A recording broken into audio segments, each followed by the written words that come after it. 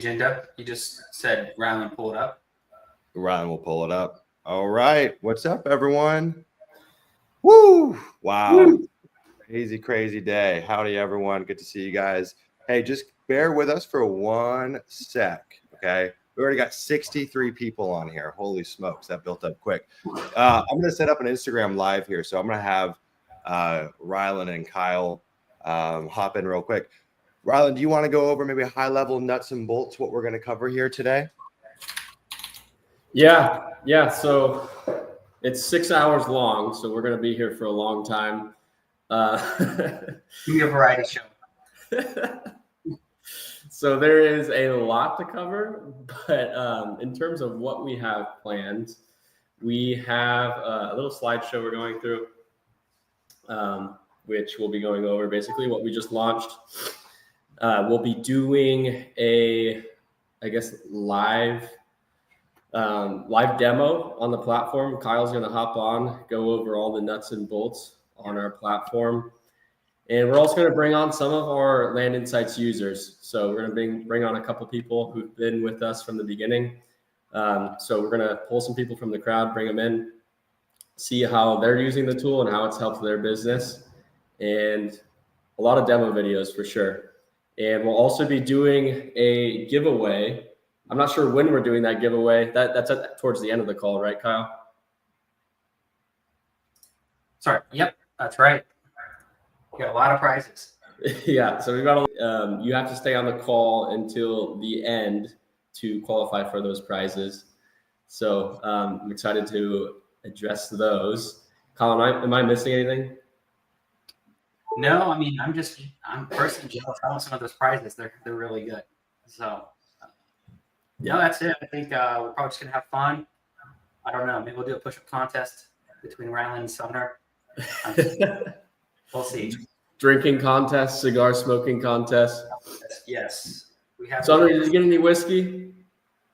All right, I'm back. So look at it, 7 a.m. for me. I'm not going to drink any whiskey. I haven't drinking in a long time anyways. I wouldn't make it past 30 minutes on this call. What I did do, though, and I'll let the crowd decide. I've got some excellent cigars to choose from here, so I'm going to have a cigar for breakfast. We've got a Hoyo de Monterrey Habana Epicure number 2 and a little Cohiba. So I'll let the crowd decide. We'll bust that out here in a second. I will say this is going to be an R-rated call, okay? If you are, for some reason, 14 years old and you're on this call, I would leave now. Also don't know why you would be here. That'd be kind of strange. Yeah, we're drinking. Kyle just turned 34 yesterday. Had a birthday. So happy birthday, Kyle. Rylan's already drinking. And yeah, guys, like they talked about, so we're going to be doing a 6-hour call here. It's going to be a hybrid. I've got a slide deck that I built out. I want to go through that briefly with you guys here to get things kicked off. We're going to go inside the platform, demo it, underwrite deals, pull markets, just kind of cruise through it. And you guys can watch over our shoulder. And then we're going to pull people on and just hang out with y'all. This is a 6-hour hangout. Now we're giving away some insane prizes. Let me just touch on those really quickly. I'll double click on it here in a second, but some insane prizes. We're giving away a 2-person 6-day cruise through the Caribbean. Okay, you and a loved one, you and your business partner, you and whoever.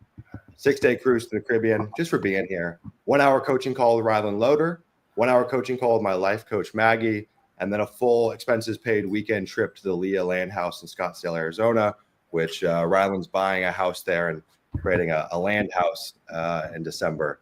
And anyways, just for being here. So let me just kind of go through that. Now, it might be late for some of you guys. So what I ask, if it is late and you still want to be entered in the raffle, just leave the call in the background. Just leave it on. That's okay.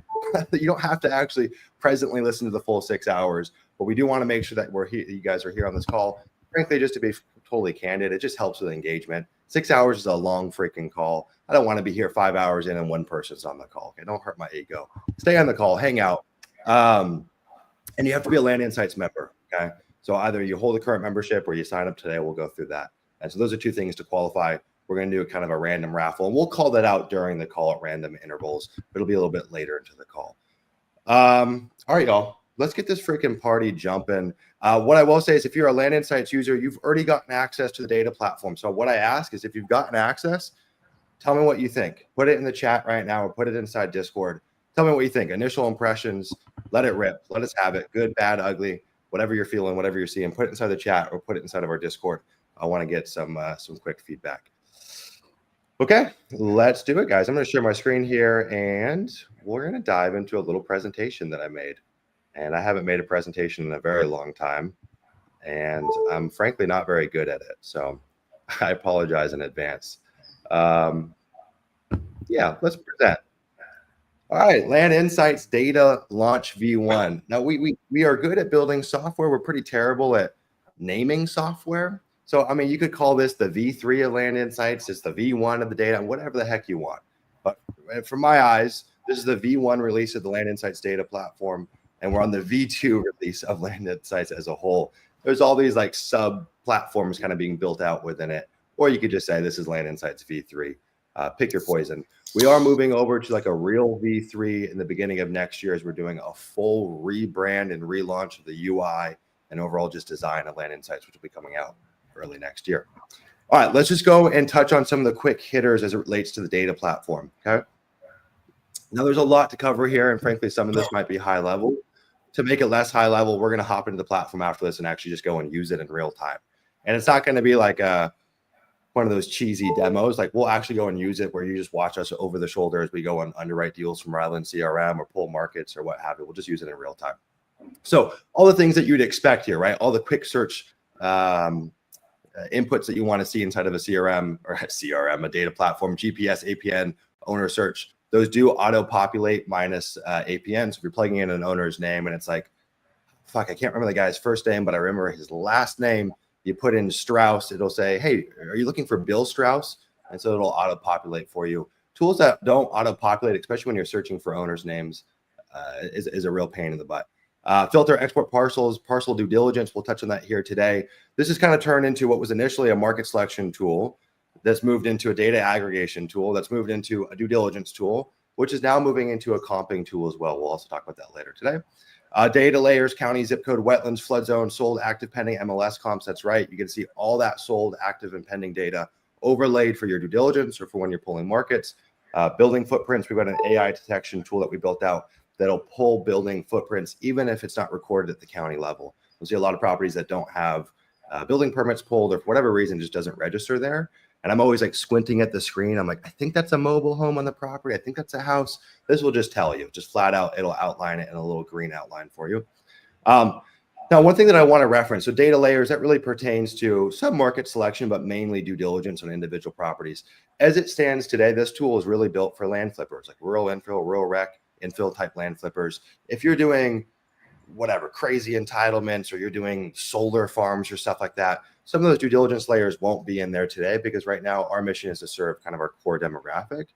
But I can promise you that stuff is on our roadmap. So when we kind of zoom out over the next 3, 6, 12 months, there's a lot of data layers in there that might apply to weird sub-niche businesses in land. And I think that like we start with a core demographic, which is our little world of land investors. But I think over time, this will balloon to kind of fill the need for all land related people in general. And there's a lot of sub niches in the land space. Measurement tool. This is really cool. So inside here, you can set up jobs, scrubbing jobs when exporting. So at the export stage, you can say, hey, I want all these scrub jobs done. I want the landlocked removed, deduplicate the owners, 30% wetlands removed. I want all that stuff removed. And you can also queue up your skip tracing at the same time. So it'll go run it through the scrubber, the AI scrubber, pull out all the junk properties you don't want. Then it'll just pull the clean results and skip trace those ones. You only get charged on the clean results and you only get charged on the actual hits for skip tracing. So let's say I have 150 properties originally in my data set for a zip code I'm looking at. Let's say I go and scrub it. So now I've got, I don't know, 75 properties left there. And then I go and skip trace the 75, but maybe only 60 of them hit. You're only getting billed for the 60 that hit for the skip tracing. And so you can do that all at one click of the button. Really small feature, but a really freaking big deal. If you're doing texting at scale, and you guys can put it in the chat. Actually, I'll just ask you, Ryland, how much time does it take your team to export the data, prep it for the direct skip list and skip it and do all those steps? How long does that take you? 3 hours a day. Yeah. Like 2 to 3 hours to get all our marketing. Yeah, we have pretty much a full part-time person that just does that. It takes that much time, and now it's just a click of a button. You still will have the ability, if you're just doing a scrub job, you'll still, or skip scrub and skip job out of the data export, like at that stage, you'll still have the option to go and manually review the scrub so you can have oversight. So you can actually see what we scrubbed out and you can say, I want to keep that. I do want to remove this one. And as well, if you're not pulling data from the data platform, you can still use the scrubbing features within Land Insights, okay? There is a huge difference in pricing. So if you're a data user, all landlocked scrubs are free, and every other scrub is at a 50% discount, which comes up to 2 credits per scrub or 2 cents per scrub. And that includes all future scrubs that are coming, which the next one is the road frontage kind of subdivide scrub. Map layer, satellite view, 3D view, street view. We actually had to put a pause on street view. That's going to be coming the next few weeks. We had a kind of a Hail Mary last minute decision yesterday that we had to pull that out of the platform because there was an issue with how it was showing the coordinates. And so that one is coming the next few weeks. One of the cool things is that like when you're inside the tool, however you've got it set it up with your data layers and your overlays, that automatically saves. So when you come back in tomorrow or even 6 months from now, how you have that set up will remain exactly the same, which I really like. And so like I use about 90% of the data layers, but there's some I don't really ever want to use or very rarely would use. But I want my main ones to be saved without me having to think about it. It's just automatically saved. You'll find there's a lot of these subtle little features built into Land Insights that would only make sense if you're a land investor. It only makes sense if you've spent god awful amounts of times within Data Tree or Land Vision or any other data tool, where there's just like these little idiosyncrasies that piss you off. And ultimately, it's like, can we build a tool to when you leave this tool, you're like, this tool read my mind. And in fact, I feel better now than when I started. That's what we want to build. And you can only do that with a high level of context for land investing. Click property for due diligence. So every single property you'll see as we dive into it has a property card that's just built out for the acquisition side of your business. It's like due diligence within a snap of your fingers, to where we were using multiple tools or paying for different reports, or just it would just take us a long time to aggregate all the information I want to see. When I get a new lead in my CRM and I pull it through the due diligence side of things in Land Insights, I want to see what's the STRs for this market, for this bracket of property. When did the seller buy it? Was it an interfamily sale? How long ago was that? What was the previous sale? What did that look like? Is the seller in the county or in the zip code or out of the county or out of this? Like, give me all the details. Is there a mortgage on it? What's the mortgage information? And that's just a card you get to click on that has all that pertinent information that I need before I go and make a phone call, right? My whole thing inside of Leah and my land business is speed to lead. So how can I get to that lead as fast as possible? But I don't want to be going in blind. And so we can kind of balance that by giving you that hit of due diligence that you need right out of the gate to go confidently pick up that phone and go call the seller. And again, right when you look at that property, you'll see all the MLS comps already surrounding it. It's pretty slick. I want to show you guys some kind of peeks inside the platform if you guys haven't seen. So here's the due diligence card I was just talking about. This populates on every property that you guys click on. This is good old Costilla County here. We're going to dive into this a bit deeper, so you'll see this stuff in real time. Here's all the data layers. You can see you can toggle these on and off. One of the cool things that you'll see about Land Insights, and we'll show that here today, it's scary fast. I don't know what kind of black magic or voodoo shamanistic coding Kyle was doing over there. I'm not kidding. I just pulled up 40,000 records in San Diego County like yesterday, and it was instant. And it populated all of them on the map. There was no cap. You can only look at 1,000 records. It's pretty cool. It's pretty darn cool. You guys will see this yellow layer here. You might be saying something, it's kind of overwhelming. This is a toggle that you can toggle on and off. This is called our road layer. We'll talk about that in more detail today as to why we think that's important. Not only is this going to highlight county roads, this will highlight private roads or forestry roads or even an easement where someone's got kind of a semblance of a road. We find that to be really, really helpful when we're doing deals where you're like, is there a road there? Now, this doesn't verify that there's legal access, but it's kind of like the canary in the coal mine. It's good old Costilla County again. So again, there's no cap on how much we can visualize here. One of the cool things that I like about this kind of balloon system that we created, this is actually a really good trigger for us to find subdivisions or really hot zip codes. When I see this much data crammed into these little pockets, it's almost a surefire guarantee that these are going to have subdivisions in them, which we can search by over here. That's one of like the tough things about the whole subdivide or subdivision strategy, which if you're in Leah, you know what I'm talking about, is how do we go find those subdivisions? It's kind of like the chicken and the egg problem. You don't even know the name to search. So how do you go and find them? This is a really easy way to go about doing that. Forbes Park. Oh boy, I've done a lot of deals out here in Forbes Park. It's funny that this was actually put in as an example, and that's a subdivision there. Owner portfolio. So this is coming out in the next few weeks. Isn't that right, Kyle? What's the timeline on the owner portfolio search? Yeah, within the next 3 weeks. Okay, within the next 3 weeks. So you guys can see here on this portfolio, we got Doreen Gibson. Here's our total parcel, total acreage, total states the properties are in, total counties, state density, county density, and you guys can see the portfolios. This is not a huge feature for most land investors. If you guys were at our event, you saw the presentation that Jerry did. It's a really cool sub niche to go and target these portfolios. And frankly, we built this feature just for Jerry. And we'll say this a lot here today, but I want to just kind of go and put my cards on the table. Like, this tool ultimately was built by our users exclusively. Like, our users are our stakeholders. They might not realize it, but we're all in this together. And a lot of what Land Insights is today is because of the feedback from our users. Now, I'm not saying every single thing that gets recommended to us we ship, but a good amount of it does. Some of it we shelf for later dates. Some of it's just hyperbole. It's impossible. But there's a lot of really good feedback in there that we've gleaned from our users. And I feel like a lot of just software or SaaS companies don't have that. There's no layer of community. There's no layer to where a user feels like, hey, I can raise my hand and my feature request actually gets listened to. We review every single feature request that comes in. And in a lot of cases, we implement it. So this actually came directly from Jerry. All right, let's talk about the pricing model. I said a pricing model that actually makes sense. And the reason I said this is the whole entire, I mean, everything about the land business is fragmented, but the whole entire pricing model for data in the land business is really fragmented. So what do I mean? Like, if you look at the average land investor, they go from tool to tool to tool to tool. So you might start with your ultra budget tool. You're paying $99 a month. You're getting a few thousand records. The quality of the data is really freaking old. It's just whatever. There's not that many insights you can glean from the tool in terms of due diligence or going deep on markets, but it's cheap data. Then most people will graduate to like a mid-market player. They're going to pay a little bit more. They usually have a bit of a higher monthly, maybe $100 to maybe $150. But now usually with that model, they're going to be paying an a la carte price per data on top of it. But it's a worthwhile charge because they're getting higher quality data. They're probably getting more insights from that tool. And then there's really only been one dominant player that provides an unlimited data plan, which is LandVision. They create a great tool, but the pricing model doesn't make sense. You know, if I were to call them up today, I would get a totally different number than if I called them up tomorrow. Or if I came with a group of 10 people, they'd give me a totally different price than if I came by myself. I don't like that.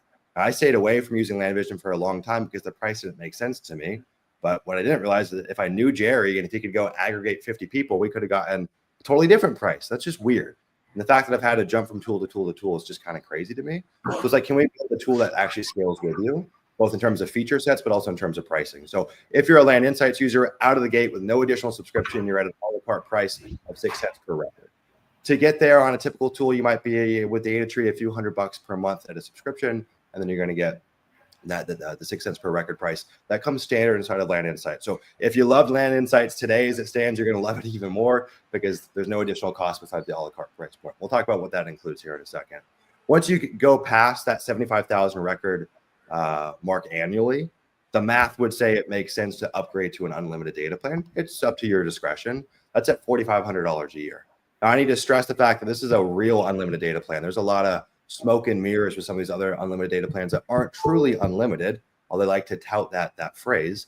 You could go pull 1 billion data points if you want on this. Now, you can't pull 1 billion data points and go and resell it. That's a whole different can of worms. But you know, if you're like myself or Rylan or Kyle, it's pulling hundreds of thousands of records a month. That's your ticket right there. And that's no questions asked. They're not going to get a different price if you call us on a Tuesday versus a Friday. That's standard. And at any point inside the platform, you can go and upgrade that. So if you want to say, yeah, I'm ready to upgrade, cool, go click the button there. Boom, you're on the unlimited data plan. Now, we don't feature gate. So both of these different pricing models have the same exact features. We're not going to bogard certain features, and we're not going to bogard certain benefits. All of these include free landlocked scrubbing, 50% discounts on all other scrubs. The only thing that isn't discounted is going to be skip tracing, because frankly, if you want high quality skips, it's expensive. It's not a profit center for our business, it's just costly. And so we could reduce the quality and charge less, but it just wouldn't be in anyone's interest. I think nowadays we're in a world to where, like, once you move out of that first rung of data providers, data quality doesn't really matter that much anymore, in the sense that there's a lot of good data out there. I mean, as long as you're not using like the ultra cheap ones, data is data. This is the freshest, hottest, cleanest data. This data comes directly from First American, which owns DataTree. So this is from the source, but I don't even think that should be the point that we try to defend, right? That's just kind of a given. Like, data should be clean. It should be up to date. So I think the real point here is, can we synthesize that data into new and interesting insights that give you an edge in this business, unlike what any other tool does? And the answer emphatically there is absolutely, without a shadow of doubt. Now, we don't do any, and you're not locked into a subscription. I mean, of course, the unlimited data you're paying up front. So by virtue of that, it's an annual, you pay it annually, but there's no contract we lock you into. If you sign up and 6 months later, an a la carte pricing model, and you say, you know what, I'm going to do something else, or I'm going to use a different tool. Cool, fine. We're not going to chase you down and say, you've got to fulfill this contract. There's a lot of tools out there that do that. And frankly, that's annoying. All right. So as you guys have known from the beginning, we've always done cap seats for Land Insights. The reason being is because every time we open up new seats, our users flipping hate us. That's the honest truth. Love you guys, but there's just kind of like this devil and angel dynamic to where they don't want us to grow the business. And I understand why. There's a lot of value in the insights that we've developed in terms of market analytics. And the more people that get visibility to that, the less valuable it becomes. Now, it would take, in my opinion, a ton of people, like thousands, to really degrade the value of these counties and zip codes. But our whole ethos has been, can we stair step our way up? We don't want to grow too fast. And the idea of how to grow this business ultimately is not more users, it's reducing churn. How do we build a tool that's so compelling that you never want to leave? And the way that we do that is by shipping new features bi-weekly or even weekly in some cases without charging more. Like, can we just keep on building a moat that's so hard to compete with that our users love without jacking up prices on them? Like, one of the big things that's coming out in Q1 of next year is our comping tool. That's at no additional cost. That's truly a feature that's absolutely changed my business. And so yeah, that's our whole premise on how to grow the business. How do we get people to never leave, but stair step our way up to growing the number of users? So we're opening up 40 seats today to join the data platform. If you're a Land Insights user, no sweat, you already have access. If you're not, we've got 40 seats to open up here today. Okay? That's open for the next 24 hours. And for the folks that join within the next 24 hours, we're giving away 25,000 free credits. Okay, you can use those credits for data. You can use those credits for skip tracing. You use those data for the credits for scrubbing, however you'd like. That's for the 40 people in the next 24 hours. And for some reason, we don't close out the 40. Too bad. We're closing it 24 hours. But I have a strong hunch those 40 are going to go lickety split. Now, one of the things that we haven't done in a very long time is we are making it easy without you guys having to go through a bunch of hoops and get on a call with Pete. Bless Pete's heart. We want to make this the path of least resistance. I know there's probably 50 or 100 or 150 people have been watching from the sidelines that already know they want to join. They just want to make it let me just dive in now. Let me go get access now. And I'll show you guys how to do that here in a second. So once someone joins, we're going to move through an onboarding call with Ari. Ari will be your account manager. He'll kind of be your big brother through your whole entire life cycle within Land Insights. Ari runs our monthly Land Insights marketing call. So once a month, we take our users, we go on a monthly marketing call all together. Again, it's one of the areas we think is missing in the world of software. How do you create a community that not only provides tools, but also helps to educate? And yeah, we also released a new Land Insights course that's going along with the data platform as well. And all of our users get access to the private Land Insights Discord community too. So 25,000 free credits, 40 new folks, 24 hours. That's it. This is where it gets interesting. Now, if you're a Land Insights user and you're on this call, which I hope you are, and if you join today and you're in that bracket of 40 people and you're on this call, which I hope you are, you're going to be eligible to win. Like I mentioned before, a 2-person 6-day cruise to the Caribbean. I don't know what that costs, Kyle. $1,500, $2,000. I don't know, something like that. I'm not the guy to book the cruise, but I think somewhere in that ballpark. So that one was a rough estimate. 1-hour coaching call with Ryland Loader. It's at $2,500. Frankly, it's probably worth more, to be honest. Not something that Ryland ever does, and it's pretty generous of him to offer up his time for this. 1-hour coaching with my life coach, Maggie. I have no idea what to place a value on this, but I said $300. That's what she charges me. But frankly, it's probably worth way more than that. And we've had both Kyle and Ryland have gone through it themselves. She teaches kind of like a philosophy of human design, but it's much, much, much deeper than that. And I think once you move out of the first year or two of your land investing career or entrepreneurial career, it's less about what are the strategies and skills and more about how do I actually govern myself and manage myself? And if you can learn to do that, you can accomplish absolutely anything. And so it's a personal development game more than most people realize. And then a weekend trip to the Leah Land House, flights paid for, food for the weekend paid for, staying at the house, hanging out with Ryland and other Leah members, masterminding, jamming, hanging out. I'm coming back to the U.S. in June. I would love to overlap these dates there as well. So yeah, if you guys want to join and get access to the bracket of 40 people, it's app.landinsights.co/apply. Ryland, if you wouldn't mind putting that. That's the wrong link. That's the wrong link. Okay. Okay. Yeah. Ryland will put it in the chat. You're putting it in the chat. Apologies, guys. Ryland, you gave me that link earlier. Dirty dog. Dirty dog. Whew. All right. Well, that's enough pitching for me, man. That's enough pitching. Let's get this party started. Let's have some fun. Peter King says, how do you respond to the allegations? I can't. I think that's Peter, you're a funny guy. Funny guy. Okay. I'm going to spark up a cigar. We're going to dive into the platform. Kyle's going to share a screen. We're going to get this party bumping. Enough pitching. It's not really in my blood, but I had to get it out of the way. We spent an ungodly sum of money building this tool over the last year and a half. So it's my requirement to do a little pitch. But it's a pitch I firmly believe in. Frankly, I would take it to the grave that there's no tool that's even 1/10 what Land Insights is. All right, Kyle, you want to share your screen and pop us into the tool? Yeah, let's do it. All right. Share screen. Well, I put the wrong link on Instagram as well, so hopefully that's not going to be an issue. Sumner, can you put it on the slide or on this stream? Sure. I don't know where you put the link though. I put it inside the chat. It's just waiting to go up. Oh. Okay. So Kyle, here's my thinking. We've got 108 people on here. Seriously, guys, thank you for the love. It really does mean a lot. One thing that we're going to do is we're going to go through all the questions. So you got questions, put them in the chat. We might not hit them like immediately, but I promise you within these 6 hours, we're going to go through every question. Look, it doesn't have to be just Land Insights related. Bring what you got. You stubbed your toe and you don't know how to put a Band-Aid on it. That's fine. We'll talk about that. You lost the deal last week and you're crying about it and you're contemplating if you want to still be in this business. That's okay. I've been there. Let's talk about that. Whatever you guys want, throw it in here. And Peter, we will respond to the allegations. Okay, just give us a little bit more time. Ryan, what are you doing with this link? I'm putting it in at a snail's pace. So Kyle, here's what I want to do. We'll go through some market selection stuff, look at some zip codes, some counties, maybe some subdivisions, and let's start at the source, right? Like let's actually go pop to Land Insights and go select a market there and go kind of cradle to grave in that process. I think that'd be really interesting for folks to see. Matt says he's using the numpad to put it in the link too. It's not letting me put it in. Just put it inside. Put it in Slack.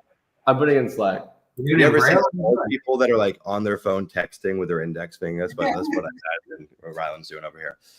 So yeah, Kyle, let's go like cradle to grave on this. And then what I want to do is pull some old leads from our CRM and just rip on some underwriting together. I think that'd be really insightful for people. Love it. Let's do it. And if you guys want us to do that, and that sounds fun, put it in the chat.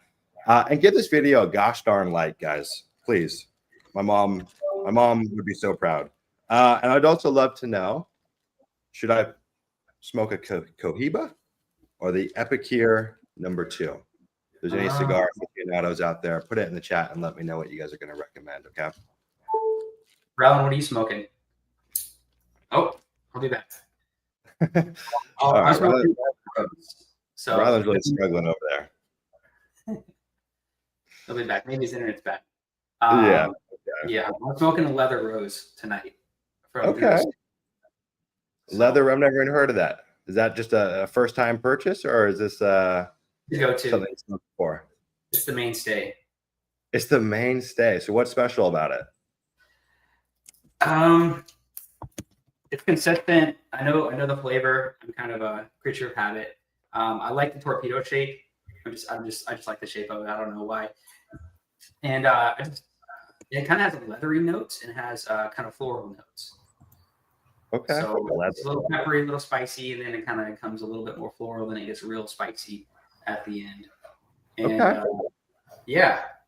So yeah, Benji and I believe Josh Pierce. We both we all had one. Nice. Okay. Peter says Ryland needs a blunt. Someone says cigars are not the limit tonight, boys. Hayden, we're pulling out the crack. All right. Maybe it's an Adderall or something.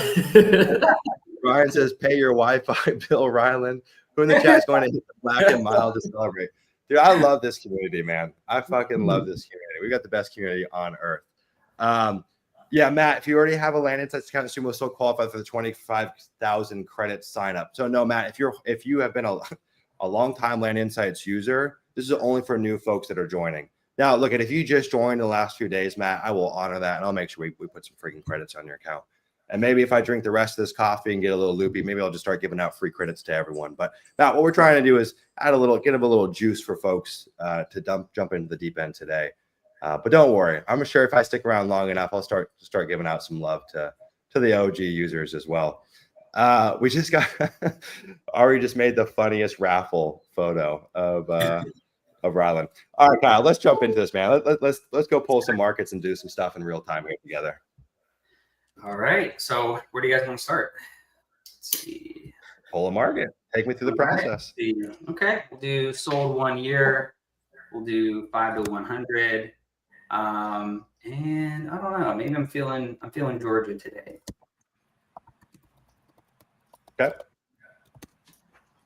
So I actually have some markets already selected here. So I like to kind of go outside of a major city, and let's see, Hall County. Okay, checking the review, making sure that's good. Could be a good one. Active 75, it's in a sweet spot. Pending 14, not bad. Year sell-through rate, pretty good, but the Gini on a 6 month is a little challenging. Maybe let me tighten it down to 5 to 10. Let's see. We're still doing good. Okay. Active 29, sold 33, pending 4. So we're above average in the 6 month. Kind of 50% is kind of homeostasis. We want to be above 50%. That means things are selling faster than usual, and the Gini's pretty low. So I like this. I also like how the median price is really high for 5 to 10. So I'll pick this Hall County here. So what I'm going to do is I'm going to add it to my market first of all, so you can see now it's in my markets. The border is pink. That's how we know. So if you zoom out, you can kind of see, right? This is what I've selected. By the way, guys, the heat map here, this is relative to just Georgia. So because we filtered it down, we're actually picking the best markets relative to all the other counties in Georgia alone. We don't want things to skew across the United States. So let's go find, okay, here we go. So I'm going to open this one up in Hall County. You see that? I'll do it again. Yep. Right click, boom. It opens up. Fresh. And it filters it, right? So I'm going to do 5 to 10. Okay. And there we are. There's our 5 to 10. And let's take a look.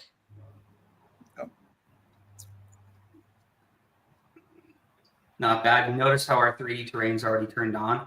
You can just instantly go in. One thing I like to point about our 3D terrain is a lot of people will see like Google Maps or Google Earth, or they'll look at Bing Maps or all these different elevation software. And the issue with that is they actually amplify the highs and the lows, because to the eye it's more pleasing and it's kind of easier to detect. Well, with land investors, we really want to zoom in and kind of pretend we're on the the ground floor. And I do that all the time, or especially when I'm like looking at a property that's off of a highway and I want to see the slope, because sometimes those properties can be really slopey and it may not be a desirable property. So we've actually made it to where we're not doing any amplification of the terrain. So it's pretty true to life. And we're only going to make that better with our kind of our slope kind of data layer in the future. So you'll be able to see that very, very clear about where on the property is buildable. This spot sure looks like a good spot to build. But okay, so let's pull the data. So all the data points that are in our kind of in our selection right now are in pink. And let me zoom out. Okay, looking good. What I like to do is go down to structure and just put 750 square feet. It's really up to you. One thing I want to point out is for people that are coming from Data Tree or Land Vision, we have something unique here in our minimum. I don't recommend putting in a minimum because it's going to be empty from the county perspective all the way up to 750 square feet. So people coming from Land Vision, you kind of have to pull the data twice. Where you have to say, okay, building or structure count is not defined by the county at all. It was never decided, or it's zero, right? It has to be one of the two. So when you leave this minimum empty, what's going to allow you to do is collect a bunch of leads that other people are probably not hitting, especially people coming from Data Tree. They're just not. A lot of people just select vacant, data is classified by vacant land, and then they run through it. So here, we kind of chose to go the route of basically we define vacant land as there's no structures on it, right? So, and this is actually going to allow you to collect a lot of leads that other people aren't hitting. So there's that. And then from there, I mean, we can explore. Let's see, we could decide. Well, maybe I want to target people that are live out of the zip code, right? They can live in the county, they can live in the state. That's okay. We just don't want them living in the same zip code as where the land is located, right? We just whittled it down, right? You can only do one of these at a time. Here's the county, right? Here's the state. I'm going to go ahead and turn these off.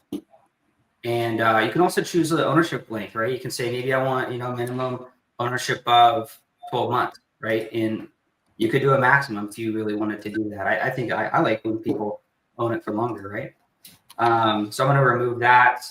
If you wanted to, you could do structure count. So maybe we know there's 3 buildings on there. You could say, no more than 3 buildings, and I need at least 1, right? You could do that if you really wanted to. But it's kind of strange because we've also limited it from the amount of square feet. So we're going after like really process with a really tiny kind of structures on them, which I don't know, could be interesting. I'm going to remove these. I'm going to put 750.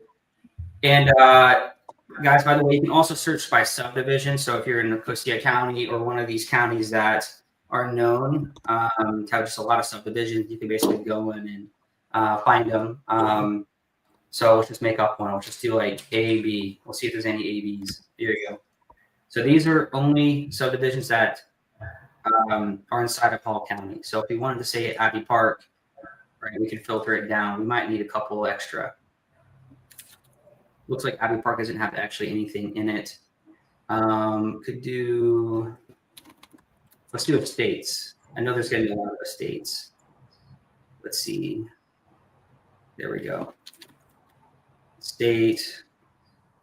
Okay, so this county data isn't really great when it comes to subdivisions, but if you knew a subdivision, say you're looking at Zillow and you said, oh, okay, like I want to find, like I like this pricing and this looks like this deal sold really quickly, you could go into here, pull that price or pull that subdivision from Redfin or Zillow and then pop it in here, and you could basically target properties that are in that same subdivision.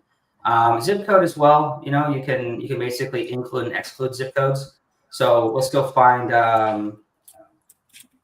Hall County zip codes. Here they are. So maybe I wanted to just target these 3 zip codes. I can just pop that in and see how it zooms in, right? It focuses on the areas that we want.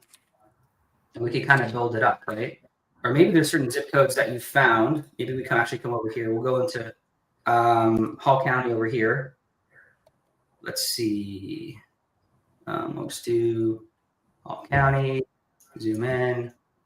Here it is. I'm actually going to pop it into zip codes. So let's see.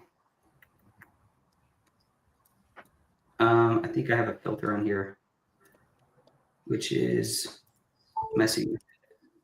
So let's just assume that maybe we've found these zip codes and they're the ones that we want to pull.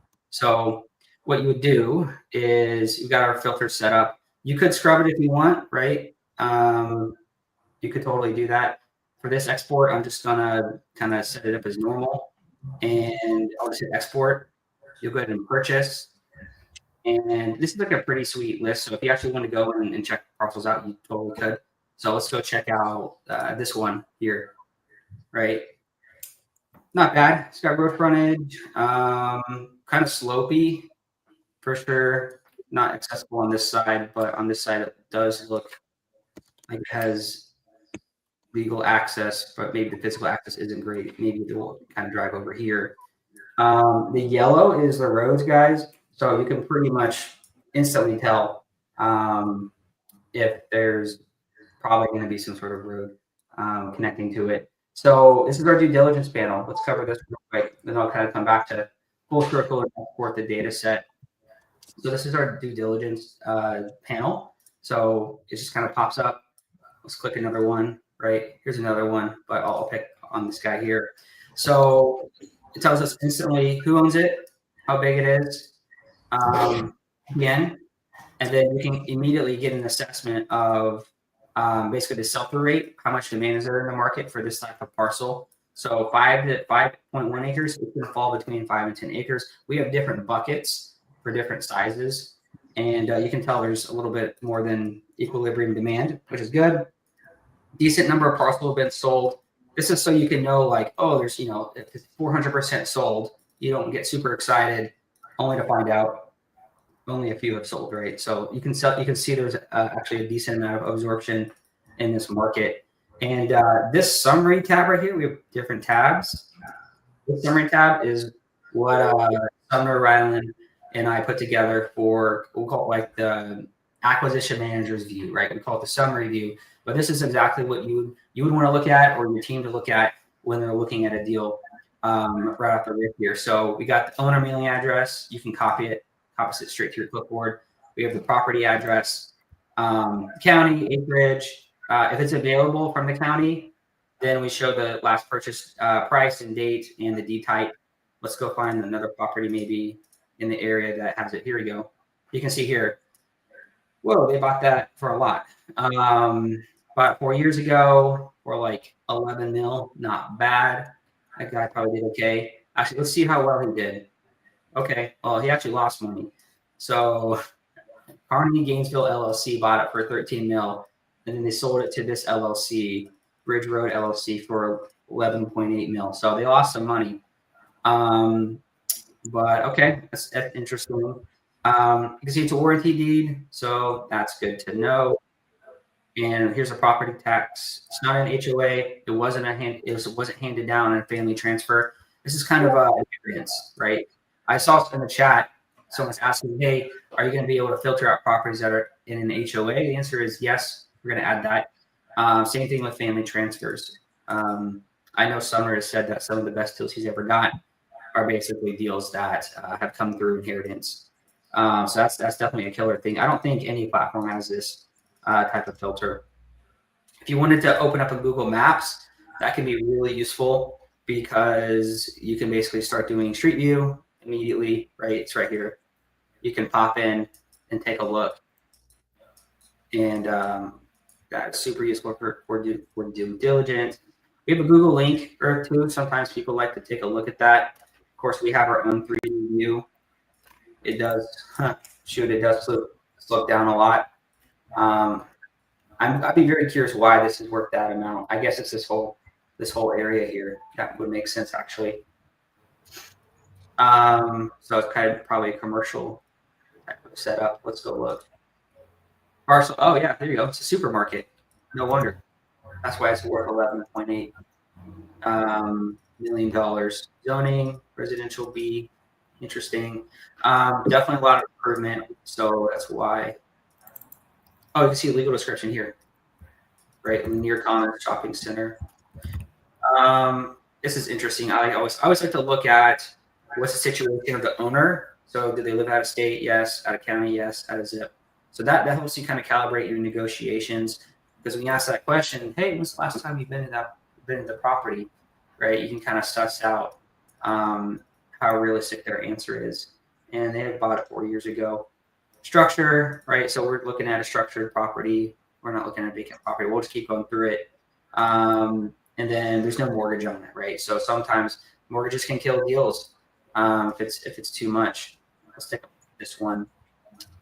This is industrial vacant. That's interesting. PID. I've never heard of that. Rylan, have you heard of PID zoning? Planning and development. Okay. That's what it is. It sounds right. Yeah. Planning and development. Yeah. And development. Yeah. Gold Drive. Okay. Man, some expensive properties off the highway here. So this is a pretty large parcel. It's looking good though. So guys, that's kind of how the first pass that you would do. Let's do a second pass. So let's go ahead and turn on the wetlands and the flood zone layers and also the building layers. Well, gosh darn, if I would have actually turned on the building layer, I would have noticed immediately that there was a property on there. Look, all of these green boxes are AI detected buildings. We're actually going to enhance our parcel filter where right here, we're going to have it structure. So we're going to make it AI assisted.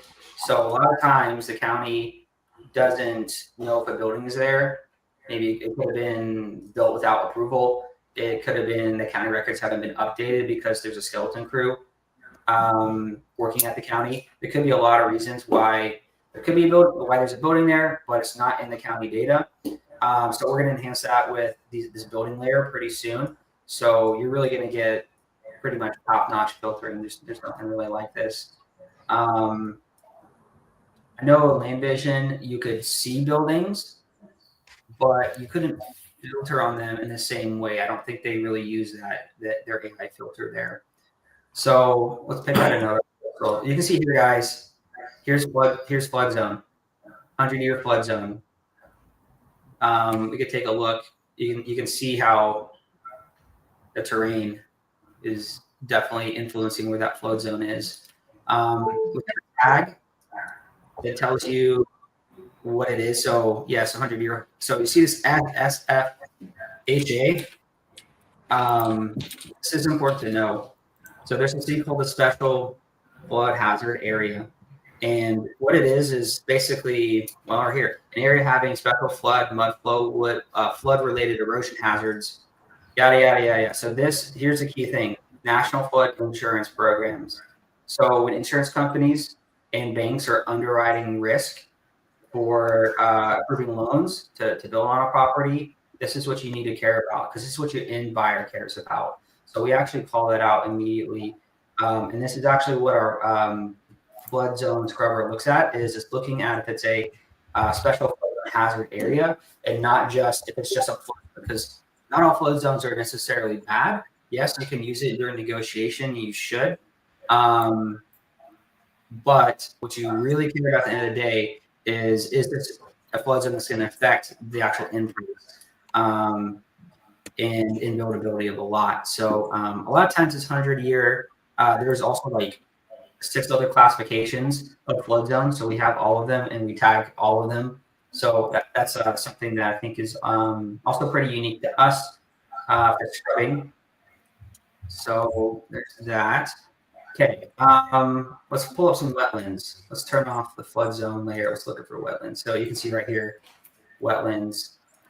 One thing that we're adding pretty soon is we actually know the difference between literal wetlands and what they call surface water. So that could be a pond, that could be a stream, that could be a river. These are things that are actually pretty desirable that you would want, right? So this is probably a stream. This is probably a snow runoff, a seasonal snow runoff, right? So we're going to know what type of wetlands it is, and we're going to allow you to see that. You know, maybe you want to target properties with ponds. Do some trophy hunting, right? There could be a lot of things that we would want to add in the future. That'll be coming up pretty soon here. So there is that. There's wetlands. And let's see. Okay. Let me go ahead and just pull the data, guys. So actually, let me go over scrubbing first. So here's scrubbing. Like a lot of our users know, we have landlocked scrubbing, totally free. You literally click that button and it's going to scrub. If you want to deduplicate parcels with the same owner, you can tap that on, and you could say, well, when I'm picking, right, out of the number of parcels, they could have 2, they could have 8. Which one do you want to pick, right? So we'll give you an opportunity to do that. That's something that you can't really decide. It's most platforms, they just pick the first one, right? That's in the database. So there's really no rhyme or reason, but at least you can kind of have an influence on if you're targeting more infill or if you're targeting more larger parcels. I'm actually going to leave this off. I want to say no more than 70% wetlands, no more than 70% flood coverage, and road frontage is coming soon. If you wanted to, you could scrub and then skip trace like Sumner was saying. I'm just going to leave that off though. Yeah. So my list is a little small. I think I'm going to open it up to about 500. That's feeling pretty good. That's kind of interesting how a lot of it's clustered around here. but there's a lot over here that's not in the data set.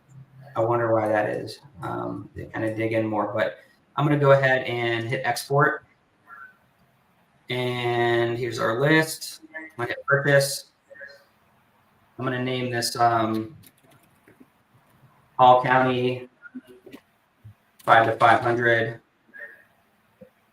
And I'm going to continue. So guys, right now what it's doing is it's scrubbing. It's already exported the list. It's just scrubbing that list. And it should come up in about a minute or two. So while that waits real quick, I just want to interject for a second. And by the way, guys, it's cigar time. I'm about to bust out this puppy. Let's just take a quick breather, gents. And thank you. I know you've been just waiting to get that thing lit. All day. Pollo de Monterey Habana Epicure #2. I'm quite excited. What I wanted to share, though, real quick, we've already been getting some feedback from our users inside of Discord. And I wanted to go over this. This is a gentleman named Brian Miller, amazing guy. He joined Lee about 1.5 years ago. Struggling land investor. I don't know. He went through some other program prior, was kind of doing some deals here and there. It was just lumpy and inconsistent. Joined Land Insights 1 year ago. He says, best tool I've ever had. He's had it for 1 year now. $500,000 in profit on deals sold, not pipeline, deals sold, and another $300,000 in pipeline profit. He does this while running a roofing company and averages 10 to 15 hours a week in his land business. Okay, I'm a bold guy. I say a lot of things. I can be loud sometimes, but just hear it from the horse's mouth, man. I can't be loud about that. That's just the truth. It's just a goddamn crazy tool. So don't take it from me. Take it from our users. Brian, that's a heck of a win. And what's crazy is when you hang out with Brian, he's the most laissez-faire, chill, non-aggressive. Yeah, I just grow at my own pace. And I work a couple hours a week in the business, just so nonchalant about it, which I love. And when I got started in this business, I was like a freaking schizophrenic maniac. Like my life depended on it. I was going to die if this didn't work out, and everything mattered and everything was a big deal. So it's cool to see the alternative path of going about it. Rylan, what are you smoking? Romeo and Juliet. That's classic. Smoked many of those. It's good. It's a good starter cigar. Yeah. Yeah. Sorry, I'm not premium like you. I was about to say, I was expecting you to step up a little bit more. That's okay. If you're at home watching this, do me a favor. Pull out a cigar. If you're Matt, pull out some Kush, whatever you're smoking. Let's just take a quick moment. I want to, for me and for Kyle and for Rylan, I want to take a moment to reflect on what a cool journey it's been. And what's crazy is that all three of us have only been working together since December 2023. We've got our 1 year anniversary of working together coming up next month, which is pretty surreal. And what's really cool too is that, like, I think this is just the power of community. We all met each other via some form of community, and the land business was kind of like the undertone of that. But I think it's just a good reminder of the power of going out there and finding people that are in a similar world as you, in a similar lane as you, just putting yourself out there. You don't know what's going to happen. See you, Drew. Thanks for being here, man. You just don't know what's going to happen. And so we all, I met Kyle in person for the first time 2023 in October at our Vegas event. And it's just cool. Like, you know, these are things that you don't realize in the moment, but the ripple effect is huge. And there's been so many big inflection points in my business, and I would even say personally, from going to events. Like, it's so simple, it's so cheap, and it has can have such a big ripple effect in your business. What do you guys got to say on the matter? Would you agree? Yeah. Events change your life, my opinion. Yeah. Your network is your net worth, as they say. It's very true. Very original. True. Very original. Yeah. No, that's what pushed me to move to Scottsdale. I mean, there's like actors, they go to Hollywood to become actors. Like, that's what Scottsdale is for real estate investors. I don't know why there's so many real estate investors there, but that's the place to be. And Kyle's there too. So it's like, I want to be around new people all the time. If you're not around new people that are doing great things, you're not going to grow. Yep. Yeah. Dude, Hayden, he's smoking a Liga Privada T52 aged. That just sounds nice. Rylan, can you fill the people in on what this land house is and what you're doing out there? Yeah, so we're buying like a massive house. It'll probably be 4,500, 5,000 square feet. We're putting in the house. Ryan, Coach, Brian, who's in here. Brian John, Miller? yeah, No, John, no Brian. way. Yeah. So Yeah, we're right. stacking this house. We're stacking this house. We've got 8 players, a few other people. And basically, we're going to be in Scottsdale. Kyle and I are opening a Land Insights office. So Kyle and I will be working in person a lot throughout the week. And then we've got a bunch of land investors moving into the house. And we plan on holding probably quarterly masterminds or quarterly get-togethers at that house. And then a ton of other events. We'll probably have like maybe one big event in Scottsdale. Just depends on what we want to do with Leah. Yeah, it's going to be great. If anybody's in Scottsdale and they want to link up, I mean, there's going to be a handful of us out there, and we'll be consistently getting dinners, hanging out, everything. Smoking cigars. Yeah. Dude, that's so exciting, man. And how many people are living in the house? Between 6 and 8. I haven't made an offer on a house yet. So I've been going through pre-approvals for mortgage this week. So I'm coming out there December 1st. I don't know if any of you guys live in Scottsdale are going to be there December 1st, but I'm coming out there for like about a week with Coach and John. And we'll be putting in an offer on a house that week. So exciting. Ari says chances Sumner goes from Bali to Scottsdale very low. I just bought a house here in Bali about 2 weeks ago. So won't be leaving here, but I will be. I'll always be bouncing around. So I'm coming back to the States in June. So I'll do about 4 to 6 weeks out there. We'll do some masterminds out in Scottsdale, some meetups. Speaking at the event, the cars and supercars and land one, Kyle Ryland will be there. Actually, Land Insights is sponsoring the entire event, which is pretty cool. So anyways, I'm never leaving Bali. The real question is, Ari, when are you and Pete moving to Scottsdale? That's my big mission, is how can we get the entire Land Insights team to Scottsdale, minus me. You guys don't need, you don't want me there. Come on. But yeah, man, I'm super excited. How many of those people are Leah members? Is it people we know? In the land house? Yeah, I feel like most. I like everyone. Yeah. Yeah. Apart from one person. Mm-hmm. Yeah, it's so exciting. That's so exciting. How much dough you throwing down on this thing, huh? Some big under dough. 2 million. Under 2 million. It's probably going to come out to like 1.6 or 1.7. Woo! Hot dog. It's a lot. Yeah. But I'll get to cost segregate like probably 25-30% of the value for taxes this year. So like close to $500,000 to deduct. So it should work out. That's awesome, man. Yeah. Scottsdale real estate market went up quite a bit. It's crazy.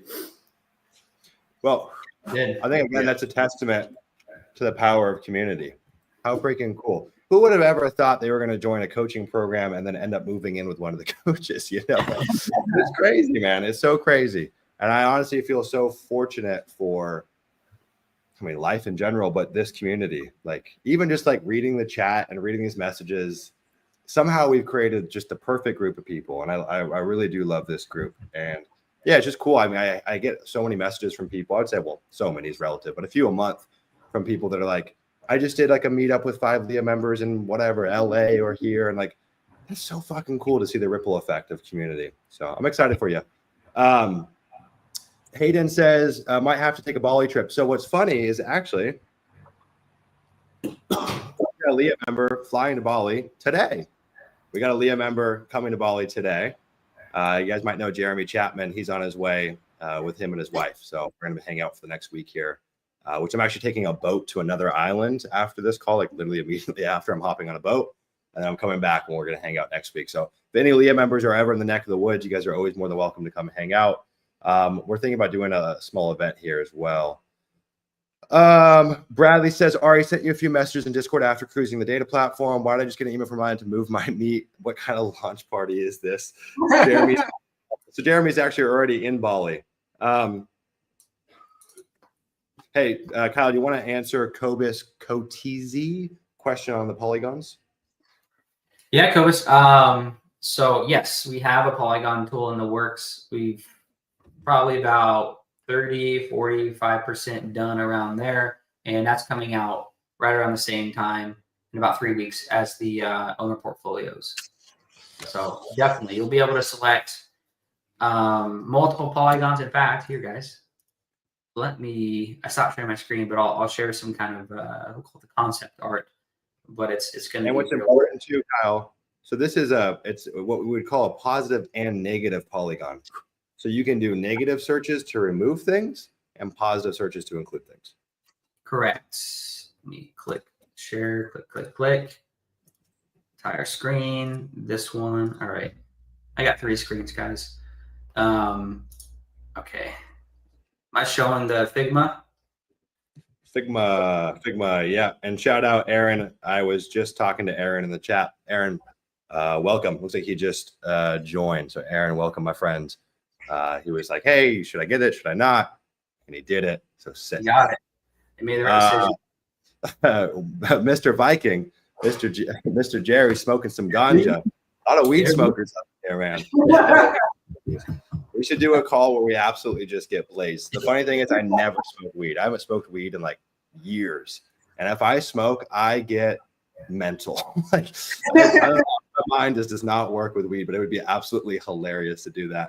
And then we'll go through and answer everyone's questions in here. But Kyle, let's dive into the polygon stuff. Yeah, guys. So here's the polygons. You can add what we call them zones. You know, we might call them polygons. It's up in the air, but it'd be at the top of the filter parcel section, just like we were looking at. And then you tap that, and you got this kind of positive and negative kind of options. And then at the bottom, it says, "Hey, click to draw shape." So you start drawing it. Okay. So here we just drew a positive polygon. So we just want parcels in this area, right? But maybe there's an area that we don't like. Maybe it's really hilly. Maybe, I don't know. There's something that we don't want in that area.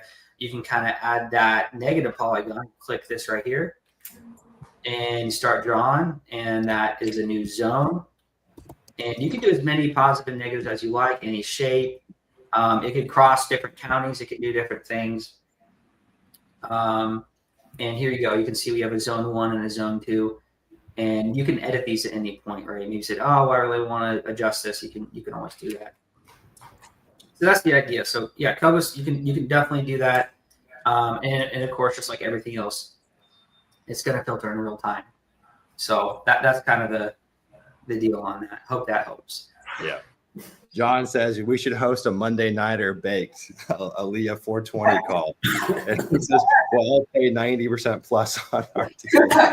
Yeah, I love it, John. I love it. I'm telling you, I wouldn't even be able to form a sentence on a call if I spoke. So, you can do a 420 call where you do just make acquisition calls. You know, just like call sellers, try to lock them up.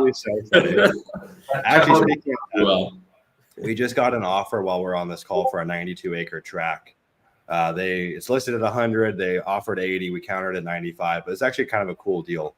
And I love being on calls where the business is still humming in the background because it's a cool testament. Like, I'm here now, you guys see me, yet the business is still running in the background. And ultimately, I think that's what we're all trying to create here, some level of autonomy in our business. But this is a really interesting deal because we bought, so it's like a portfolio, I think, of 7 properties that we double closed. And we double closed the first few properties to pay off the original owner. We didn't really make anything on it. I think we paid him off about $300,000. Which we sold like 3 or 4 properties to pay them off. And then we own the other 4 properties free and clear. So our basis in this deal is $0. And we've got a few others that we have essentially no basis in. Really cool deal. But we literally just got that offer while we're on the call, which is pretty cool. Jerry wants 250,000. What's that? I want to know how that works a little bit. Sorry. I want to dig in a little bit. So you make sure I understand. So it was an owner portfolio that you double close the whole thing. Double close the individual contracts on each one. Okay, so you did a couple of them. You listed it. You sold a few. So now you basically your basis is at 0, and then are you gonna double close the rest of them, or are you just gonna? So at closing, we use pass-through funding from the sale. I think of whatever it was, 2 or 3 of them, and those sales came from one buyer, which made our life way easier. So then we cashed out the owner, took title, and put 0 money in it. So those remaining lots we own, we carry title on them. It's not a double close anymore, but with 0 money to them. So we'll probably make 180 to 250 grand on those remaining lots with zero into them. Really cool deal. But if you looked at that deal as is, it wouldn't really make sense, especially for the properties they were trying to sell us. And these other ones were funky lots. I would never buy those lots individually. Like this 92 acre we sold is funky, man. But if I own it for free, sure, why not? It's on this, I forget what they're called, like is it class 3 or class 4 road in New Hampshire, where it's like an ATV road essentially. Like they're like, I don't know if that's the designation, but like they're terrible roads. They're hard to sell. We've had multiple offers that have fallen out at closing, so hopefully this one goes through because the access is so rough. Is it in Sullivan County? No. Okay. No, this is you don't remember. It's by Richmond. Okay. I don't know if you guys know that is. Let me just go through the chat real quick, and then we'll keep the show on the road. I just want to riff on these. John Stark says Drew pitching double close would be a good call to host. Jerry says Kyle Martin is a genius. I would agree. If you guys don't know, Kyle was building autonomous buses just a few short years ago. So yeah, I would give him that status. But Kyle, one thing I want to say real quick. Kyle possesses a very rare set of skills, which he's like an engineer that can speak in plain English. Usually engineers need a liaison to translate whatever is going on in their head. Kyle is one of those rare engineers that has a foot on both sides and understands product as it relates to like how a customer would use it and UI and sales and marketing. So kind of a cool like overlapping in skills that Kyle has. What were you gonna say, Ron? Kyle, how long have you been programming for? Let's see. I'm 34. I've been doing it for 23 years. So let me unpack that story just a little bit. I'll keep it short. So I was in Boy Scouts. Went through the whole thing, became an Eagle Scout. But what was really crazy is when I was 11, I just kind of graduated to Boy Scouts from Webelos. So you do that like when you're in elementary school, and then you start kind of like Boy Scouts in middle school up through high school. Okay, so they have merit badges, and I think I would call them like little mini college courses. Are there any people that have done Boy Scouts in the chat? I'm kind of curious if there's anyone else that's gone through that. It was really big in Texas, so it was a good bonding time between myself and my dad, and I got to know like a lot of other kids in the area. So, anyways, they had these merit badges, and one of them was the computer science merit badge, and I took that, and we built a calculator in Excel. Like it was not just like like you wouldn't program it in the normal way you would think, like, okay, like a formula in Excel. There's this whole other part to Excel called macros, and you could program in something called Visual Basic, which is defunct now. It's just not even a thing that people use. But dude, that blew my mind. And we made a calculator, and then I was like, I want to make a game. So what did I do? I started making a guessing game, right? It would come up with a number, and I would have to guess it. It would say closer, hot or cold. And if I was really close, it would say really hot or really cold, right? Depending on how far away it was. And I just thought that was the coolest thing, that I could make a computer kind of do something that I thought was neat, or do something that I wanted it to do. And I was just hooked. From that point, man, I was just going to Barnes & Noble. I would spend all my money buying these thick books on PHP and how to learn how to make websites and all this stuff. And that was my thing. I was a competitive programmer in high school. And I would like legitimately practice like every day after school, like a sport. So that's kind of how I got started. This was fortuitous. And yeah, here I am. So yeah, it's really cool, man. And we've spent an insane amount of money building this tool, even with Kyle, and we've got an army of engineers and a designer. Yes. There's a lot that goes into it. But if we didn't have Kyle, I mean, you probably have more context than I do, but to be at this point where we are a year and a half in would be millions in development costs, like millions. Now we've still spent a truckload of money, and I don't want to downplay that, but it's crazy what we've accomplished in such a short window, and a lot of it's credit to Kyle's skill sets, honestly. We've got there's like something called 10x engineers, right, Kyle? Yeah, 10x. Yeah, that's the name. Yeah, that's like a Silicon Valley thing. I mean, if you want to find 10x engineering talent, you're paying through the nose. You're competing with Google. Like these people, everyone wants them, and somehow we have a 10x engineer. So very grateful. Yeah, we're gonna say Kyle. Oh, yeah, we have a really good engineering team. I do want to give them a shout out. So Kevin, David, and Colin, thank you a lot for all the dedication that you put in the past many months. And here's to many more. The boys. So, Let's give a shout out to the whole. Let's give a shout out to the whole team real quick. Let's just pay our dues. Pete, Ari, Cole, obviously Rylan, Kyle. Give me the riff on the engineering side. Give me the names. Kevin, David, Colin, designer, Jim. All right, squad. Appreciate everyone. Seriously, I'm gonna riff through these questions real quick. Drew, does Rylan do anything other than send Ben emails about meat? Yes, Rylan does a lot. If you're a Land Insights OG, you'll see that we like to plant little Easter eggs. One of our Easter eggs is Rylan's sign off on all of our Land Insights emails. That's been a long-going internal joke, and we get bolder and bolder with them. Some are inappropriate. That's okay. But if hopefully you enjoy the little Easter eggs we like to plant. Now you got to keep stuff fun. All right. Kyle is the only engineer that answers my simple, dumb questions about tech programming without making me feel dumb. Facts. Jerry just pulled 16,000 records while on this call. He said, looking good, fellas. We got a few Eagle Scouts up in here as well. Gary says, I thought Kyle's special skills were killing Eastern Europeans to save young women. John says, would love to host a double close call with Mayor. We do have some double close content inside of Leah. We have a pretty long double close call that we ran and some additional content and training around it. This has been a really big week for me. As you guys might know, we also launched Land Emails on Monday. Mayor and I have been partnered on that and working on it for the last few months. So Mayor, you're going to see a lot more of Mayor over the next few months inside of Leah as it relates to cold email. And then I'm sure I can twist his arm to come on and talk about double closes. He actually just completed an insane 7-figure double close with, I think, almost $400,000 of profit on the deal. It's like a year-long crazy double close. Tyler says, is there a way to download your search results to an Excel file when you enter specific search criteria for price per acre in certain zip codes? I got to read it again. Sorry, I was looking at our Slack. I'm not sure what that means. Is there a way to download? Searching by price per acre and then exporting. No, I know what you're trying to do, but you kind of have to go with, like we were doing it. So we started inside of market research. We kind of found expensive properties, right? You could pull up the median price per acre for 5 to 10 acres. And if you like that, and then you can go into you right click, you pop up into data platform, and then you could basically filter it down from there. So yeah, sorry, we don't have that at the moment. I like that idea though. There's some cool pricing stuff coming in.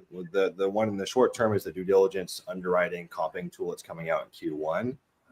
And then later into 2025, there's some interesting data pricing stuff that's coming out. It's theoretically possible. We have full visibility to all MLS comps. It's already inside the platform. It's not a search function that you can use currently, but it's coming. Kobus says, thanks, Kyle. You guys need to visit Cape Town. I actually am in the process of hiring someone from Cape Town right now, my first South African hire. Jerry wants 250,000 credits. Let's see. Drew wants double close pitching content. We actually have a good call here on YouTube with Mayor that we did going over that. And we can talk more about that later in this call. We've got a lot of time, so I'm happy to jump into double closing here. We just got a cool message from one of our users. He said, in short, Land Insights is second to none. I've joined using it to master market selection. When the market selection is made so easy, the rest of the funnel takes care of itself. You know how to handle all the leads. Our good friend of Leah, Dennis Yasko, just said, we all know Land Insights was the pivot for our business. The new data feature will crush. It's made us too much money. It's disgusting. Josh says, random question. When you guys get to it, what do you think are good percentages to use on wetland and flood filters? Also improved value of land if you're trying to filter those based on. Okay, cool. I'll touch on that and you guys can touch on it after. Improved percent, typically somewhere around 5%. You could go a bit higher, but typically 5% is an improved percentage. The flood zone wetland is super contextual. As a rule of thumb, depending on the property, probably 30 to 50%. Okay, that's a broad range. But why is it a broad range? Well, it depends on the size of the property, right? 50% on a quarter acre leaves you with no usable space. 50% on a 100-acre might not be that big of a deal. It also hinges on the space that isn't wet for flood zones or wetlands. What's that space look like, right? Is it super topo? Is it buried in the back of the property? Is it densely wooded? Like that, is that space still kind of creme de la creme? The next thing is like, will it perk, right? Are we going to have a hard time getting this thing to perk and building on it? And then one of the things I think about too is how does the wetlands or flood zones influence our access to the property? Both immediate access with road frontage, but then also getting to the interior of the property. If you're inside of Leah, you hear me talk a lot about getting to the interior of the property from the lens of a buyer. It makes a big difference in how quickly we're able to dispose of our properties. So no perfect answer, but for us, typically 30 to 50%. But we do have someone on our team that actually goes and reviews the AI scrubs because we weigh in on it. There are some properties at 50% that there's some that are even higher that we still keep because maybe the wetlands are running through the back of the property and the front's totally clean and dry. The other weird oddity, less so with flood zones, but with wetlands, sometimes wetlands can be a value add to your property. That's kind of throws people for a loop. But if you've got a nice meandering stream or pond or river or whatever it may be, that's a value add. And so there's a lot of layers to it. What did I miss, guys? It's totally dependent on the acreage. Like Sumner said, like if you have an acre of land, your space is limited. Like if you need to put in a well and septic on that property, your space is very limited. So if 25% of that is filled with a wetland, there's a chance it's not going to perk. My rule of thumb is anything under an acre, I'm very concerned about putting a well and septic on. There's like no room for error. So I always get a perk test on those, or anything that has a lot of wetlands on it. I always get a perk test on those. But if you're under an acre and there's wetlands or flood zone on it, it's very unlikely it perks. Yeah. Kyle, anything to add on? No, I mean, I think you guys got it covered pretty much. Yeah, I mean, we look at it by percentage, right? So what we do is we just scrub out basically anything that's 70% filled with flood zone or wetlands, and that serves us pretty well. Okay, cool. Yeah. One thing I was going to say too, one of the cool things that you'll see as it relates to flood zones, but also for a lot of the other features that are in Land Insights and coming to Land Insights, you'll see that we synthesize information in a way that actually makes sense. And so when you hover over a flood zone, what I don't want to see it's an AAXB025 flood zone. Like, what the hell does that mean? Right. And I find a lot of these tools, they just go and take whatever they got from FEMA or the county. They don't synthesize it because they probably don't even know what the hell the thing is. And so when you hover over these things, you're going to get a dumbed down, simple land investor answer that actually makes sense and you can make an intuitive decision off of. We've got some really cool topography stuff that's coming in as well. That does some of that. We got some really cool stuff coming in with soil that does some of that as well. And one of the things that we're adding in the comping tool is what we call a confidence score that's based off the Gini index. That's pretty nifty as well. So I think a lot of like the meta for Land Insights is visibility and synthesizing data into a way that anyone on your team or you can like understand it and actually like draw conclusions from it. For a long time, I would look at flood zones and like, I don't even know what the hell this means. And so I couldn't really make a decision off of it. Bradley, he said, Ari sent you a few comments in Discord after cruising the data platform. So Ari, take a look at those. Hayden says, did you live in Henderson, Sumner? What was the major motivation to move to Bali besides the beautiful nature? Yeah, a lot of layers. So where to start? I moved to Las Vegas for tax reasons. So I never really had a pull to it. I'm still a Las Vegas resident. It saves me a lot of money relative to living in California. We lived in Summerlin, so we were on the farthest west side of Las Vegas. I was like a block away from the end of Las Vegas, like backing up to the mountains. We always wanted to try living overseas. We visited Bali for a month in March, fell in love with it, but we still had a puppy at home. So we're like, I don't know how we're going to get her over here. I started calling around, trying to figure out how we could ship her here. It's really difficult. It's a rabies-free island, so they make it very hard to bring animals here. She would have to go in quarantine for 2 weeks in the capital of Jakarta. So I hired this consultant. She figured it out for us. We're feeling confident. We're like, okay, we can do it. Amazing. This is in April. That was on a Sunday. And then that Thursday, we had to take her to the emergency room. She stayed overnight. We had to make the decision to put her down that Friday for a lot of reasons, which was just heartbreaking. And I'm not joking. I still talk about her to Sarah every day. Not a day goes by that I don't talk about her. Every day at breakfast, we look at photos of her. Like, she's still very much in my life in a big way. But we're like, you know what? We've got no dependents. We don't have like big responsibilities. So let's do it. Let's just jump into the deep end. So we moved here for the summer. We did 2 months here, still loved it. So we're like, all right, we're going to move here officially in October or November. And that's what we did. And so we're here officially. Now, the reasons that I fell in love with Bali in particular, I mean, the simple one is it's got mountains and oceans. So I was just like, if I got mountains and oceans, I'm guaranteed to be happy. Like, those are two important things for me. But more importantly, it's the warmth of the culture here. The local Hindu culture, I mean, it's unlike anything you've ever experienced anywhere. Like the genuine, like people just wear their heart on their sleeve and they're so kind. And on like a very real, honest note, via my upbringing, I've always had these faulty notions. I just had a protein shake delivered to me. Thank you. I've always had these faulty notions that to be worthy of love, I had to do impressive things. Like I wasn't worthy just for who I was as a person. I know it's like deep and totally off topic from the call. But come to a place where I didn't have to do anything and people would just take me under their wing and take me out to dinner and hold me in love. Like they were just so fucking kind. So you don't get that in America. It's very much me against the world kind of feeling, like everyone's out on their own quest and mission. And there's no time for serendipity to meet strangers. There's just not a warmth there. And I think that's a deep need for me to feel, just to feel that. And I feel like I flock to kind people. Like you could be the coolest person ever, but if you're not kind, I won't enjoy your presence. People are just kind here. They call it the island of the gods too, because people that move here go through, for better or worse, a soul-searching journey. And I think that's also been a big part of it for me. I've craved a relationship with something deeper in my life, something spiritual or a relationship with God or whatever you want to call it. And I could feel moving here that was going to be a catalyst for it. And it certainly has been. So a lot of layers, man. A lot of layers. Good question, Hayden. The Dume group, dude, you're so genuine, open. Totally appreciate you. Thank you, man. That means a lot. That really does mean a lot.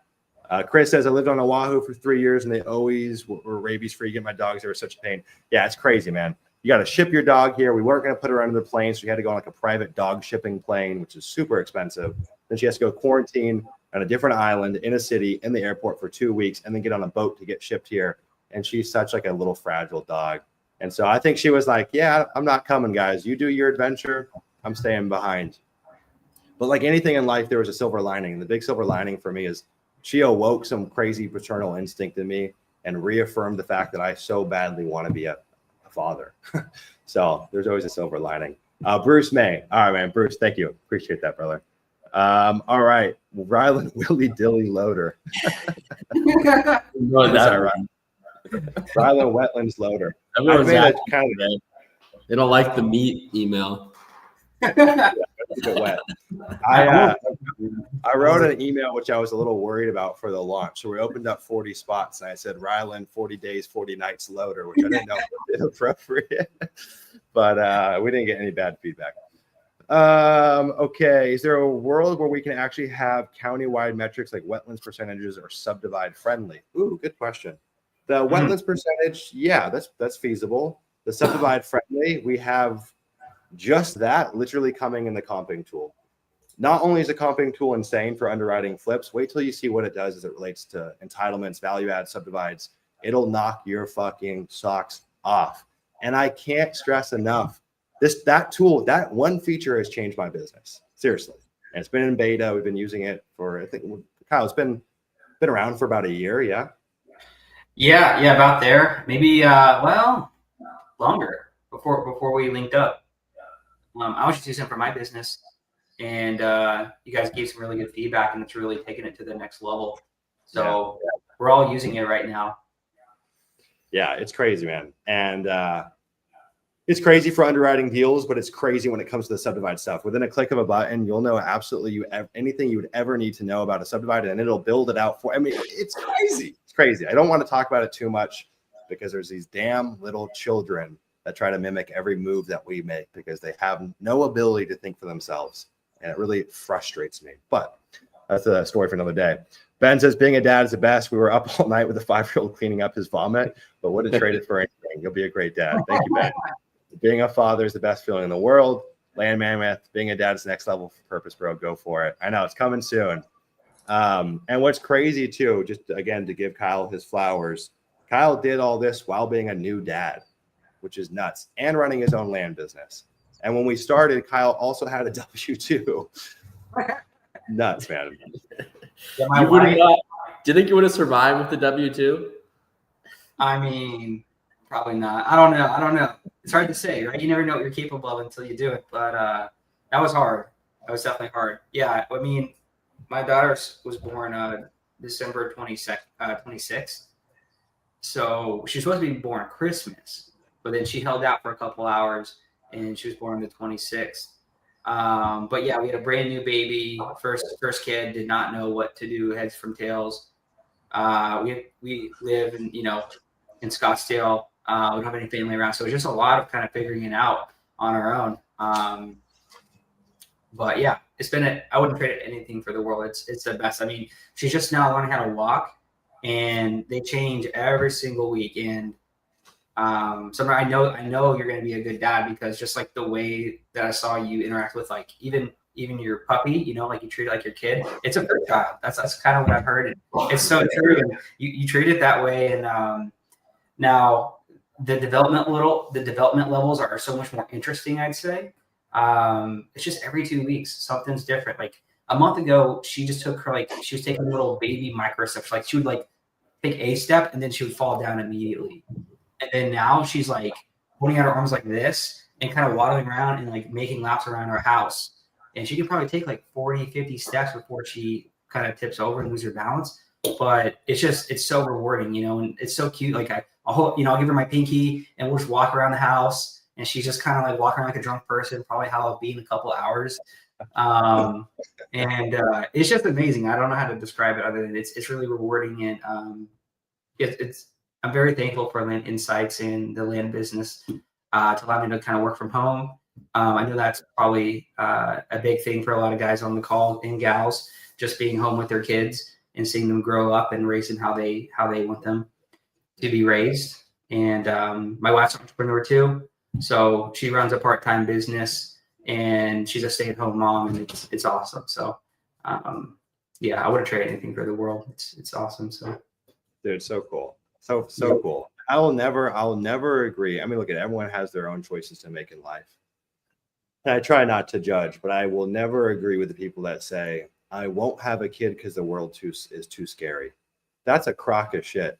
The world needs amazing people. The world needs kids that have good parents. Humans are capable of so much. And frankly, there's so many broken families out there that I think has caused a lot of the chaos in this world. When a kid is properly nurtured and loved and looked after, those are people that can change the world, I really believe. And so when people are like, oh, the world's too scary, I'm not going to have kids, I'm like, you're thinking about it from the wrong angle. The world needs good people, and that starts with good kids.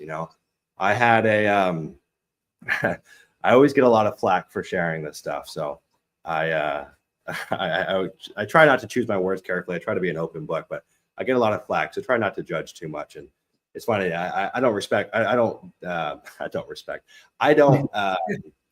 criticize anyone for their faith at all. And I frankly, I'm still very undecided. I mean, I read the Bible, I read old Hindu texts. I'm just in an exploring phase for my spirituality or religion or faith or whatever you want to call it. But it's funny, I get a lot of Christians that try to convert me. Bless their heart. They all do it, and for the most part, in a very kind way. There's been some people that are pretty come on a little too strong for my taste. And these are all people that, when I look at them, I think that I see a lot of merit, and they're role models in a sense. So I listen to what they say. But I don't know if I believe in some the starkness of you're a good person or bad person just based off of certain beliefs or decisions. And some of the criticism can be a little extreme for me. But I had a 10-hour guided shaman session this weekend with plants that you eat. And what came up in that is 29 years worth of junk coming from my childhood, stuff that memories that were coming back from when I was 2 years old, stuff that was just deeply repressed. And it just made me realize, and I don't hold anything against my parents. I love my parents. I'm grateful for all that they did for me. But I was just like, wow, it's crazy the role that our childhood plays in our life and our development. And it's crazy the impact our parents have on us, for better or for worse.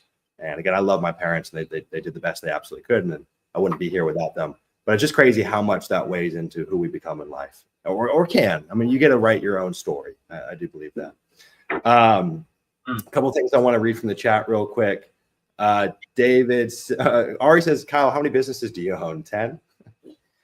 Dude, I have an FBA business that does multiple six figures. I sell color powder. You've seen like the holy festivals. It's actually a Hindu festival. Yeah, They sell color powder. So I'm number one on Amazon. Captain Colors, go buy some right now. $22.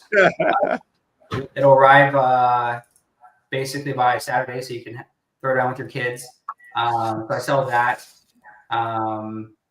We have a business called Frosty Cactus, which is a margarita machine rental business for it's kind of like a luxury rental item that it's a full white glove service. You book with us on our website, we'll deliver it, we'll set it up, they buy the alcohol, we give the water in the mix.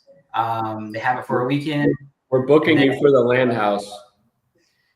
Hey dude, how about this? We'll just permanently rent one out. Okay? Yes. We'll lease it to you. So definitely when we have open house, we're gonna do that for sure. We'll go to the nines on that. Yeah, so we have that business. My wife runs that. I set that up. Dude, it's the most sophisticated business you've ever seen in terms of rental. Like that industry, the party rental industry, is so stuck in the 80s.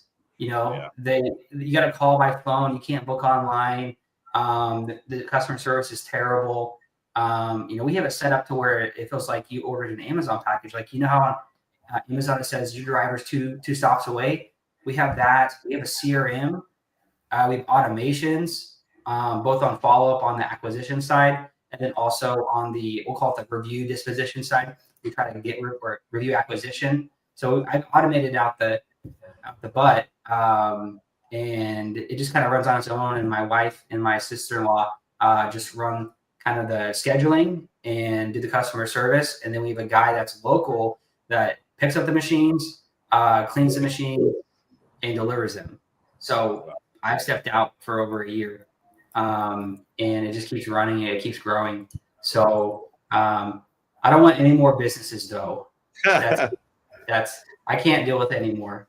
Yeah. So, but they're all fun. You know, they're like little hobbies that pay you. So Kyle and I both have whatever that thing is. I don't know if it's in our DNA or what, where business is ultimately a hobby. Like, I don't know. Some people, business is very much a means to an end. For me, it's a creative outlet. I think Kyle probably feels the same. It's an expression to me. It's art in a weird way. And it's my video game. It's my video game. I suck at video games. I can't play Halo. I can do business though. Yeah. And I don't think a lot of people have that. It's a blessing and a curse though. I mean, I do think sometimes I would be further along in life if I just did one thing, but I think I would lack a lot of the kind of creative stimulation that I get from juggling so many balls. So I wouldn't have it any other way either. But, you know, I think one thing that we've all realized is that I think we have an opportunity to build something really cool here with Land Insights, and we've got the right team. It's just the stars have aligned in a beautiful way. And so I think we're all maturing a bit and like, all right, let's slow down on new things and just really, swing at the fat pitch for what we have in front of us. That doesn't mean that we're turning off any of the other things that we have, but trying to be more focused. David says, you guys previously mentioned a feature to grab one-off skips, obtain neighbors info. Yeah, the one-off skip, which is free, is coming, Kyle, in the next, what's the timeline of that? Next 2 months? Yeah, definitely. Yeah, like four to 8 weeks, maybe. Definitely by the end of the year. We actually already have it in the comping tool, but that we'll be talking about is kind of in beta between us. But yeah, you'll be able to click it. So like what it'll kind of look like is you click on a parcel, you see that due diligence panel. There'll be a button that says, skip or get information, something like that. It'll be free. You'll be able to skip as many one-off skips as you want.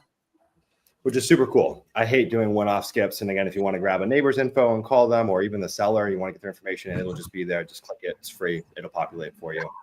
So 4 to 8 weeks. Henry says being a dad is the best thing in the world. Not even a question.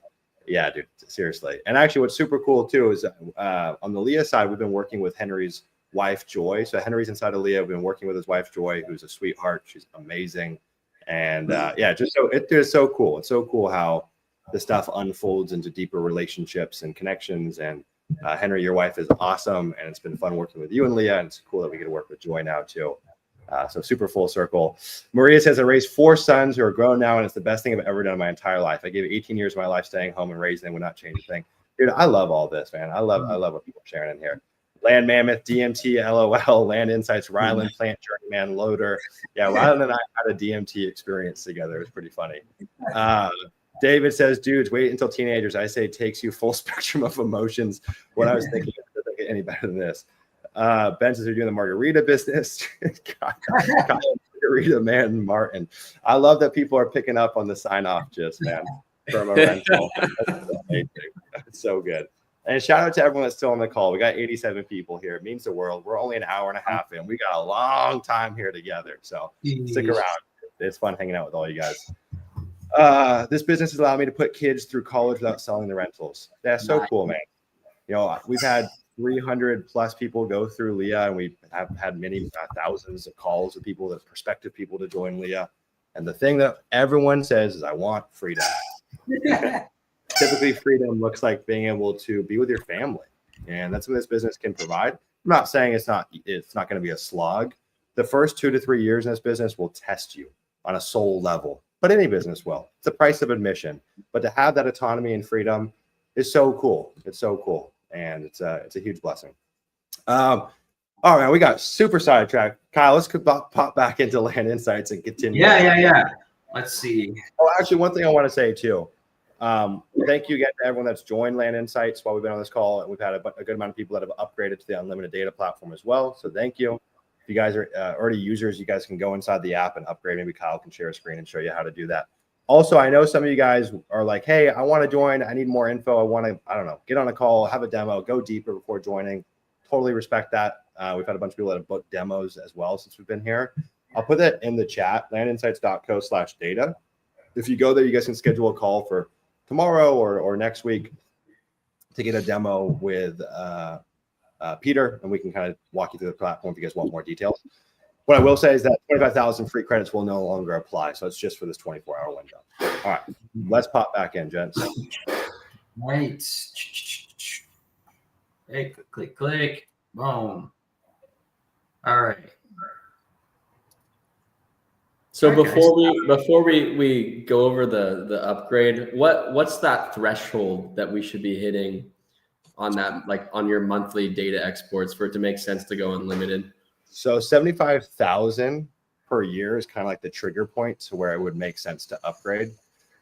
Now, if you're on that run rate now, then I would upgrade, right? So if you're pulling, just to make easy math, if you're pulling 10,000 records a month consistently, and you see that happening for the foreseeable future, I would upgrade. But look, I'm like, while I can come on strong, I try to be as unbiased as possible. And so my recommendation is, before you commit, even if you're on that run rate and you're still undecided on what tool you want to get married to, just go a la carte for the next few months. No harm, no foul. Like, make sure you love it before you plant your flag on an annual subscription. Mm-hmm. But yeah, 75,000 records a year is the trigger point, and you could kind of back the math into that as a run rate. You want to take in consideration though, like, if you're scrubbing and you're really precise and whittling down your data, you could be pulling a lot of data. In our business, pre-scrubbing, we pull about 200,000 records a month. So, I think a lot of people on this call will be there pretty quickly. And then once you start adding in higher volume, lower quality marketing channels, cold calling, texting, cold email, whatever, where you chew through data, it just becomes quickly a no-brainer. Yep, very true. Yeah, I mean, if you're over if you're pulling like 6,500 records a month, then it pretty much starts making sense, right? So this is how much per month it would basically break even.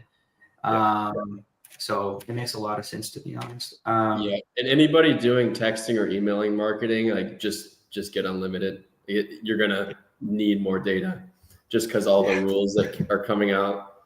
So texting, you pull a list of, let's say, 1,000 records, and you skip trace. Let's say you got 1,000 hits. Like, what is it now, guys? Like 40% of those don't go through because they're on do not call. So many people are registered on Do Not Call, so it requires so much data now. It's ridiculous. So like Sumner said, he's pulling 200,000 records to maybe send out 100,000 texts a month. So like it's ridiculous. One thing I'll say too on that note, since we've launched land emails, it's been kind of interesting. We've gone through this like crazy process to try to crack the code on emails, and it's not an easy marketing channel by any means. But let me just touch on how whittled down your data gets. Okay, you've got 100,000 records. Okay, we go and scrub it with an AI scrubbing. Let's say you're left with 50,000 records post scrubbing. You go and skip trace. Maybe only 30% of those have emails. So now we're at 15,000 records.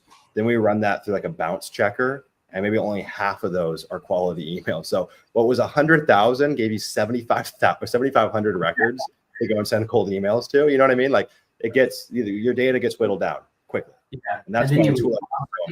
Right on the email itself of who actually chooses to respond. Yeah, so we get about a 20% open rate, maybe about a 1% response rate. So, I mean, 1 to 3 depends on the copy and the data and the tools. But yeah, it gets whittled down so freaking fast. And honestly, part of the reason that we built Land Insights, it's like kind of 50-50. It's like 50% based off user feedback, and then 50% to scratch our own itch, frankly. Like, what would we want in a tool? And one of the big things is I want a great unlimited data plan where I don't have to use 12 other tools to make it work. Jerry says the data platform is sickeningly powerful and it's version 1. Thank you, Jerry. Jerry, I just want to give Jerry a quick shout out. A lot of people know Jerry. We call him the godfather of land. I accidentally at an event called him the grandpa of land. That came out completely wrong. That was not the words I meant to say, but he truly is the godfather. And Jerry's the kind of guy that when he sees something of quality, he has no qualms of shouting it from the rooftops, and has been such an advocate both for Land Insights and for Leah, and just gives and gives and gives and gives and gives without any request. And so if you've been impacted by Jerry, put it in the chat. This guy is super meaningful to all of us here. And Jerry, your support means the world. I mean, Jerry's one of the first people to sign up for V1 of Land Insights, which was equivalent to a dumpster fire. We had the right idea, but it was rough. And I think that's such a great lesson in entrepreneurship. Even if you don't use Land Insights, hopefully this is a parable that you can take for your own business career. Ship, get stuff out there, ship and ship and ship, and get stuff in front of customers and improve and improve and improve and listen to people and iterate. And that's what we've done. And you guys have seen that in real time when we documented the whole entire thing. Look at all the love Jerry's getting in the chat. So cool. Jerry keeps texting me supercars like every week. He really wants me to buy. I know. He always sends me watches. He's like, bro, you got to upgrade. Get rid of that date, man. Get that AP. Treat yourself. Yeah, dude. He sent me some of the sickest watches. Yeah. And I honestly think I am due for a new watch. I don't know if I'll buy one at the end of the year. I might go to Japan and buy one, or maybe I'll buy one through Jerry. But I either want to get a Patek Nautilus, an AP Royal Oak, or a date just. So I'm putting it out there. I'm due for a new watch. I'm thinking about it. Kyle will share his screen. That's a crazy Royal Oak. So that's going to be extremely expensive. Extremely. Okay, no problem. Yeah, I'm not spending that much. Maybe like 50 to 80 grand. That's a crazy fucking watch right there. How much is the rose gold one? The AP rose gold. Yeah. I don't know. Jerry might know. Jerry knows everything about watches. But I was thinking, what's up? Go ahead. I think Jerry buys and sells. So you can, if anyone's interested in a watch, hit up Jerry. He's got a side business. And Jerry's recently got into private equity, and he's buying small businesses. So if anyone owns a small business or knows someone of a small business, baby boomer that's retiring that wants to exit, Jerry's your guy. If anyone knows a business, has a business that they want to exit, reach out to Jerry. Look at all the love Jerry's getting, man. That's so cool to see. That's so cool to see. This is what Jerry says. Sometimes when I'm taking a dump, I miss Tableau. Oh, that's funny. So the one that I've fallen in love with recently is the Patek Philippe, the Nautilus. And what's funny is we're getting 2 dogs here. We're going to get 2 English bulldogs. And Sarah knows nothing about watches, but I told her about this watch set that I want, and she thought it was the funniest thing ever. So she wants to name one of our dogs Patek and the other one Philippe. That's going to be an unbelievably expensive watch right there. Unbelievably expensive. I need to go make a couple 8 figures before I. Looks like a cheap shot. Yeah, I don't really actually love that look. You don't like the white. I'm No. not a fan Yeah, of the white. white gold. I get But it. the one thing living in Bali is I don't get to live out my supercar fantasy. I if I was back in the States, I think I would treat myself to like a 570S or maybe like a GT3 RS, maybe like a Huracan STO. Yeah. But there's no shot here in Bali. Bro, what's so funny, Rylan, you'll get a kick out of this because you've been here. You know what I saw the other day here in Bali? What? Ferrari 488 in Canggu. Lambo. And he was like scratching everything up, trying It's to park. insane. Like, you're so stupid bringing I a couldn't supercar there. believe it, bro. I was like, that's the stupidest thing I've ever heard. If you guys don't know, look up Canggu traffic, Canggu. Look up the traffic and you'll know what I'm talking about. And Jeremy's here in Bali. So Jeremy, when you go into Canggu, you'll know what I'm talking about. No H. Yeah, there you go. It'll still show it. Yeah, Yeah, that's you what would be I on love about it. You would never. serious. Yeah, you're on a power trip. You're on a power trip because Yeah. it's not even going to be fun to drive. You're just trying to flex and you look like a moron. You look like a freaking moron. Jeez. I was like, that's the stupidest thing I've ever seen. Does everyone honk? Like I've seen it in India. Like they're all like in a roundabout and was honking for no reason. I don't get it. So here it's they're like tactful with it and they mean no harm. Like if you get honked at in America, it's like an FU. Here it's a form of communication. Okay. So it's like, hey, beep beep. Like what you run into a lot is you see people that merge from like the shoulder of the road and they don't look, and you got to be careful with that. And so if you see someone that's even tentatively going to merge, you just give them a little toot toot. What's crazy is I saw my first big accident when I was here. So this was like 2 weeks ago. There's these little food carts where it's like a little moped with a food cart on the back of it, like this big metal frame on the back of it. And this guy, the food cart was merging, and there was a guy on a scooter going way too fast. He was on an X Max, which is a pretty big scooter. He was going way too fast. He passed a car. He was in my lane. I was like, holy shit, that guy needs to slow down. And then I take a left and I hear like, poof, and I look behind me. There's this huge dust cloud. And he was going so fast he couldn't slow down and T-boned that guy with the food cart. And so I flip around and come check him out. And this guy was just like scraped up. I mean, it's just gross, dude. And he fell in this like gravel pit. And you could tell the guy was so shaken up. Like he didn't know left from right. Luckily, he wasn't super injured, but people die here all the time. Like there's hundreds of deaths a year from scooter accidents here. You got to be careful. You gotta keep your wits about you. But so I think I can't get a supercar here, but I am building a custom motorcycle, which I'm pretty excited about and should get that next month, which has always been my dream. As long as you got a 250cc and above, you're balling. 400 cc's. This thing rips. For these roads, it's a monster, bro. And it's just big, fat, grippy tires. You rip on that thing, you're just like, like holding on for dear life. Yeah. And it looks the business. So look at it's not actually a BMW, but look at BMW British Racing Green Cafe Racer. And you guys will see the look that I'm going after.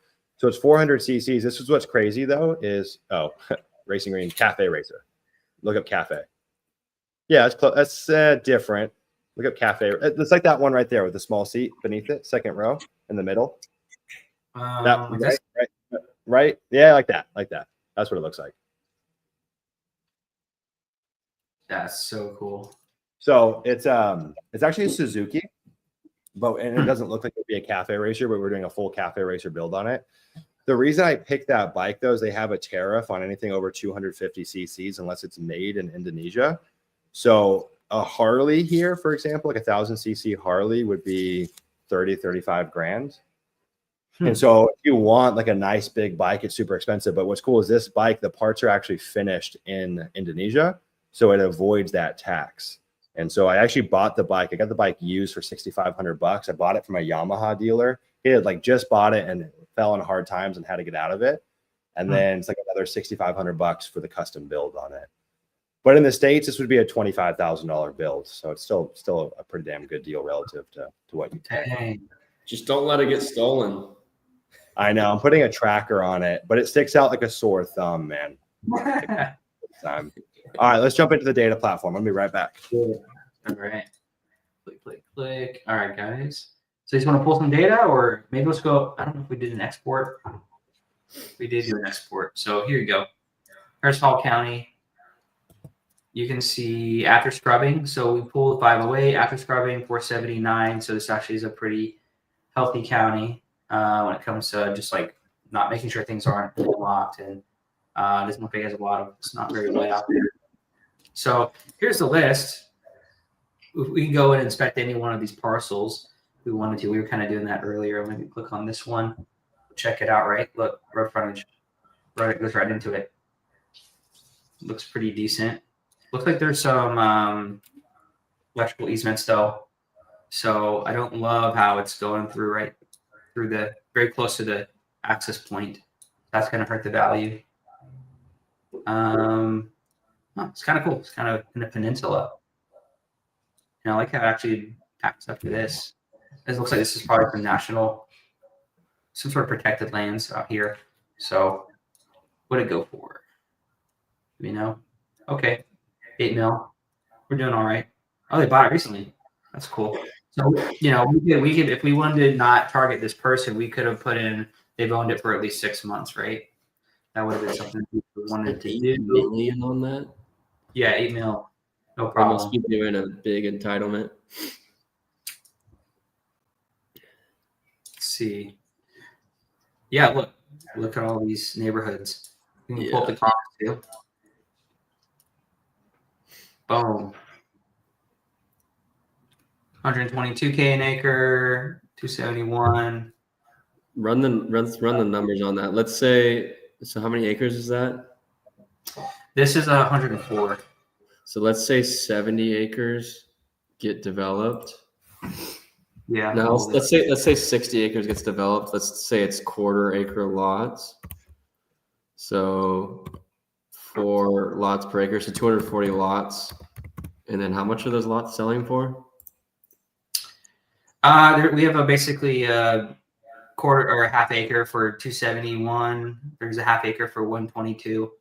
Maybe call Price, it just like price per acre. What's that conversion? Click on it.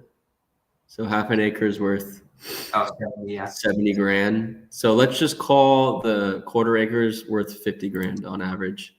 So 240 times 50 grand. So that would be a $12 million exit.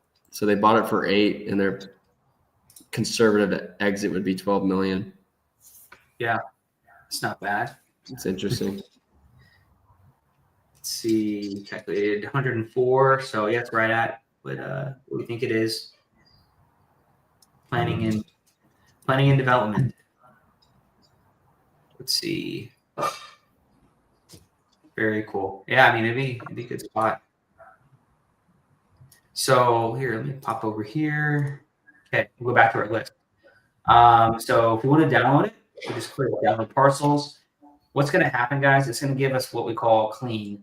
So the clean data set. That means after scrubbing. If you wanted to download the whole data set, you totally could. You click here.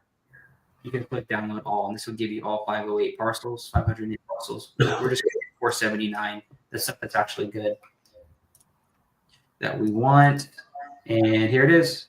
Here's the sheet. We've organized it. We tried really hard to make everything very clean, usable, formatted how you would expect. Even things like we have this nice little column here called owners' names, which is basically all the first 2 owner names put together, and like you can kind of see. Let's see, William and Kelly, right? Let's see. Owners' first names. Let's see if I can find one.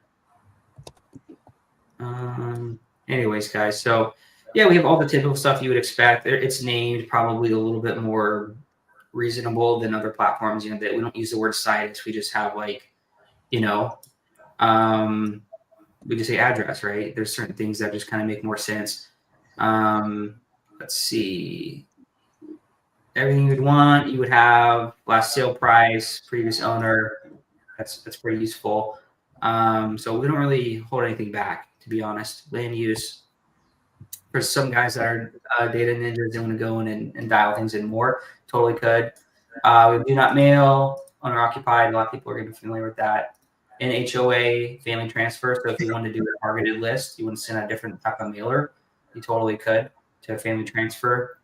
We have Google Map and Google Earth Link. So when you import it to your CRM, you should definitely do that. We also have owner out of state, not county and zip. Again, Data Ninja's going to love that. And we also have landlocked wetlands percentages and flood zones. So if you wanted to go in and post-process it more, cut it up, you could.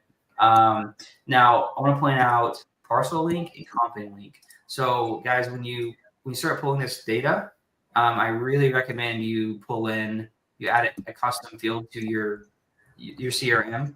So when you pull in records for parcel link and company link, because let's say you pull data now, you send out a mailer, you get leads that call in, and you want to do diligence, right? So what would you do? Say this parcel was someone called in from here.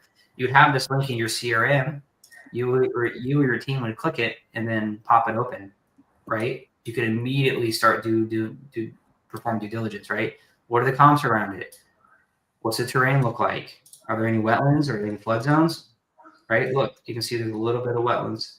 That link alone saves us like 45 minutes to an hour a day. It's crazy. It's crazy.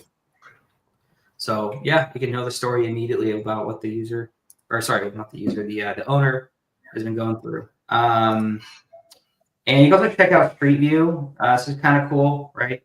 We actually show topo on this, which is sort of neat. So that way you can kind of get an idea of, even though you're looking at Street View, kind of what the terrain still is feeling like.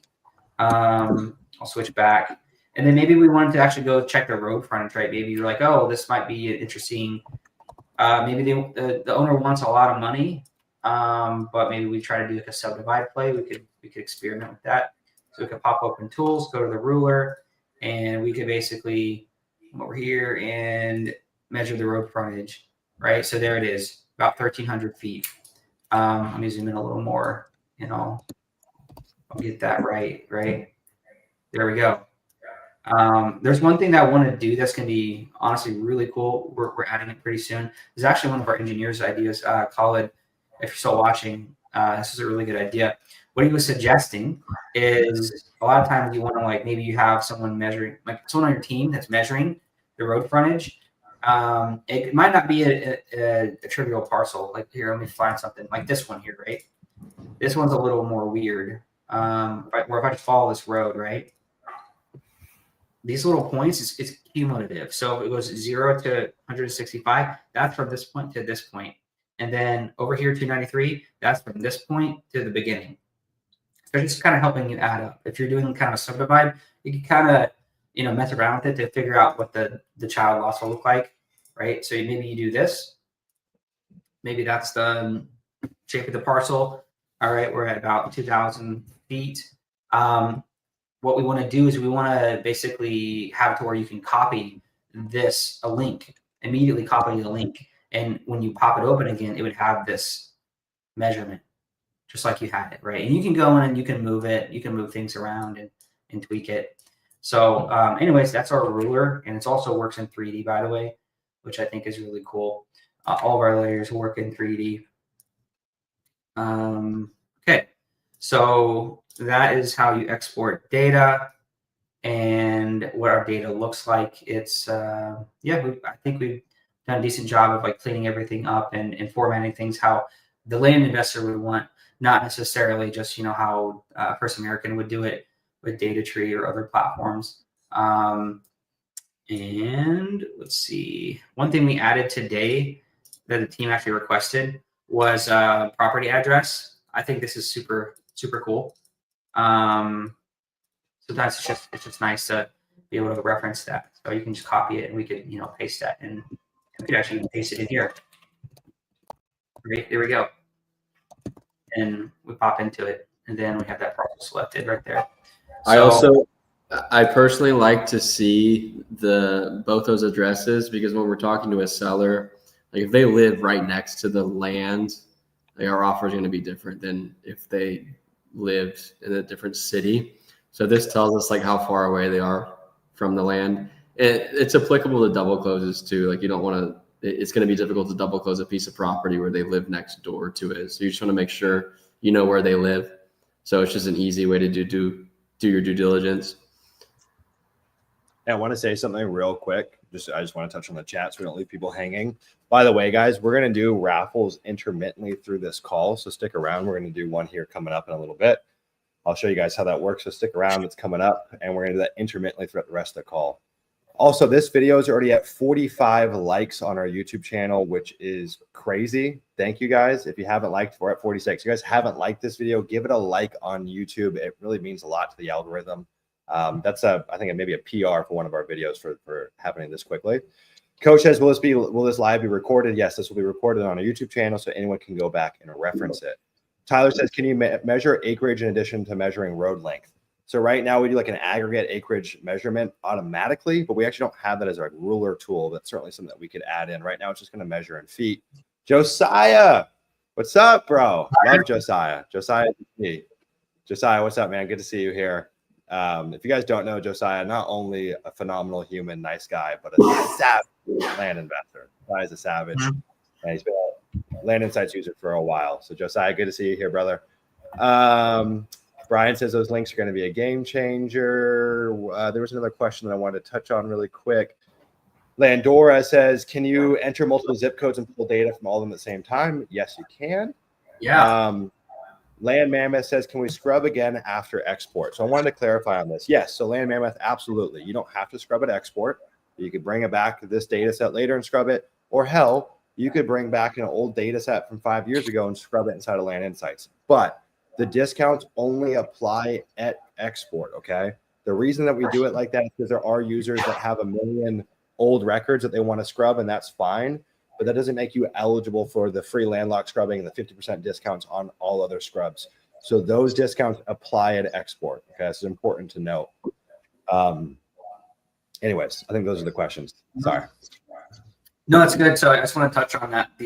So when you export, so say you scrub, you export something and you have the scrub settings on, and we'll call it like our legacy or kind of our, V1 version of scrubbing. You can actually come in here. You can see here it is Hall County.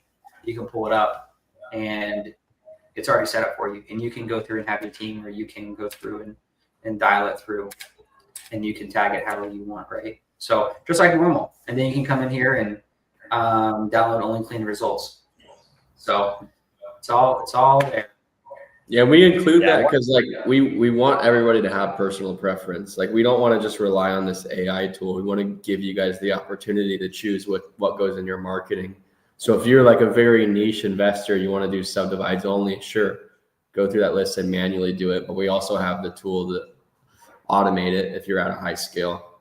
So we're trying to meet everybody's needs. And there's a real beauty. I mean, like if you have a small team and you're doing a ton of data, I would probably just lean exclusively on the AI scrubbing, but we still offer the ability for you to review all the things that get scrubbed. And if you have the ability, as in someone on your team or a ton of time, there is definitely value to eke out by having just a quick rip and overviewing what's been manually or what's been automatically scrubbed out, having some discretion involved. We'll tag subdivide opportunities or entitlement opportunities so we can start tagging and labeling our data. That the AI scrub for value add properties is coming soon as well. So there'll be an AI scrub for that too. Let me just touch on the chat real quick. Henry says, as a testament to this community, I'm in another business mastermind with Brian Miller. I joined Leah Coaching after talking with him and hearing how highly he spoke about Leah and Sumner. Thank you, Henry, man. That means a lot. Henry, this is so funny, man. Henry is one of the hardest people we ever got to join Leah. We went back and forth for I think a year. And he put up a good fight, and I'm so glad that he's inside the community. Henry's a stand-up dude, has a lot of real estate experience outside of land, and I actually find that folks that have a lot of real estate experience, there can be those are harder folks to see the light in land because there's kind of like, well, I know real estate, won't that apply here? But running a flipping operation is just definitely a different skill set for sure. So if I had to zoom out and look at what's the hardest demographic to get people to join Leah, it's advanced real estate investors. But Henry, you're a G, man. I appreciate you being here, and I'm grateful to be able to work with Joy as well. Henry, first 2 land deals I closed were assignment deals that Brian bought. 7K and 12K assignment fees. Both deals were from markets found using Land Insights. Land Mammoth, can we go through and remove properties we don't want to export? Hell yeah. Heartwood Land, Sumner, you wear your heart on your sleeve. Thank you, man. That's the goal. Robert, how accurate is the AI scrubbing now? Oh, it's spooky accurate. Kyle, what's the exact number? Last time we checked, it was like 92% accurate. That's for landlocked. I think flood zones and wetlands is damn near 97. 100%. 100% on wetlands and flood zone. So if you Yeah. average it out, looking at like what, probably like 97%. That's probably good enough. So when we first started AI scrubbing, landlocked was actually the hardest one to get right. That was part of the reason that we decided to go and purchase all the data in the US, is it actually improves our scrubbing and allows us to do cool alternative scrubs. So when we first started, landlocked was like 70-75% accurate. It's in the mid 90s now, but flood zone and wetlands is pretty much binary. So it's very, very, very rare that it's ever inaccurate. And if it's inaccurate, it's because there's an inaccuracy at like the FEMA level, which there are inaccuracies there. But blended, you're looking at probably 95-97% blended across the board. Mm-hmm. And that does get better over time. The more data we push through it, we do these kind of like data reviews and tests, and we run our own data through it and just kind of continue to iterate and improve. But it's spooky accurate now. Sid says, glad I wasn't advanced. I saw the light. Sid's another OG. Sid's a great land investor. Sid's a dude. I said I'm going to give you your flowers too briefly. I love people. Like, one of my favorite things is people that no matter where they're at in life, their age, they're willing to reinvent themselves. I love seeing people that are older that are like, yeah, I'm going to become a skydive instructor, or I'm going to start this business. Or same thing with young people, where age doesn't hinder them doing what they want. Sid's been a real estate agent for a long time in Texas, dove into the land business. I just think that's super cool. So Sid, shout out to you. And he's a great land investor as well. JB, what's the best email support for account? Hasn't upgraded to unlimited yet. I'm an OG landnet site. It's upgraded back in July. Oh, JB, we'll get that solved for you right now. hello@landinsights.co. Send an email there and we'll get that remedied within 2 minutes. So drop us an email there, or I'll have Ari reach out. And for anyone here that's got support questions, anything that's coming up for you, hello@landinsights.co, or you can put it inside of our private Discord channel. Cool. And I want to share a quick win too that I just saw. I think Gary's still on this call. Gary's a longtime Leah member. Gary's saying, like, an advanced real estate investor, was a wholesaler before he joined Leah. He just put a note in Discord, hired my first acquisition guy for this business, and he started last Monday. He's already gotten 3 contracts signed from deals sitting in my CRM that I didn't have time to get to. Leverage for the win. This is all a game of leverage, right? And Land Insights is its own form of leverage, but people ultimately are the backbone of the leverage that we create in this business. So cool little win. All right, back to the regular scheduled programming. All right, let's see. So by the way, guys, we're gonna make a fix on the call right now. We're pretty soon, and the engineering team is watching the live stream, and they're monitoring our systems as we go. Looks like Kevin at Land Salon, you ran into an issue with trying to filter on doing half a month. So you put 0.5 months over here. So we caught that. We saw that on our side, and engineers already have a fix, and we're going to push that pretty soon now. And I just like let that be a testament to the feedback loop of listening to the customers and iterating. I'm not kidding. Nothing gets swept under the rug. No piece of feedback gets ignored, and the vast majority of it gets integrated. In fact, that was done on this call, which is a testament to the fact that our users ultimately are our stakeholders. Like, we are responsible to our users, and that looks like iterating and improving in real time. There was something I was going to say. Dag nabbit. What was I going to say? It's on the tip of my tongue. Oh yeah. Since we've been on this call, we've already had 50,000 records pulled inside of Land Insights. Crazy. We'll probably end the day at 100,000 plus, and it's already nighttime back in the States. It's pretty damn cool. Wild. Maria, you asked, are you able to skip trace single family home properties as well? Yes. Yep. Yes. Skip trace anything. We own all the data. That includes all residential, commercial, everything. Yep. We bought it all. Boom. Okay. Should we get back to it? I don't think there's anything that I'm missing there. Yeah. Guys, any questions too? Anything that comes up, put it in the chat. We're going to hit on all of that. Let's continue down this. Then we're going to raffle off something special here. So stick around. Perfect. Got it. By the way, guys, this kind of looks like a good subdivision to target. Yep. I like how expensive it is. So do you want to show them, Kyle? Do you want to click on a record there and show them how they could identify that subdivision? Yeah. So pretty much we click here and you could check it out. Let's see if it has a subdivision. It is an HOA. Hey, look at that. This person's been delinquent in taxes. So they didn't pay their 2023 property taxes. Looks like it's in Pebblebrook Shore. We could look You want this to one show up. them the actual subdivision name on the parcel? So yeah, let's see here. Here it is. Pebblebrook Shores. Pebblebrook Shore. Bang. Yeah. There you go. So if we wanted to target this one, we just copy this. What county is this? Forsyth, Georgia. The Forsyth,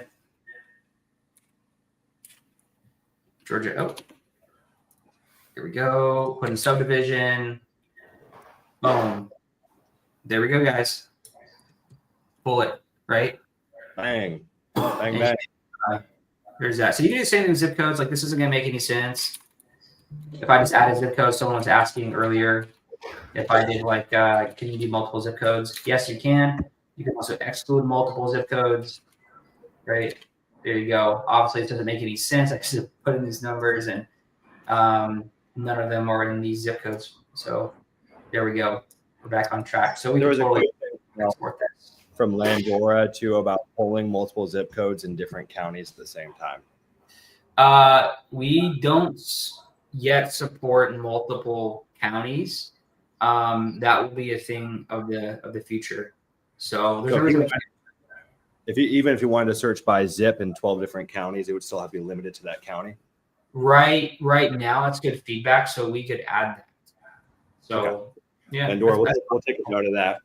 Ari, I know you're in the background. So take a note of that, and we can pass it off to the development team. It's a good point. That's a good idea, Landora. Yeah, totally can do that. No problem. Look at that, product improved. Let's see. What other data layers do we have? Yeah, I mean, with owner layers, right? It's pretty typical from Land ID and different platforms. You can see that all the roads are yellow, and we also have a zip layer as well. So there's a couple of things that didn't make it into this launch, but we definitely want to add. Okay, that's a lot of comps, guys, isn't it? That's an interesting spot over here. I'm gonna go ahead and turn that off because it's gonna make me dizzy. So one thing I want to do, if I were to zoom out here, is I personally, I think a lot of people enjoy this, is you just start zooming in and we show the county name in big text. And as you keep zooming in, right, you still see it, but then at a certain point it disappears, right? And then you start getting into the actual county. And at this point you probably want to see the MLS comps and let your eyes guide you of where, right here. This is an interesting spot.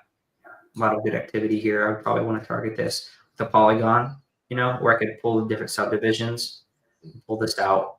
So there's that. We also have a zip layer. Zips are in white. It gets pretty hard to read when you have too many layers on. I'm going to leave zips on. Okay. I'll just leave that on. Yeah, I also want to show the zip code floating up in the zip code. And as you zoom in, it would disappear at a certain point and get in your way. So that's what we got now. We're working on soils. We're working on a couple other layers, slope, which is going to be really cool. You're going to be able to turn that on. It almost like be a heat map. And you can just see like exactly where the buildable spots are. We might even call them out explicitly where this would be.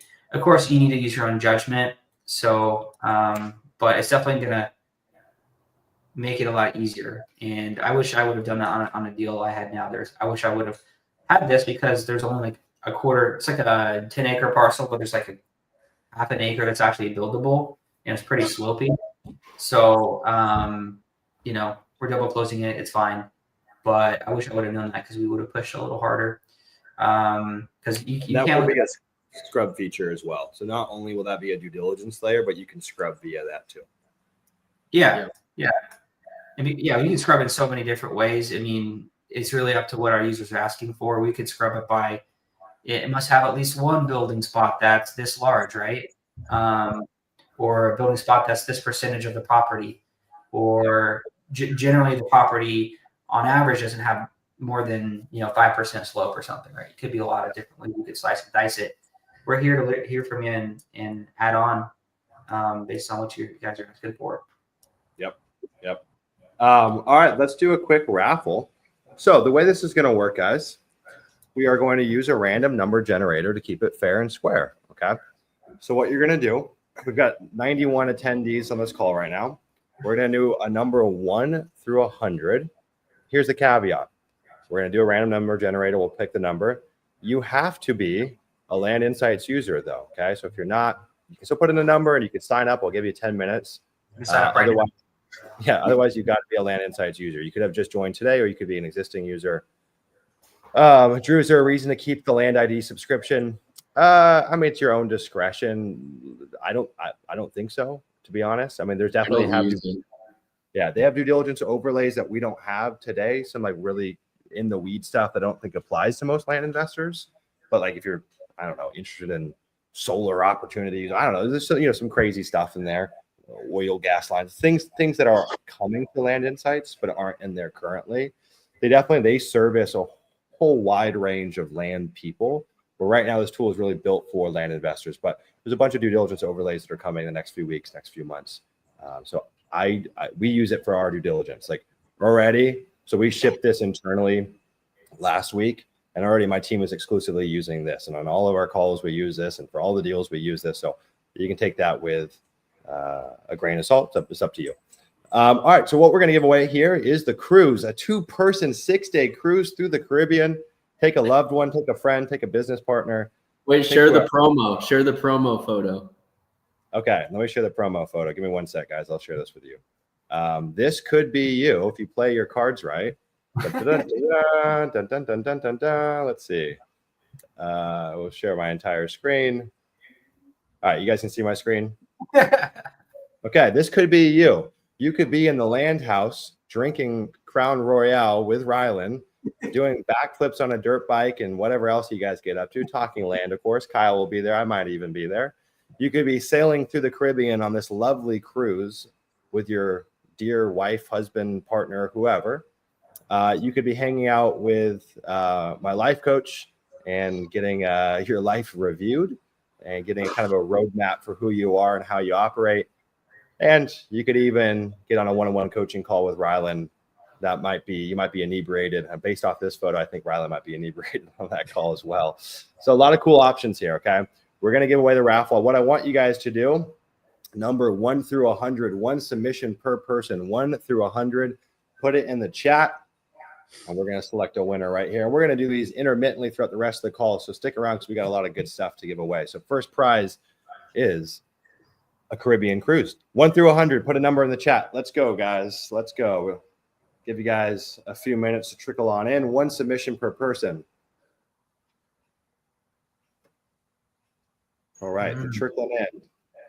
Dun, dun, dun, dun, dun, dun. I've actually never even been on a cruise. I've heard good things. I'm not necessarily a cruise guy. We're going to give you guys, I'm going to set a timer here, okay? I'm going to do 60-second timer. Share my screen just so you guys can see in real time and make sure there's no funny business. No funny business here, all right? The clock is ticking. You guys got 50 more seconds. And then we're going to pull off this random number generator. Oh, man. I hope whoever wins, and actually, I trust that whoever wins needs this cruise. Maybe they need some reprieve. They need a moment to reflect, bask in the fresh air, get their mind right. 2025 to come back and kill it in their business. I don't believe in coincidences. So whoever wins this, I think it's for a good reason. And I think sometimes like the weird kind of oxymoron of productivity, sometimes the most productive thing you can do is step away. And so I find that I make progress when I kind of retract to come back in. Usually I retract by going on like a trip. So every 2 to 3 months, I fly to somewhere new, take a deep breath, and then come back stronger. All right. Everyone's submissions are in. Let's get this freaking party started. Generate. 32.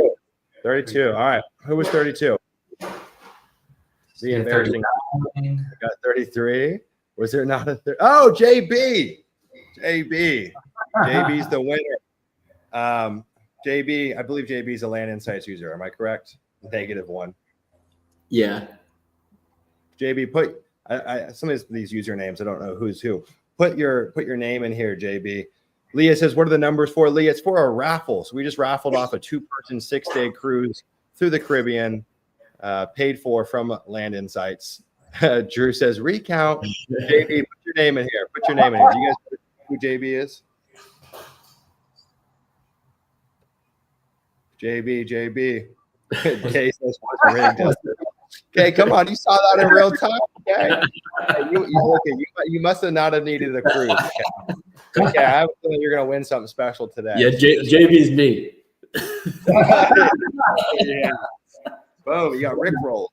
All right, JB, put your name in the chat. Ari, make sure you take a note. JB's our winner. JB, I'm proud of you, man. Hopefully you enjoy it. Well deserved. Ari, look out for JB's information. We're gonna get that all sent over to you. Ben will be strapped. You don't want to come storm the Scottsdale house. Yeah, careful, man. Careful. Freaking Ryland's a big gun guy. Everyone's like, I'm JB. It's a funny group, man. It's a funny group we got up in here. I love this group. I love this community. All right, cool. Well, we're going to keep you guys stick around. There you go, JB. Put your full name in the chat so we can get this marked down for you. Ari will reach out. We'll select the dates, make sure it lines up with your schedule, get it booked. We'll put your loved one on the list or whoever you want to bring with you, and you're going to the Caribbean, my friend. So I'm excited for you. Yeah, JB really is JB. All right. What I think I want to do is, you guys want us to underwrite some deals, do some real-time due diligence? I've got some I have to go through. All right, cool. We got some deals that we have to go through. Now I'm going to make the gentleman's agreement with you. Okay. I don't care if you're a man or a woman. Gentleman's agreement is, if you're on this call and we review a deal, you do not go and contact that owner. Okay. That's not how this works. That's Ryland's deal or Kyle's deal or my deal. We use the honor system in here. I have a high level of trust for this demographic, but please don't be that person. Now, if you coincidentally market to them, whatever, no harm, no foul. But gentleman's agreement, shake on it. Cool. All right. Let's get it queued up. And again, we're going to go through. I'll come after you. Yeah, you don't want Ryland.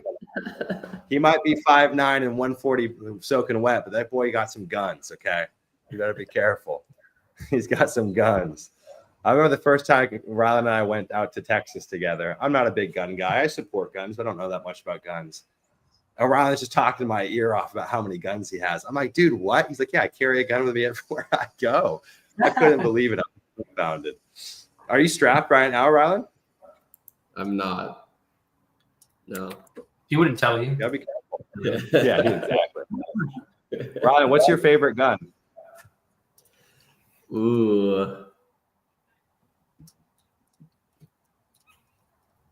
I really want to get the Mark 18, Daniel Defense Mark 18. Solid AR. Those things don't jam. That's my next purchase. I was gonna get a short barrel, like an AR pistol Mark 18, but they banned them, and I think they just also actually recovered them. So now they're legal. So I might get one of those. Otherwise, I'll just get a long barrel. This looks sick. Looking at it right now. Dang. Hey, Ryland. Yeah. So Ryland just bought a mobile home park. It's a very funny story. Maybe we can talk about that later. But yeah. I'm curious, were you strapped when you went there? No, I didn't have my gun. I was in Florida, and my gun's here in California, but I was traveling the last 3 months. So I went to Europe and then back to Florida and was there for a while and traveling around. But I was supposed to go back to California from Florida, and then my mom calls me. My mom works for me. She's our transaction coordinator, and we were set to buy a mobile home park cash for $250,000. It actually closes tomorrow. We were set to close on it last Friday, and she's like, "Hey, we haven't done really any due diligence on this. Like, I'm not sure if I feel comfortable about this." I was like, "All right, I'll go out there." So I book a flight like 30 minutes later, fly out that night, and get out there, rent a car. It's in Tuscaloosa, Alabama. You have to fly into Birmingham. There's no airport in Tuscaloosa. So I drive an hour with a rented car, go out there, get on the property. The guy almost shoots me. He's he's pumping one of the septic systems out on the park, and I show up and I'm like walking around, and he was about to shoot me. I said, "Hey, are you Robert, the owner?" And he's like, "Oh yeah, that's me." He's like, "Who are you?" I'm like, "I'm Ryland. I'm buying the property from you." He's like, "What? How old are you?" He was so confused. He thought I was like a full on, like firm, which I am, but he was a little surprised about my age, but we instantly hit it off. Super funny guy, like the definition of the South. This guy's hitting on 17-year-old waitresses at lunch with me. It's so funny, but super cool guy. Got to know him, but that mobile home park, he was collecting money cash. So there's no paper trail on any of that. So I can't confirm the revenue on that park. I can just confirm how many mobile homes are there and what I'm guessing he's collecting. And he's like, Rylan, I'm a man of my word. I wouldn't be lying to you. Like, we get this amount from each mobile home this month. If they're late, they get charged, whatever. I was like, Robert, I trust you. I trust you.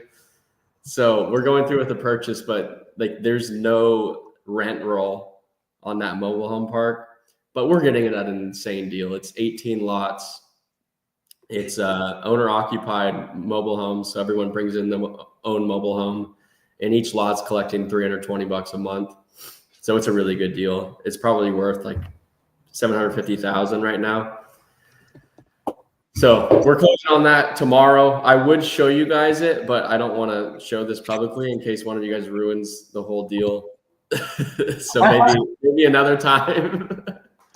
We're set to close tomorrow. We're sending over the $250,000 transfer tonight. So I'm excited about it. And I'm holding on to that. I won't be flipping that. We'll hold on to that. Rather than that come from your general marketing? That came from general marketing because surprisingly enough, a mobile home park will go through if you set land filters, specifically a owner occupied mobile home park. It'll go through. So it came through our system. We were just marketing for land.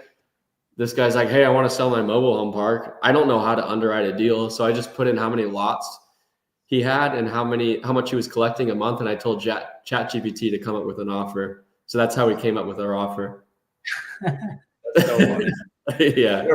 Ron, I thought we were doing deals together, man. You forgot my my JV invite on this one. Well, the thing that sucks about those, you can't cost segregate those. Really? Yeah. Are you sure? Well, you could cost segregate mobile homes that you own, but I don't own the mobile homes. Right. Yeah. So it's just land. Still a good deal. Still a really good deal. It's gonna yield me in the next year, after all improvements, we'll be making like between 50 and 60 grand a year on the mobile home park. It's dope. So it's a really good investment. I've had a few of these mobile home deals that have come in my pipeline, but they were always like very unfinished. So it was like, we've got like 12 sites. You could add 30 more. There's no renters on it. And I've always been like, I don't know if I want to go through the headache. But I put in an offer actually on an RV park in January, right outside of Phoenix. The problem is like, it's kind of like this deal to where it was small. I think it had like 20 sites on it. And so after everything, I would be clearing like 25, 30 grand a year. And it just felt like such a headache, man, to manage it for such a small amount of money. This is probably a little more hands off. Like you have such a transactional business with the RV rentals. People are coming and going. So I chickened out, but I want to do like, I need to do a monster depreciation deal. Yeah. My whole philosophy now, like now that the land business is pretty automated, it's just a cash flowing business. And basically what the land business is for is you generate cash and then you need to put it somewhere. So every year you need to be making some massive purchase where you can cost seg it and then hold on to it. If you do sell it, 1031 it and do another piece of real estate. So it's just about stacking up that long-term real estate. Yeah, 100%. Well, that's the thing too, is that like, I think the beautiful thing is just running an exclusive flipping business. It can be hard, but when you're marketing so much and then you start getting value add deals in, and you start getting oddball deals like this, like if you're doing hundreds of thousands of touches a month, like you're just going to get cool stuff that goes into your pipeline. Or you're going to talk to sellers that own land but have an apartment building. It just exposes you to so much opportunity, and it's profitable. So it's like a double win. Yeah, people have this deal. This is something I will note. We offered seller financing to the guy, and he's like, "I will not do it. I want the cash now." So what we're doing is we're paying cash, and we may take a loan out against it in the future. I'm not sure. We're just gonna wait. But like literally, what saved the deal? Somebody else made an offer, and it was only seller financing. What saved the deals was I was willing to pay cash. But you can always walk back after you own it and finance it. So that's what saved the deal, which was interesting. I think a lot of people get this twisted. Is like you can rarely can you have both. It's usually one or the other. So if we're buying with a lot of equity at an extreme discount, you usually have to trade cash and quick closing. It's rare that you get both and they want to owner finance, you know. I think people like confuse the two and try to marry the two, where there's a time where you just have to close and just get the damn thing done. And something like this, you could get financing after. So yeah, it's a cool deal, man. Super cool. Well, let's go and underwrite some deals. And it's so funny. Everyone's really run with the Rylan, trust me, bro. Loader. I mean, it was insane. It's so funny. And congrats to Jane, who won the cruise. Jane, I hope you enjoy that. I hope that's amazing for you. All right, let's underwrite some deals. Okay, you guys. Yep, we're good. Okay, don't steal these. Yeah, trust system, gentleman's agreement. Okay, this is Morgan County, Alabama.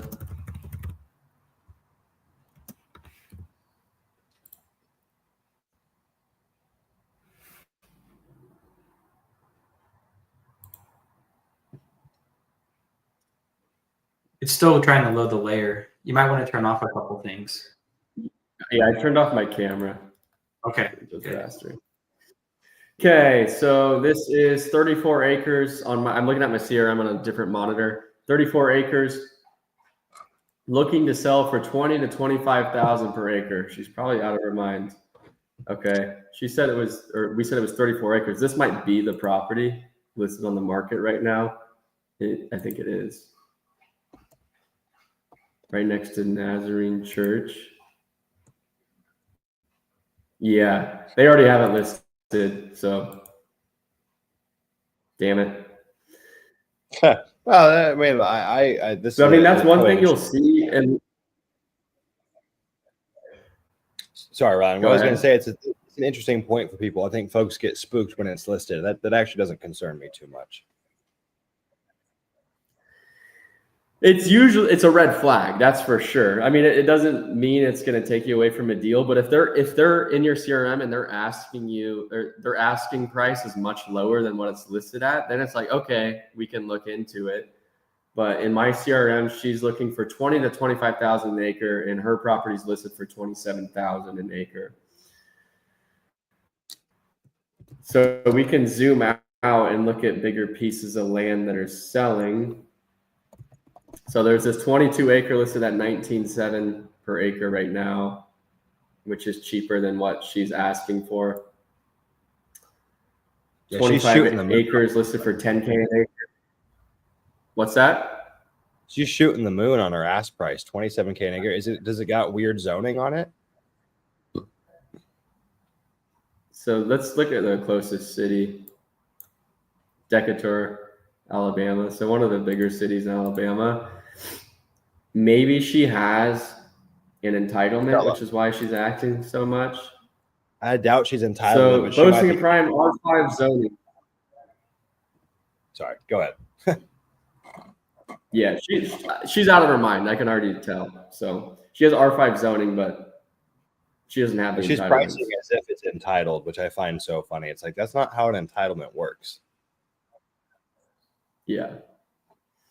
So that's a pass on my end. I'm dead ending this in our CRM. Next.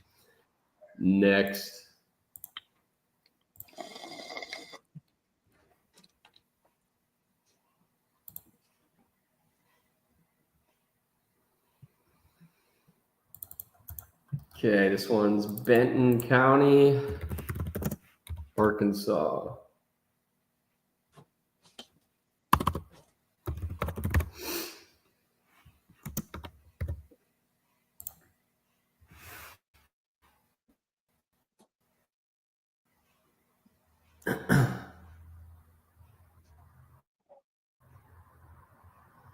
So guys, it's usually a lot faster. I'm just streaming all of this.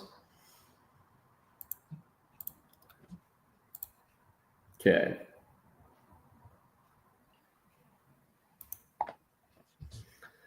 Okay, So that's an in my interesting problem. CRM, our acquisition manager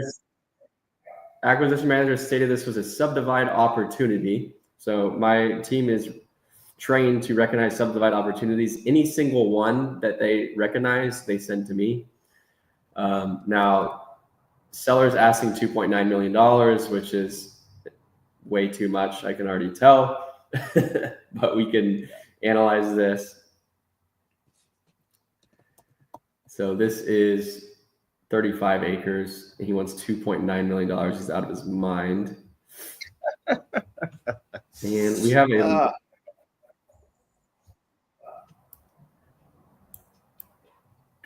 guys, I go through like 50 of these situations every day. Yeah. So I'm sure a lot of you can relate. Yeah. So this 102 acres listed at 24,000 an acre right now. How much is that? 2.4 million. That's we can click 2.5 million. So this 100 acres listed at 2.5 million. This guy wants 2.9 million for a 34 acres. It's a dead end. So I'm dead ending this.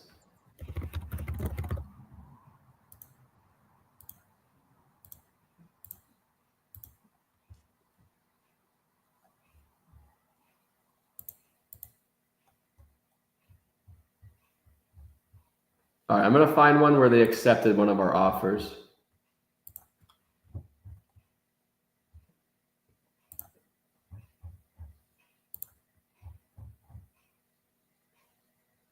Okay.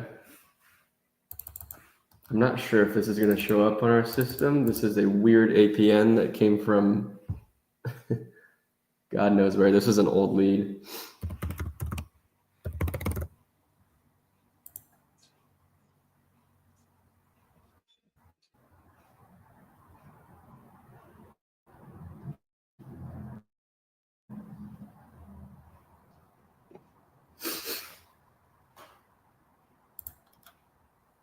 Showed up. Okay.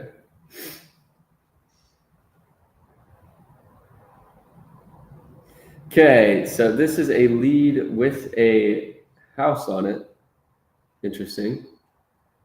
So in my CRM, I'm looking right now, the description of the call was that lead owns 10 acres in this county.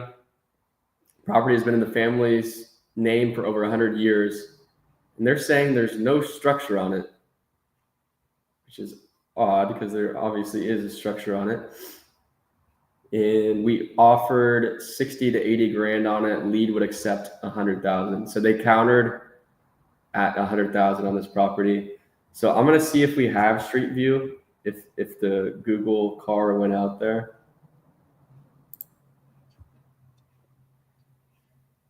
So I can identify this house.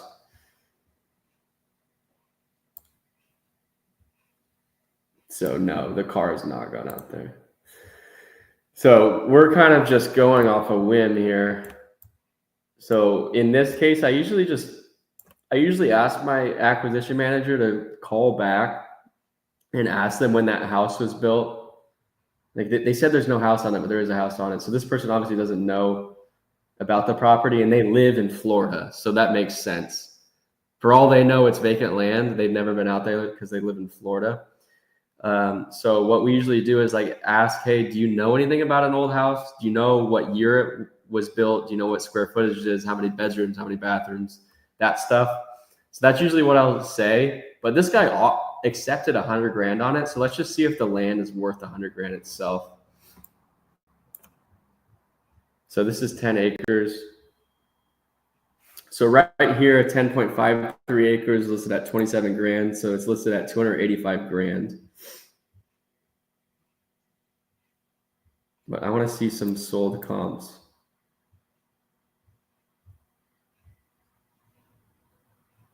.4 acre sold at 11 grand an acre.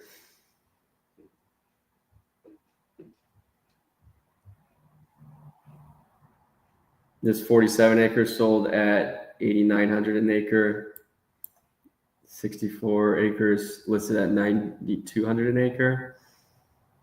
So like the idea I'm getting here is something that's relative. I was thinking this around 12,000 an acre. That's probably what it's worth just as a land, but this house might increase the value depending on how old it is. If it's like built in the 1940s, 1950s, it's worthless. But if it was built in like the 80s and beyond, it might have some value. But yeah, I'm probably guessing it's worth 12K an acre here. So I just clicked back to the property and we're back here. And they purchased this for 50 grand 22 years ago. So I'm putting in my CRM, it's worth around 12K an acre.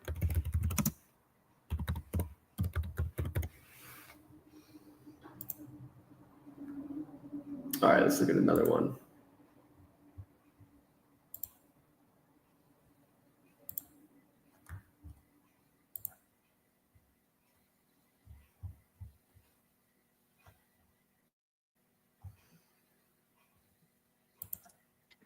Rylan Drew had a question. He said, does that look like 10 acres? Can you go look at can you read off the calculated acreage? What does it show at the bottom? 2.4. Interesting. You guys caught me. Thank you. So maybe the county mapped it incorrectly. Or maybe the deed shows 10.2 acres. So this is Connecticut. Land on the East Coast, they have bad data because the way they chopped this up back when we were colonizing all of the land, it was not as scientific or engineered as good as the West Coast. So there's a problem probably with the deed itself here, and it probably requires a survey. Here you go. Yeah. Very interesting. Yeah, so this is worth investigating. Like, need to figure out if this is the right property or not. It might require asking the seller for a survey. Because if it's mapped here, what makes sense to me is that the seller said there was no structures on it, that it was 10 acres. So it could be shifted potentially to the right. Or I don't think it's shifted. I just think the county mapped it incorrectly because this is county GIS overlays. Yeah, and our calculated acreage comes from the boundary. We look at the geometry there and we figure out what that area is. Yeah, and Kyle, you want to elaborate on what sets us apart from data tree, the errors you fixed from data tree itself? Yeah, I mean, guys, one of them was for people that were using our kind of OG scrubbing. A lot of people were pulling data from data tree, and one thing that we found is data tree is basically geocoding that data not very accurately. If you go look at some parcels, if you actually were to plot the GPS coordinates, some of them will be in the middle of the zip code of whatever this situs address is, this property address. It'll be in the middle of the zip code. It won't be in the right place. And that happens all across their data set. It's wild. So what we've done is we're actually calculating the GPS coordinates based on the parcel geometry, which you can see here under GPS coordinates. That's why it's so darn long, because we've nailed it down to exactly the center point of that parcel width, because we have all the geometry, and we're not just going off of, to be honest, a pretty flaky data set in certain respects. So we've got it dialed. Maria asked the question, how often do you get a survey round before you purchase? Very rarely. We usually only do it if the buyer wants it. And that's where some things go wrong. Like, we have chaos every day with these dispositions. Like, there was one deal, we were going to make a bunch of money. We had it listed as 50 acres. We thought it was 50 acres. Everywhere it showed it was 50 acres. Buyer requested a survey. After that survey, for some reason, it was 45 acres. So buyer comes back, counters, at same price per acre. They said they won't negotiate. So we still made a little bit of money, but like I hate when that happens. I wish I could do a survey every time, but it's expensive, you know? Sometimes it costs $5,000. Depends on the location. But usually when buying, I try to look at previous surveys that got done. So I pull my deeds, I do my deed research. And if there was a survey highlighted, I pull that and use that. And if a buyer wants a survey, I'll just show them that survey. But sometimes, you know, you don't have one. So you have to take the risk, and sometimes it hurts you. Yeah, But I try to stay away from guessing what buyers want and overly investing unless there's real cause for concern, which usually is more like a perk test and less of a survey for us.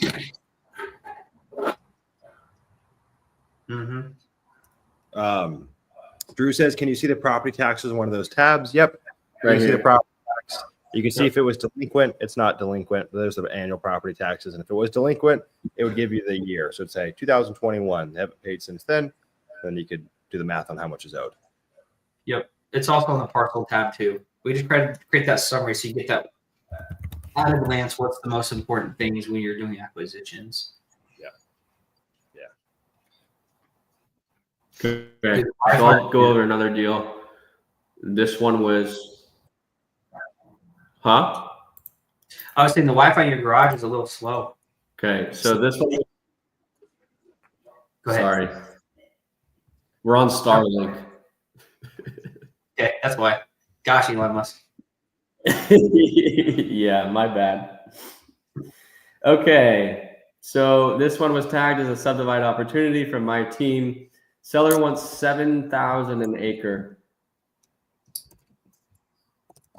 Okay, so all of this and all of this. So a lot of road frontage. This is a prime subdivide opportunity. Problem is, I'm seeing these 7-acre and 9-acre comps selling at 6,900 an acre.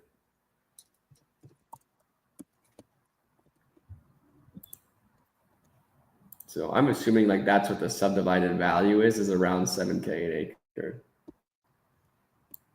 But we look at this 26-acre over here, 6,800 an acre. So maybe there's not a big gap between like a 10-acre and a 25-acre. So maybe subdivides don't make sense here. So my guess is this guy's probably asking market value or a little higher than market value for his land. So this is probably a no-go for me. We'll counter the offer. So this is how many acres? This is 52 acres. We're just going to counter his offer. But we need to figure out what that counter should be.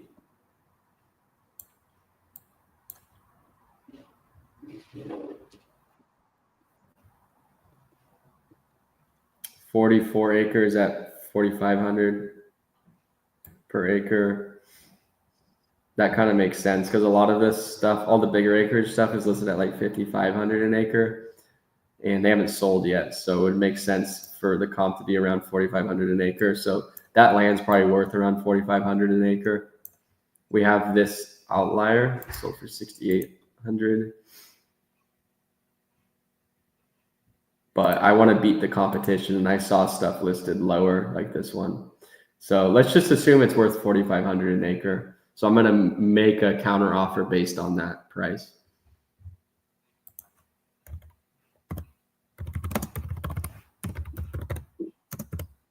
Let me know, guys, while we're going through this, if you guys have any particular underwriting questions.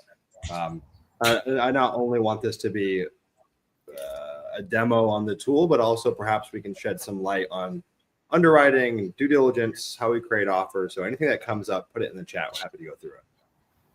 We still have almost a little over 3 hours here with y'all. So feel free to put as you got. We will not hold back. That's no right. bars held. But like this is so insane that I can review a deal with all of its details with our overlays and also look at the value of it all on one page. Never have to look at a different monitor. Like you can now run the business on just your laptop, which Sumner, I know you can do, but it's such a mental struggle to go between tabs on one monitor. But now you can just do it Well, on one single tab. I find too, on top of that, like the adherence of our team to adhere to processes when we have so many different tools starts to wane. And so I just find it's easier for my team to be trained on one tool where it's all centralized. We don't need to hop around. Once we start getting bloated with softwares and tools, I find stuff starts to slip through the cracks. It's like almost every time there's a pass off between tool to tool to tool, something is getting left at every pass off, like stuff slips through the cracks. And that actually ties into Walter's question. So Walter says, I use data tree to get my properties. I use land ID to investigate the properties. Does Land Insights eliminate having to have both data tree and land ID? I said, yes. That's the whole premise, right? Can we have one tool that end-to-end manages our marketing? And there's actually there's disposition marketing features within Land Insights as well. We've got a whole photo editing setup for your listing photos. We've got more disposition features coming out next year as well. So like if we zoomed out in our business and looked at all the tools that we use, it's just overwhelming. And so as it stands now, we're no longer using data tree or land ID or land vision. We're just keeping it one place. That's what our team does. Now, there are some overlays and some really deep due diligence features that land ID has that we don't have currently. I don't think a lot of those are hyper specific to what we do, but there are overlays we don't have currently. Now, like anything that we release, the V1 always improves from where it gets launched at, right? And so there's a whole litany of overlays and due diligence features that are in the works. But as it stands today, I would say 999 properties out of 1,000, everything we need would be right here. There might be some very few one-off cases where there's like very particular layers that are missing currently, but it's very few and far between. If you're running a flipping business, there's really just nothing you're missing. What is the link for your special offer? A free trial? Yeah, we don't have a free trial. We may put something together with a free trial down the line. It's hard to say. I wouldn't completely write it off, but what we do have, I'll put it here as a banner. If you guys want to go to this link here, landinsights.co/data, you guys can go to that link and schedule a demo with Peter, and we'll give you a live trial. Essentially, like we'll use a tool with you, walk you through it. But as it stands right now, there's not a way to go and get a free trial on your own. So if you want to go that route, we'll do a live trial with you. Again, we might release that down the line. It's not high on our list currently. For most folks, they see the value. It's like, oh yeah, this is a no-brainer. And if you don't, you might not be in a place in your business where this makes sense. That's just the honest truth. But again, if you want more details, go there. And if you're ready to hop in the hot seat and get started and get the 25,000 free credits, you can go set up your account here if you want to do that as well. But Drew's got to run. Drew, thanks for being here. Rylan needs 2 screens loader. That's funny. You guys doing any cool deals in your business right now? Yeah, there's one I'm excited about. Let me have my mom come in and describe it. She knows it more than I do. Go grab her. I'd love to meet your mom. And guys, in the chat, if you guys have deals you want us to underwrite live here, share the details. We'll underwrite that for you if you guys want. So any weird deals, hard deals, whatever you have, throw them in here. I'm happy to go through them. We do this for 2 to 4 hours every Monday for the calls that I run inside of Leah. But if you guys want to do it here, I'm happy to do it with you guys. So feel free to share any deals, or if you just got general questions, pop them in here as well. Kyle, what about you? Any cool deals? Yeah, maybe a subdivide in Oklahoma. It's like over 100 acres, maybe, or 177 acres, something like that. I'm trying to pull it up here. You can't double close in Oklahoma, so we are looking at the subdivide route. It has a ton of road frontage, and it's actually kind of a portfolio of parcels that are kind of, touching each other. One of them has a lot of road frontage, has a tons of ponds on it, which is cool. Let's see, I got so many tabs open here. What's the buy price? What's that? What's the buy price on this? Yeah, I'm pulling it up. Let me see. Gotta log into my CRM again and kick me out. Okay. All right. Where are we at? Hughes County, Oklahoma. Let's see if I can. Maria's spoken to your mom before, Rylan? Oh, yeah. Yeah, they talk all the time. That's awesome. Yeah, so my mom's not here. We had a family emergency, so she's not here, Oh. unfortunately. But I can talk on the deal. It's insane.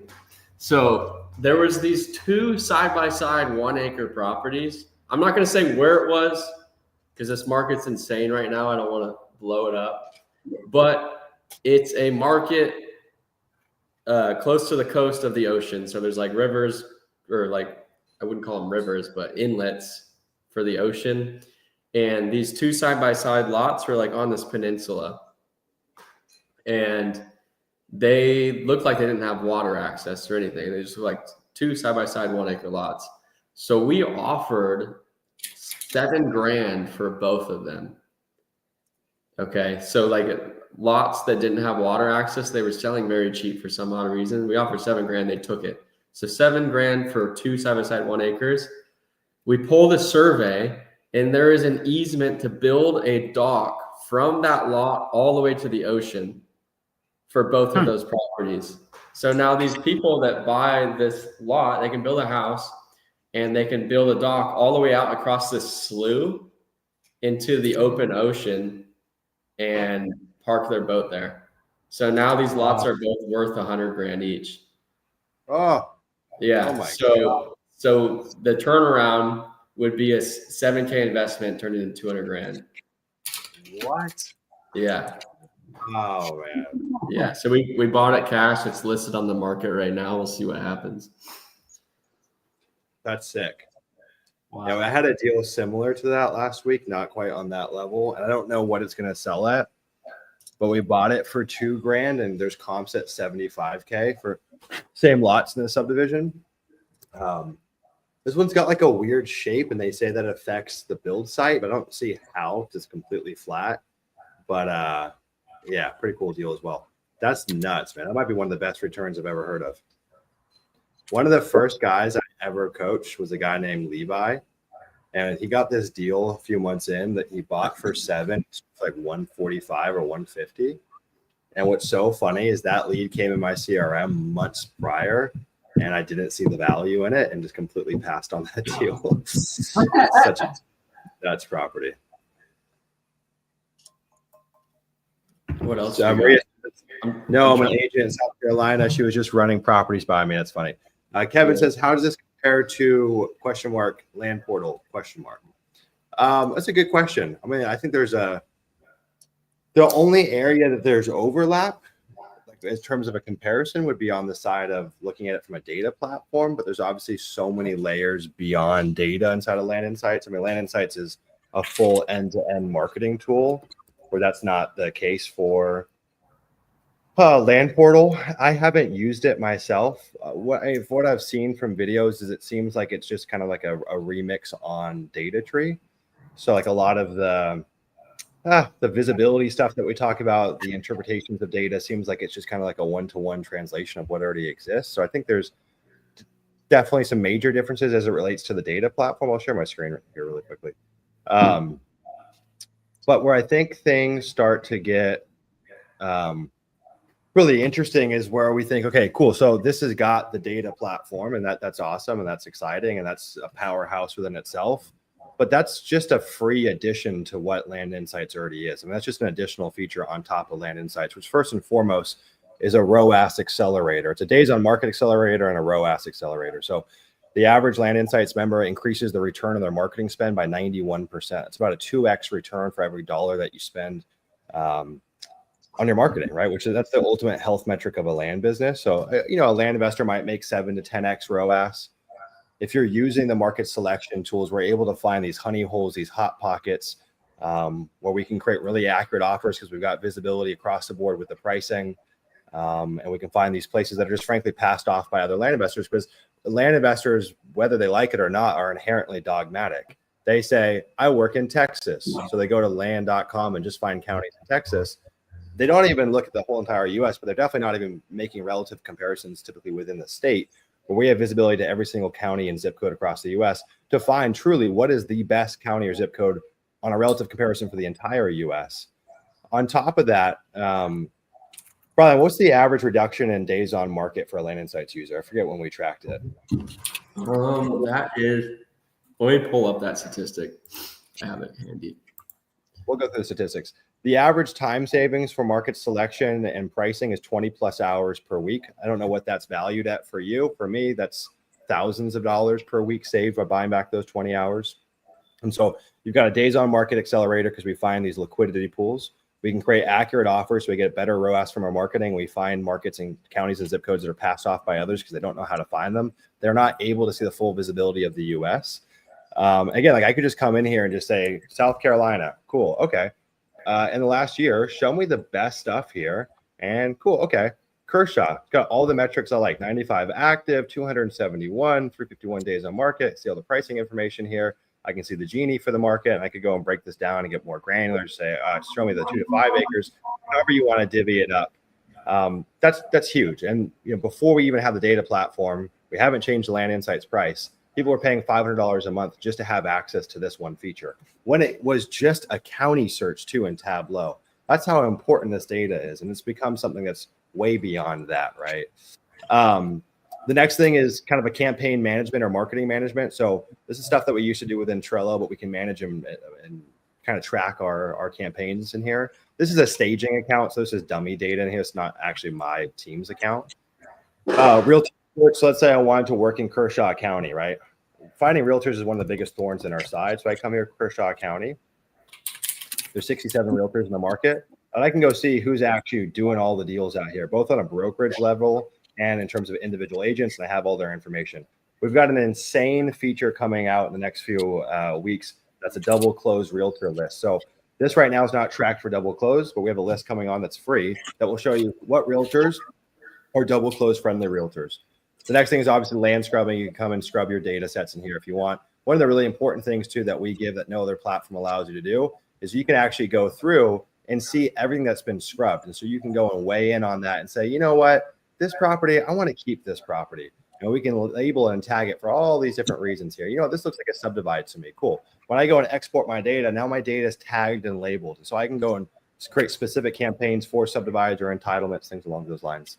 Obviously, skip tracing, that's pretty standard. Land Portal has that among many other platforms. We've got 2 tiers of skip tracing. We've got a basic skip trace at 5 cents per skip trace and a premium skip trace at 6 cents per skip trace. The difference is we pull relative contact phone numbers. We update their address to make sure it's the most up-to-date address. We pull the age of the owner, emails, addresses, multiple phone numbers, everything. Listing photo editor. So on your disposition size, one of the things that we've seen inside of Leah and Land Insights, you can do everything right. Market selection, pricing, go get the great deal. And I see people bring to market a listing that's just crap. You can't move your listings unless you're well positioned. We got to syndicate our listings to the right places and position them appropriately, which in this business is all visual, right? A lot of it's just photos. We've got templates in here. You can create lot lines and design them and do all that stuff. I won't click on this because you guys won't see this in your tool yet. This is the powerhouse. This is the behemoth. This is the KO OP crazy shot right here. This is the comping tool coming out Q1 of 2025. This, I'm not kidding. We've had people offer me $3,000 a month just to have access to this one feature, which is free. Data platform. This is where you could make a comparison, although I still think it's very, very different. One of the things that I think between Land Portal and Land Insights as well is like Land Portal primarily from what I've seen is a data platform. This is a data platform and a due diligence tool as well. That's really important, right? So when I go and get deals, I can, let's just say I won't put in a deal, but let's just say I come down here and I've got you're not sharing. You're sharing the wrong thing. Oh, what rats? Sorry, guys. I was going on a diatribe. All right, you guys can see my screen now? Yeah. Yep. Okay, cool. So let's say I'm buying this Rardin Penny property, okay? Here's a property. It's 30 acres. They bought it 7 years ago. It's not in an HOA. Here's the lowdown on it. Last purchase price was $30,000. I can go and see that. It was in 2017. They are out of the zip, out of county, but they are within the state. I can go run my due diligence on this. But this is where things start to get really crazy. Oh, I can see this adjacent property sold at $7,000 an acre. And so what that does for not only like the underwriting of individual deals, but also the pricing for mailers is just bonkers. Like, I can't stress what this does for your timelines in your business and the accuracy. One of the things that Rylan taught inside of Leah was this Google My Maps strategy, where we used to export data, create a Google My Maps, layer over all the comps on it. Rylan, what would it, let's say you did 5,000 records. How long would that take in Google My Maps? Fucking a weekend. Yeah. I mean, you're talking about 20 to 30 hours to get that done. Yeah. This is just baked in for you right out of the box. It's these subtleties that I think, frankly, if you're just another repeat data tree copy to some extent or fill in the blank data platform, those are real estate tools that are used by land investors. This is a land investing tool that's used by land investors. There's just a difference, and you feel it from every step of the way. I'm jealous of all the new people. Like the shit we went through back in 2020, 2021 was absurd. Like to get accurate offers out, it was so difficult to choose the right markets. It was so difficult. So I'm jealous. I mean, and I would say don't even take my word. Talk to our users. You'll never hear a user that says this data platform made me $500,000 in profit in my first year. You'll only hear that from a marketing tool like Land Insights. We just happen to provide data. That's the icing on the cake. Ultimately, this is a way to improve your marketing via creating more leverage to buy back time, increasing your ROAS so you have more efficiency with your marketing, and selling your properties faster. So, yeah, it's kind of like an apples to freaking coconuts comparison, in my opinion. There's overlap in the data, but that's where the overlap ends. The premise with Land Insights, though, is interesting. Like the premise is Costco membership. So you hold a membership and then you just get a ton of stuff that's free or severely discounted. And that's where it becomes really interesting. I also think it's fascinating. You pretty much will never hear a software tool have their users say, don't you ever allow other people to join this. We literally get ganged up on by our users that say, do not let anyone else get access to this. And we've had people that say that I would pay 20x what I'm paying now for Land Insights. I hear that literally often, 10x, 20x. It's just that important of a tool. We say it's an unfair advantage because, frankly, that's exactly what it is. It's an unfair advantage. Now, the good news is, like, you don't need Land Insights. Like, I'll just be totally honest with you. You can be successful without it. You can grow a land business without it. It is by no means a necessity. Now, a data tool is a necessity, and you've got options, but Land Insights is not a necessity. I never want to kind of frame it as a necessity. Maybe if we zoom out 5 or 10 years from now, if this business becomes a lot more competitive, edges like this might become a necessity. I don't know. But as it stands now, the real necessity is just to be a skilled land investor, like just to be good at the business. You could use any tool and make it work if you're skillful, you know. Like you could give me a county GIS map and I'll still make money in this business because I've got the skills. So don't think that this is going to be the silver bullet that can counteract a lack of skill in your business. Skill up and then add additional moats like this to your business. Did I miss anything, gentlemen? No, you're good. No, you're good. Okay. I'll read some of these things in the chat. Walter, I've been using Land Insights for 3 months and I couldn't believe what it can do. Blows my mind compared to what I've been doing in the past. Brian, purchase Land Insights, send the fucking mail. Bam, you have a 7-figure business. Presto, just to clarify, if I want the unlimited data, I do not have Land Insights to be paying $9,500 for the full year for both. Correct. That's right. Not up front, though. The only thing that's up front is the unlimited data option. Again, you could start at a la carte and just grow from there is probably what I would recommend. And the commitment for Land Insights is quarterly. So it's $1,500 a quarter. We do have an annual option, which you can buy for $5,000 to get the full annual option. I'm a fan of starting slow, like walk before you run. Just get a standard subscription, roll with it a la carte, make sure you love it, and then you can upgrade from there. All right. Kevin says, very good. I appreciate the walkthrough. How does it do with non-disclosure states? It does as well as it possibly can with non-disclosure states, right? Non-disclosure states, if you really wanted to solve the non-disclosure state problem, you'd have to buy direct MLS licenses from agents or directly from the MLS. Maybe that's something that we go down the line. It's very expensive and it's a tough nut to crack. If you wanted the most up-to-date, perfectly accurate data for true sold comps on non-disclosure states, that's what you would need. What we show in here is called the last list price, which is the last list price. That's what it sounds like.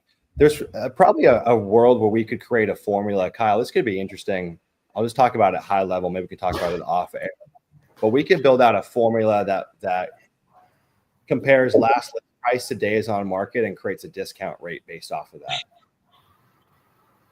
Yeah. Actually, in the comping tool that we have, what it shows is actually it looks at days on market. There's thresholds. It'll discount it. Okay. Yep. So we have that. So yeah. There's definitely non-disclosure states are a tough nut to crack, however you slice it. I think that you learn rules for the road. Like, again, the days on market comparison to the last list price. What do I mean by that? Well, if a property was listed at 300 grand and it took 600 days to sell, do I think they got a price at 300 grand for their offer? Hell no. It might have been 25, 35% lower than that. Opposed to a property that was listed and sold in 3 days at 300K, they probably got a full asking, or maybe they even got an over asking price. And so there's a comparison to be made there, which we have inside the comping tool. But yeah, if you wanted the most direct access, you would have to own the MLS licenses, which is different than using a third-party MLS site. David, sold status with MLS comps overlay. Are those past 12 months is adjustable? Say 24 to 36 months of data is thin. Kyle, you want to answer that question? Sorry, I was just talking to Ari. What was that? David Loberg's question, sold status with MLS comp overlay inside of Land Insights. Those are for the past 12 months. He's asking if it's adjustable. I know it's not currently, but if we could make it adjustable. Yeah. So we could go right now. We just showed Zillow, but we could go Redfin and Zillow, and we can go back. Yeah, 2 years. But right now, how far are we back? The comps that are shown right now, just a year. Yeah. Yeah, 12 months. Just a year. 12 months from whenever it was last updated. Dave, it's a good point, though. That's a feature worth noting on. All right, I know you're in the background. Worth taking a note on that. It's a good idea, David. Doesn't exist currently to be able to select for it, but something we'll take a note on. Maverick, spot on with the non-disclosure state assessment. Cool. All right, let's do another giveaway, party people. Who wants to win some free shiz? We're raffling off a 1-hour coaching call with yours truly, Rylan Loader. You're going to make a $1 million coaching call off this hour-long coaching call. How much are they going to make? Yeah.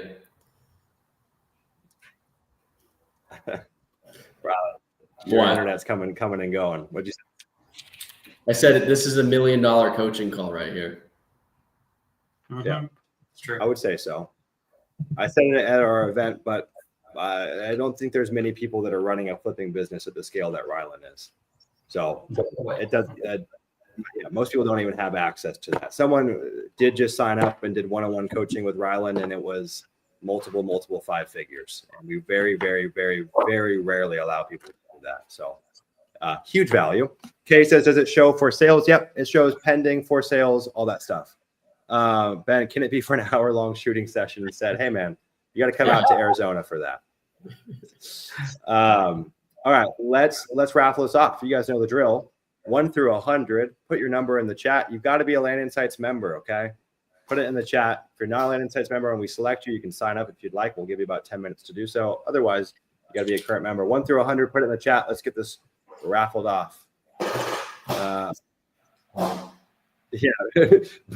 Brian says, update your Wi-Fi before the coaching call, Rylan. Is it really that bad? Yeah, it's not great. It's not great. Yeah. All right. 2-minute timer. We'll get that going. I was gonna say, for anyone that's wondering who is Land Insight, that's me commenting. So in case you're, I'll take all the blame there. All right. We'll give you guys 2 minutes. We got 1:45 going. What are you guys doing this weekend? This weekend? Dude. Yeah. Relaxing. Let's see, I'm going to Fogo Chao if you're talking to someone in Portuguese, with a lot of my friends here to celebrate my birthday. I ordered a sculpting. I want to get into sculpting. Like I went to Italy recently. I was really inspired by like all the, kind of Roman sculpts of like the head busts. So I want to get good at that. I want to exercise my brain in a different way and have a way of like winding down and just get at something that's way different than what I'm used to. So I bought a sculpting course for my birthday. I have some clay, and I'm just gonna go through that and just enjoy it. So that's what I'm doing. Kyle, you know what's funny? 2 weeks ago, I took a pottery class and fell in love with it, and I'm getting a monthly membership to make pottery. Really? Yeah. What are you gonna make? Weed pipes? What are you gonna? I'm just kidding. Weed pipes? No, I made some cups. I mean, it's hard. I'm not good. So start with cutlery, not cutlery, but stuff for the kitchen. gifts for friends. Yeah, I just found it very relaxing. Honestly, it's like very soothing on my mind, and very challenging. It's not easy at all. But something about just like massaging the clay in my hand just felt so gratifying. And I love creating things. And I think I don't know how to always channel that energy. So I could channel it to things that just like add more work. So I'm like, I need to channel that in a way that has no outcome, like just playing and creating. Yeah. That's exactly how I look at it too. Like, I just want to make things for other people. Like, I like the idea of like creating something that's complex and like gifting it to someone, and it makes them happy. Yeah. All right. So that's really cool. You guys ready? Dun, dun, dun, dun. Let's go. 1 through 100. 1 hour coaching call with Rylan. 61. Who's our winner? 61. I see 65, 67, 72, 66. Uh-oh, did we not get a 61? We didn't get a 69. We'll have to do a redo. So I got a lot of 60s. We'll have to do a redo. Generate. 9. Who put in 9? You're kidding me. It's not even a 9. Oh, Land Mammoth. Boom. Land Mammoth. 1 hour coaching. Mammoth. With Mr. Alan Loader. Land Mammoth. Hey, Land Mammoth, put your full name in here and then just verify that you are a Land Insights user as well. I'm not positive. And I apologize, guys. I can't see the names on YouTube.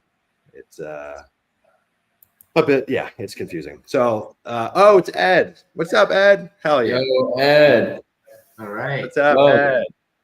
Winner, chicken dinner. All right, Ari at Jacoby just won a 1 hour coaching call with Mr. Rylan. Sweet. Congrats, Ed. I think that's going to be a game changer for you. That's awesome. Okay, yeah, we've got undercover names too. Except you, Ken.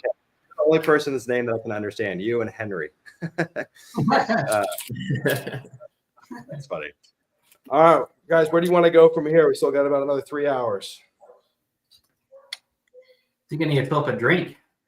Okay. Yeah. What do you guys think? My favorite. Crown Royal. You like the Canadian stuff, huh? Hey, Kyle, how is that stuff? I chose that for you. Dude, you are a sommelier. So good. It is so smooth. It is so smooth. It's so for people that are wondering, it's like Highlands single malt Scotch whiskey, 12 years, Asian sherry oak cask. Wow. And it is so good. I'm loving it. Kyle, what do you think about the Chippendales we sent to your house? Did you like those? Yeah, I love it. Yeah, so good. Yep. They came fully clothed, but they're off. They close off really quick. And it was over. It was over before I knew it. I just couldn't believe I was just mesmerized and entertained. And it's like a massage. You know, you order 60 minutes and it's over. You're like, that's it. You know. Yeah. We should have paid up for the full overnight package next year. Yeah. That's awesome. But yeah, when you turn 25, you can really ratchet it up. And for you guys that don't know, again, it was just Kyle's birthday yesterday. So those are some gifts that we sent Kyle's way. Let's say we got some stuff from the chat. Brian says you'll regret making it 6 hours long. We'll find out. I enjoy these things. So I got a second cigar if I really want my head to hurt. So maybe I'll tap into that. Yeah, I've got a lot of supplies. You got a lot. What you got on you, Rylan? I've got Red Bull. I've got Crown. I've got 2 more cigars. Okay. Get this party started.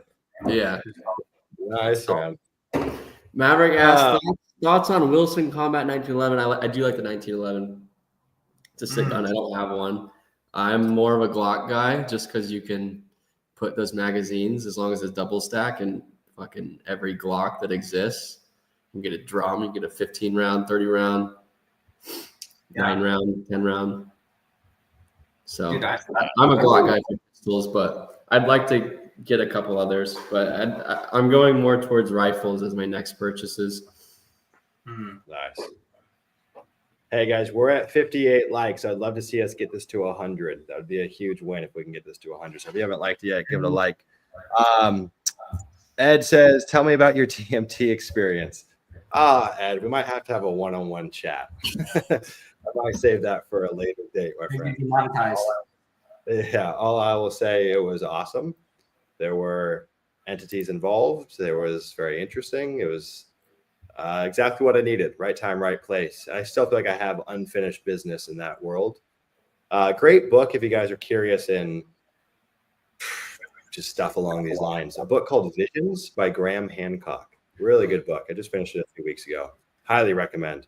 It dates back from cave art to the earliest forms of religion to altered states of consciousness, which have been a part of human history forever. Whether they're endogenous or exogenous, it doesn't matter. I mean, there's tribes in Africa that dance themselves into a trance. They'll dance for 12 hours straight with no water, no food. Altered states of consciousness have been a big part of human history. And in fact, if you look at the origins of religion way past Christianity, I'm talking 50,000 years plus, these were shamanistic religions that came from altered states of consciousness. It's been an important part of human history. So I find that stuff very fascinating.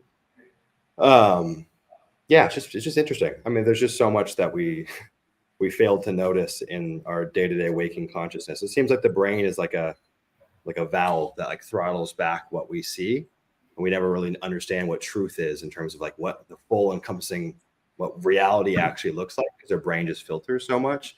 And so it's cool to step out of that from time to time and have your mind blown.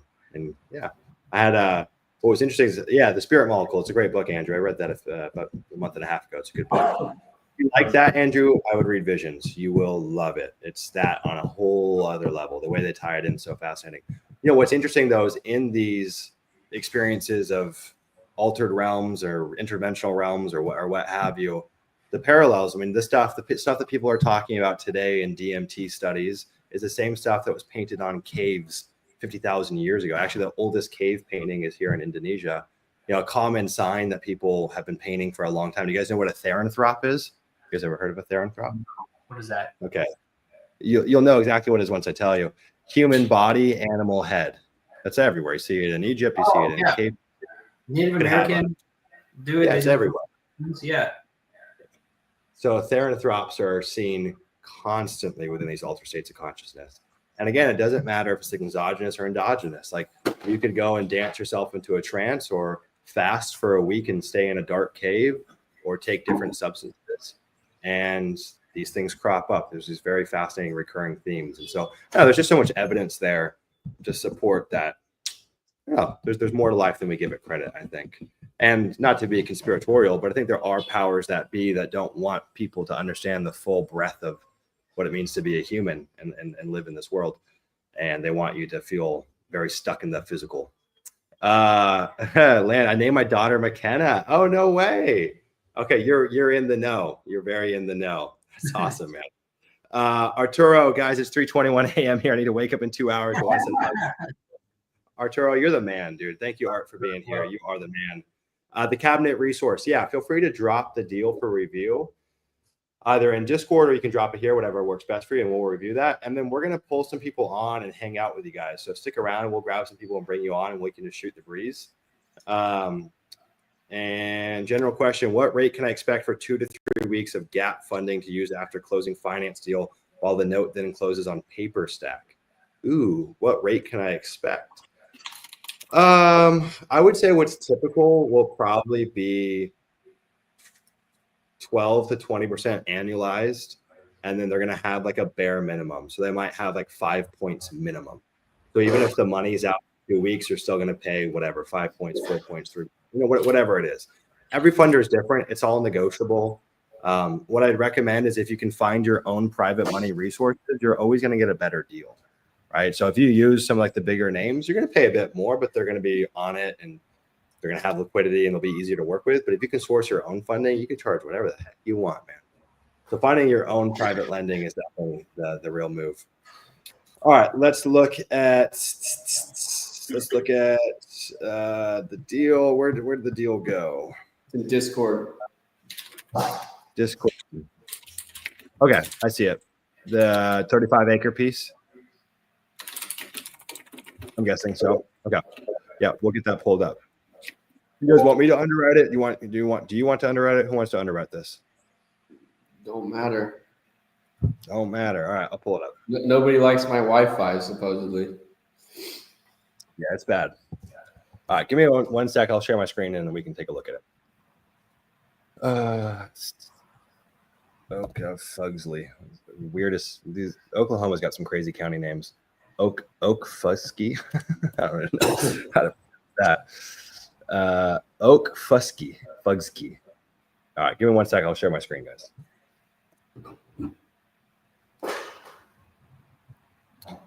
Ugh.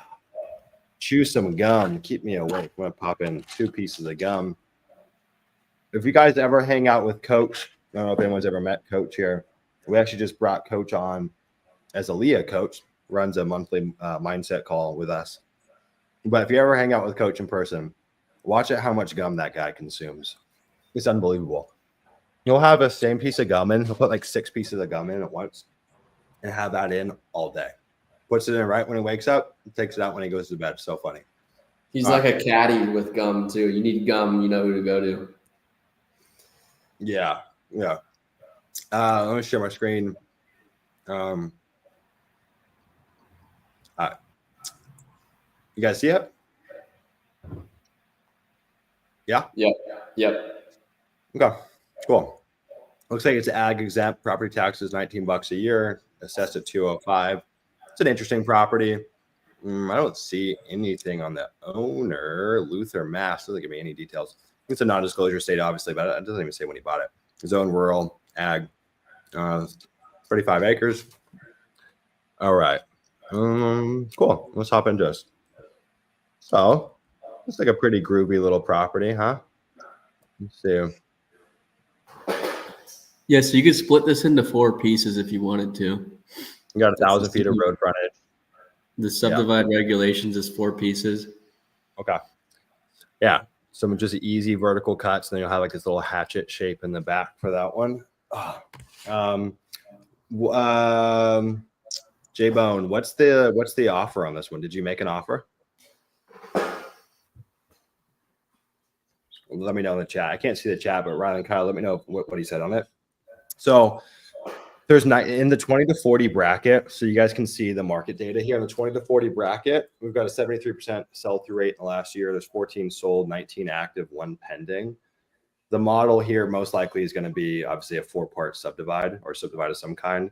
Tiny little sliver of wetlands in the back, nothing too major. I would be a little weary about this front section. There might be like a little bit of a semblance of a road here, but I have a few buyers are going to pull up on this and it's going to be pretty clogged up with foliage. So you might want to think about doing some brush hogging just along this front section, or just creating like I don't know, it could be like 200-foot path leading into each parcel. It wouldn't cost you that much, a couple $1,000. Make it a lot easier to move. So he didn't make an offer. There's no offer made yet, is what he said. Okay. No offer made yet. You're outside of this town of Boley. I don't even know. I don't think I've ever even looked at this county before.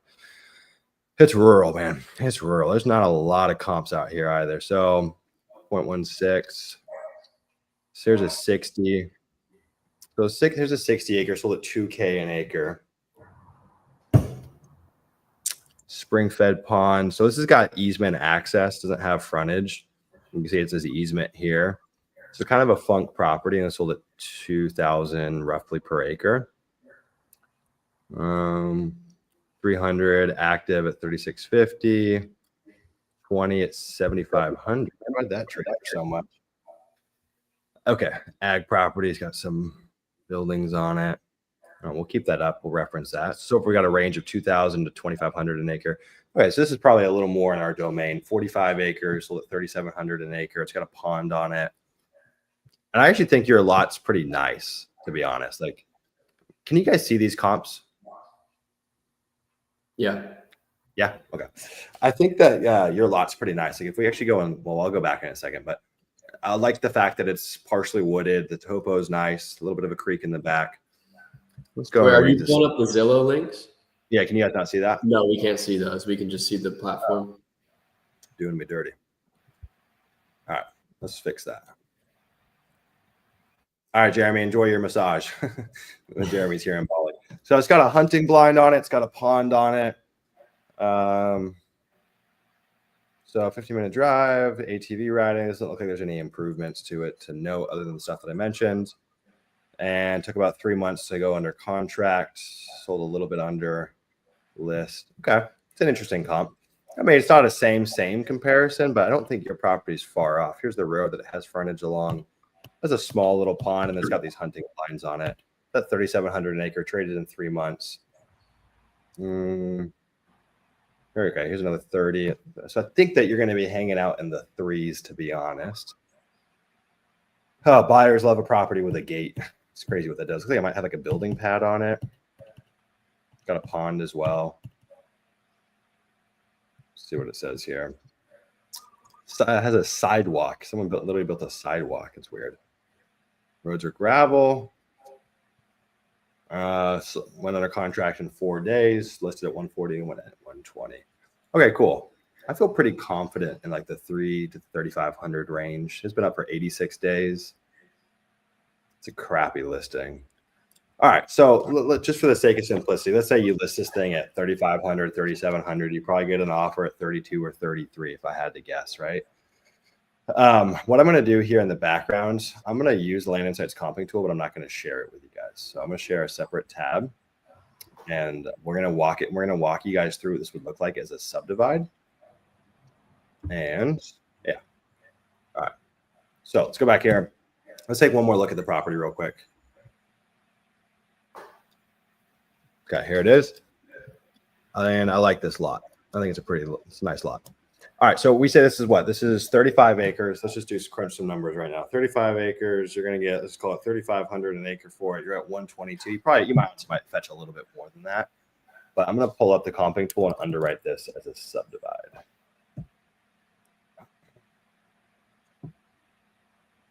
And I'm going to grab these coordinates. You guys can see if you hover over it, you'll see this copy option. So I just hovered over it. I just copied the coordinates. Let's just spot check my math really quick. So our comping tool, God damn, I'm good, dude. The comping tool says it's worth $3,633.75 per acre. I underwrote it at 3,500. I think it's pretty accurate. Gini index is 17 out in this market, so the Gini is low. So I have a lot of confidence in that underwriting. Let's say we take this thing down to 4 lots, okay? If 4, that gives us about, let's call it 9 acre tracts. It'll be 8.75. Let's just call it 9. This is one of those weird markets, kind of what I assumed, but there's not a huge premium placed on smaller increments. Like price doesn't jump as much. Comping tool says it's worth 4124.25 per acre. We'll see if that's true. We'll look at some comps here, but it doesn't seem like there's a huge, big bug. It seems like there's a huge premium attached to these subdivided lots, which is kind of what I figured. I'm going to pull these up and I'll share these with you guys so we can go through them together, okay? These comps that I'm pulling up took a while to sell. They're all about 10 miles away from your deal. There's not a lot of stuff that's like right in immediate proximity. Your closest comp for properties of this size are going to be 5 miles away. But all land out here is pretty damn homogenous, so that doesn't really concern me much. In these really rural counties, we start to give up some proximity, but features stay the same. So if you're in like a buzzing metropolitan area or on the outskirts of metropolitan area, you might have to look at comps that are a mile away. Getting 10, 20, 30 miles away starts to get a little risky. But for something like this where it's all same, I'm not too worried about it. All right, I'm going to go through these comps with you guys and I'll share my screen. We can go through them together, okay? A lot of screen sharing going on here. We'll stop that. Share screen, window, boom, boom, boom. So as a reminder, here's the property. We're going to create these vertical cuts here. We'll create 4 lots, 8.75 acres. So here's a 10 acre traded at $50,000. It's about 10 miles away from yours. There's like these containers. They're worth something, and sellers always try to like sell them to us, and they are expensive, new. I don't really assign that much value to them. Looks like they might have been improved. This looks like an AC unit or something like that on there. I don't think that adds a ton of value. Some people love to have it on there. I think what adds more value is this fencing. Properties with a fence and a gate on them do numbers. It's a nice property. On that note, we had this double close where there was one container on the property and it was owned by the seller, and we had a buyer lined up. A day before closing, the seller takes that cargo container off the property, Buyer freaks out. Like they were so excited about it. They negotiate $5,000 off just because of that. Yeah. I was so I think that's pissed. about what they're worth. I think that's $5,000 about what they're worth. That's funny. That is funny. I mean, I think that's like just kind of like a common psychological thing, though. If you're buying it and you think it's included and it's not included, you're pissed. Even if you don't really want it, is it enough for someone to like pay up for it? You know what I mean? I don't know. I think that matters more at that point than it does in like someone's search for the property, if that makes sense. I don't know. It's just these properties were listed all weird. So a lot of these ones you're going to look at here, they had a long days on market, but pretty much all of them started these wacky prices. So they try to get 8,500 an acre for it, ended up taking 50. They dropped it to 50 October 25th. And then less than a month, they went under contract. And that just shows you the power of pricing, right? Even if it's a nice property. All right, so this one traded a bit higher. Again, it's got some outbuildings on it. I don't love this as a comp, but it's within our same general bracket. It's got a similar layout in terms of the hybrid wooded and not really pastoral, but open sections. What's interesting is it didn't trade a lot over the price breaker for this market. So I don't know how much value is prescribed to these things. And went under contract in 11 days. All right, next. 5,800 an acre, not a nice property in my opinion. When I look at this, this isn't screaming nice property, but it does have water lines fronting it, and then it's got power across the street. That's probably what helped it. But this property as is not nice in my opinion. I don't like properties that look like that. The buyer pulls up and this is all they see. It's hard to sell them on the dream. All right. Let's see. 63 February, took forever. They listed it in 2022. Changed their price in 2024, and then the next month they went under contract. Again, that's the power of pricing your deals right. Can't believe they waited so long to price it. And then we already looked at that one, and then that. Okay, cool. So I think the math is simple, right? You list at 3,700 an acre as is, you probably get 3,500. You subdivide, you list at 5K an acre, you probably get 4,800, 4,500. So you could capture an additional 40 grand maybe from subdividing it. It's not huge, but you're probably talking about 3 to 4 grand to subdivide this. So kind of a no-brainer, but there are markets out there where there's just not a huge premium baked in for smaller subdivides like this. Smaller in terms of the lot quantity, which is not a high quantity with rating. All right, Ron, you got anything to weigh in on that? No, you covered it pretty good. J-Bone, was that helpful? Ari says, I wonder if you lose ag exemptions under 10 to 11 acres. Yeah, I'd be curious to know. I don't know. I don't know that. Probably. They're definitely cracking down on this. Kay says, will land and state users have access to the comping tool? Yes. That is coming out in Q1 of 2024. It's kind of one of the first features that we're releasing at the start of the next year. The comping tool already exists. We've been going through a redesign with our designer. So we could ship it now. It's just not at the state that we want it. There's some features that we're adding as well, but it's right around the corner, and that's at no additional cost. I'm going to go inside, man. It's getting scorching out here. I'm sweating buckets. So hot. You guys, over here. Oh, man, I would love to be cold. They have this outdoor living room set up, and it's just unbearably hot. All right. J-Bone says, do you think the subdivide will sell? Yeah, 100%. 100%. If you go through this. Yeah. There's a phenomenon, like when you subdivide land, I don't know what excites everybody, but they sell so much faster than just a normal property. Like let's say an acre down the street, and then there's a subdivide with 4 10 acres going on. The subdivide's going to sell way quicker than that normal 10 acre. It's so weird. People get excited about it. We've done so many this year where we thought it was worth, like, let's just give you an example. This property we just sold this week. It was part of our subdivide. We thought it was worth 8K an acre. We listed it at 11K and we just wouldn't move it because we were in at a good price. They all sold at 11K an acre just because everyone was excited about it. They thought it was a great deal because we subdivided it. It's like this opportunity, but everything around it was selling at 8K an acre. So it's just some mental psychological experiment. It's interesting. I don't know what that is. That is a good point. I definitely have noticed that as well. I don't know. Yeah, it's interesting. I wonder if there's like a perceived value that the property's been improved. I don't know. That's a great point though. J-Bone says, and one thing I wanted to say about the days on market too, J-Bone, you'll see that when those things, and this is where days on market can be misleading and you need to read between the lines. When those properties were repositioned and priced at the right price, they sold like that. You're talking about a 30 to 90 day turn, but everyone started too high. And I think it's important to come to market priced right. We might float a little higher than what we expect, but I don't like coming out way off the mark. You just get lost in the shuffle for your listing. What would I offer? You got a few options. The range I would give this guy, let's see. I'd probably shoot him a range 48 to 78, 50 to 78K. I don't know, something like that as a range to get started.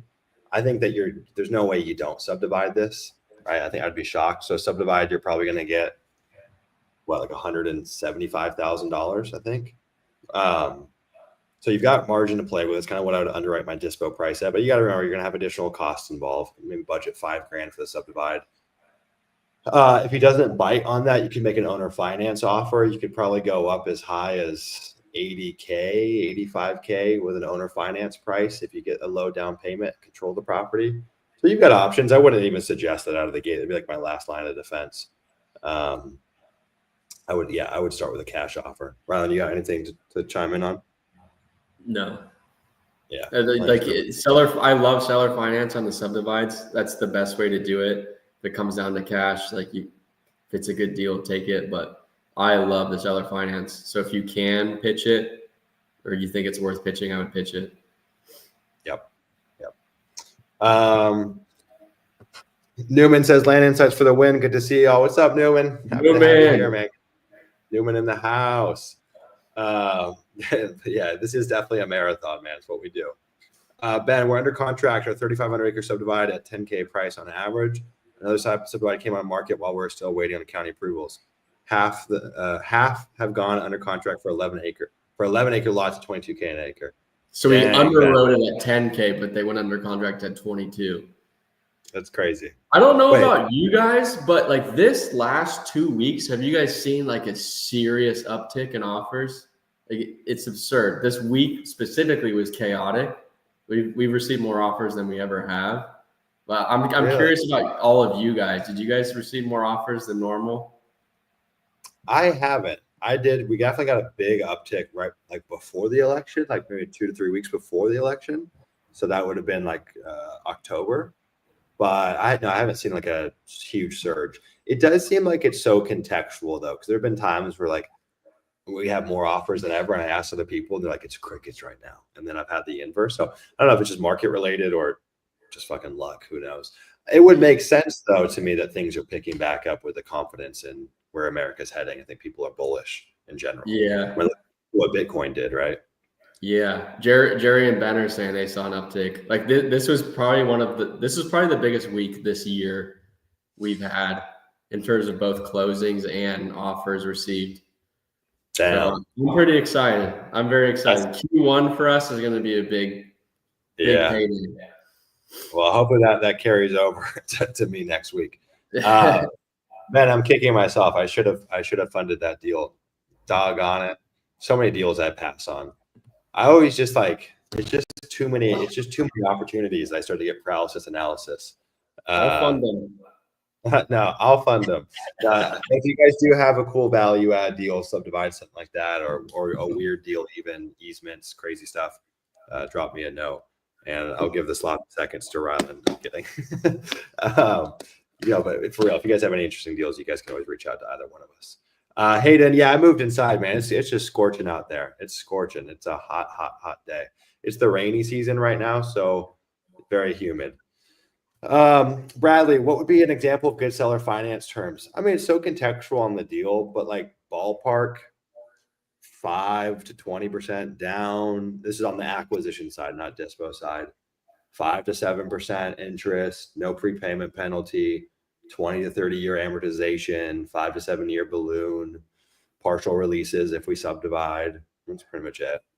I always like to go slightly higher than what mortgage rates are at. So then you can say, hey, this is a great investment for you. Not only are you selling this property, you're investing this money immediately. Like you can cash out today, but you probably don't know where you're going to put that money. I can guarantee you right now that you're going to get higher return on your investment than what lenders are getting, what banks are getting. So this totally makes sense for you if you don't know where to park your money. I'm assuming you don't need that cash right now. I'm assuming you can live off this X amount payment we're paying a month. So it's in your best interest to accept this interest rate. So we always go slightly above what mortgage rates are. And then it doesn't hurt us because our goal is to sell that property in the next year. So we're eating like very little interest.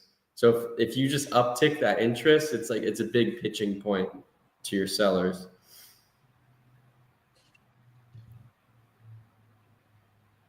Ron, your internet's going crazy.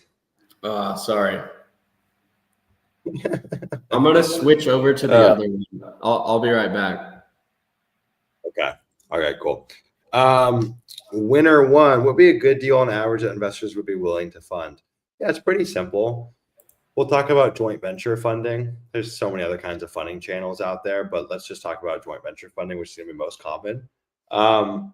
It's going to be typically double your money situation, right? Buy for X, sell for Y. It's typically going to be 100% spread. Most of those JV funder deals probably no less than a $10,000 purchase price, up to 300, 400K, maybe max. I think that's probably pretty high. Most funders are going to have like a waterfall equity split. So it could be, some are just going to do straight 50-50. Some are going to do waterfall starts at 30-70 or 20-80, and then waterfalls down based off how long the property is listed. They'll cover all closing costs. But yeah, I see a lot of folks that try to get these really terrible deals funded, and it's like, funders are smart. They don't want to buy your buy for 20, sell for 30 deal. You know what I mean? There's too many good opportunities for them to put their money in.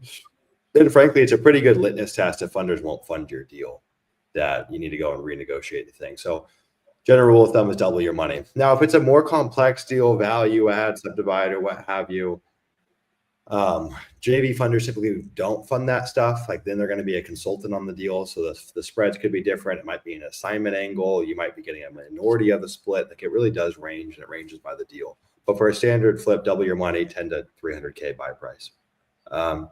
Bradley, why not use a bank that lends on land? Yeah, you certainly can. Be ready for some brain damage, though. It says hard, slow, long process. Once you have the contacts for the bank, it becomes a lot easier.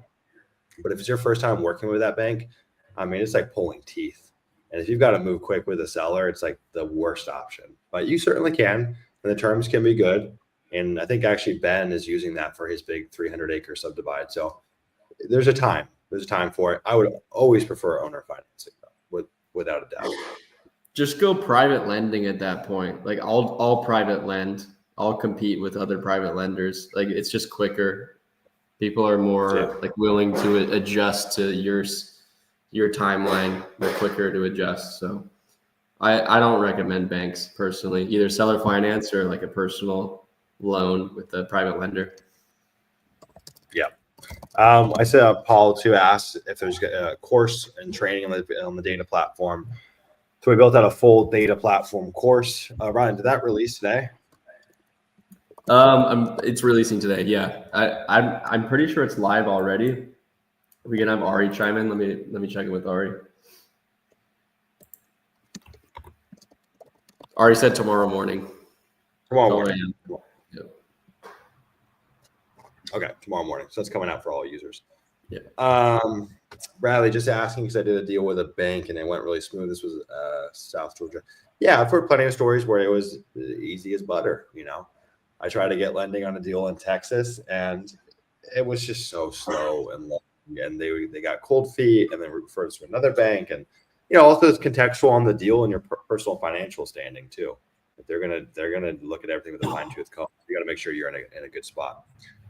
What else you guys got? Questions? Come on, keep us on our toes, keep us awake, keep us alive. I think we lost Kyle. I don't even know if Kyle's still here. Kyle said, I'm doing a 3-hour live stream. I don't know about you guys. Kyle OD'd. Yeah, he OD'd. I might have to spark up that second cigar. I've never smoked 2 cigars back to back. It's pretty savage. There was one time I did in college. I was at like a sorority formal with Ryan. I know a lot of you guys know Ryan, but Ryan ditched his date and he didn't tell me. He like ran away from his date. So I was calling him, waiting for him to come back, and he never came back. So I'm with his date that's like very upset. And I smoked 2 cigars back to back then. I was very stressed out. That's so funny. Well, today might be your second time hitting 2. Oh man, that's funny. Ryan said he wanted to hop on the call. I should give him a link. Yeah, we'll bring him on in a second. Why don't you text him, get it queued up, and we'll bring on some other people. Whoever's still on here, we'll give you an invite and bring you on and talk shop. Winner 1, is the marketing slowing down for you guys around the holidays? Yeah, everything does slow. Well, hold on. Everything does slow down during the holidays for sure. What I always say is, if you're a new land investor and you're just using direct mail, be safe. Your response rates do go down. People are traveling, the mail slows down. They don't want to make a decision during the holidays. So yeah, I've seen many people get skunked during the holiday, myself included. So if you're new in the business, I would throttle things back, especially if you only have so many shots in the chamber. You have a small marketing budget. Use that when it's most optimal. I always tell people, still do all the normal KPIs and the activities, pull your data, price your markets, continue on. But usually like the third week of November to like the first week of January is definitely a slowdown.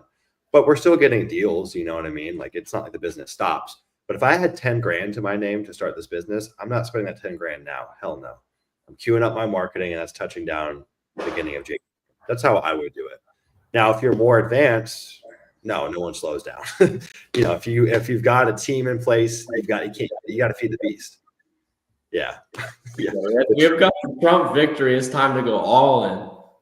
We've got 4 years to cash out. We don't know. We got to make it big. So we've got a good window. But yeah, it really depends on where you're at in your journey. I'm not slowing down. Ron's not slowing down. Jerry's not slowing down. But we've been in the game for a while. We're okay to get skunked on a few campaigns. It happens. And again, we've got a machine to feed, so we can't just turn off our machine. So it's just different depending on where you're at. Okay. Maverick, hey, let's talk about getting a Leah members local chapter together in Discord. Yeah, it's a great idea to put a special section for it. I'll take a note of that. It's actually a great point. We've had a lot of people doing these like quasi meetups, and I think it's a good idea to help organize that a bit more. I'm going to take a note of that. That's a great point. Well, we can create a separate channel just for that.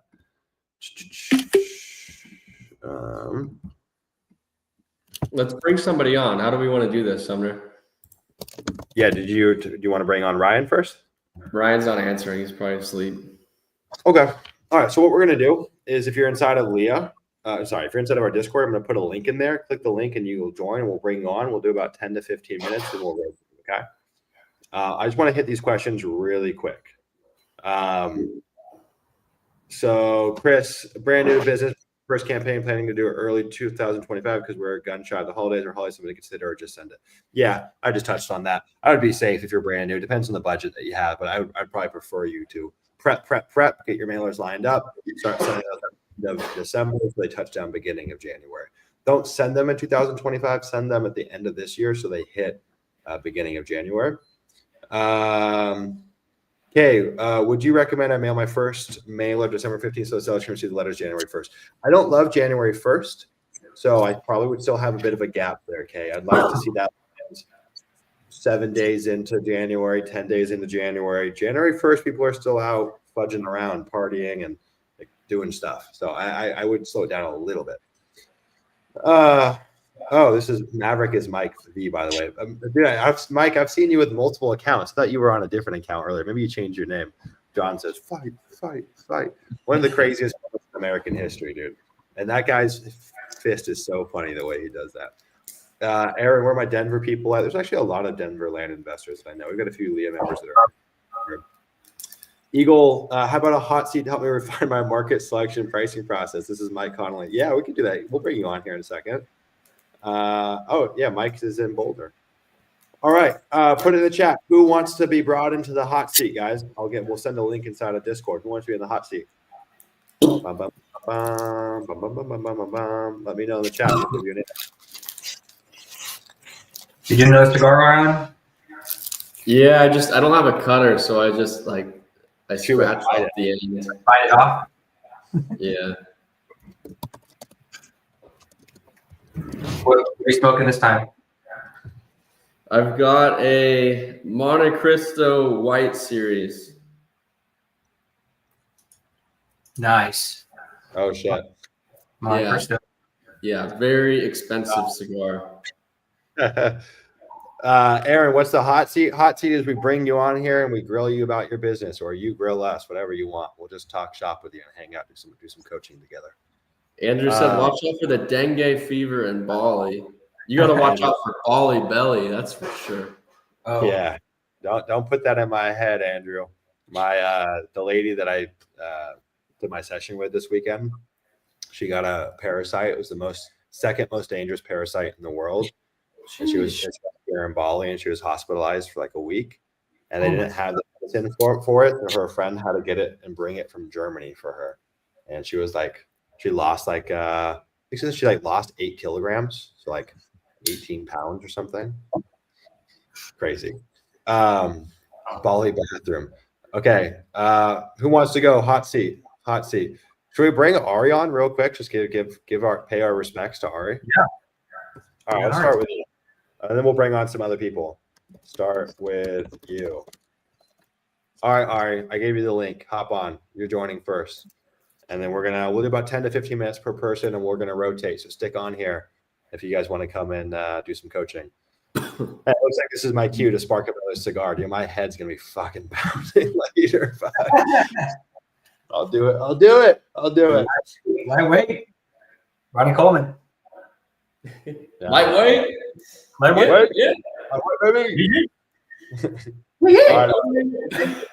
Ain't no way to lift this heavy ass weight.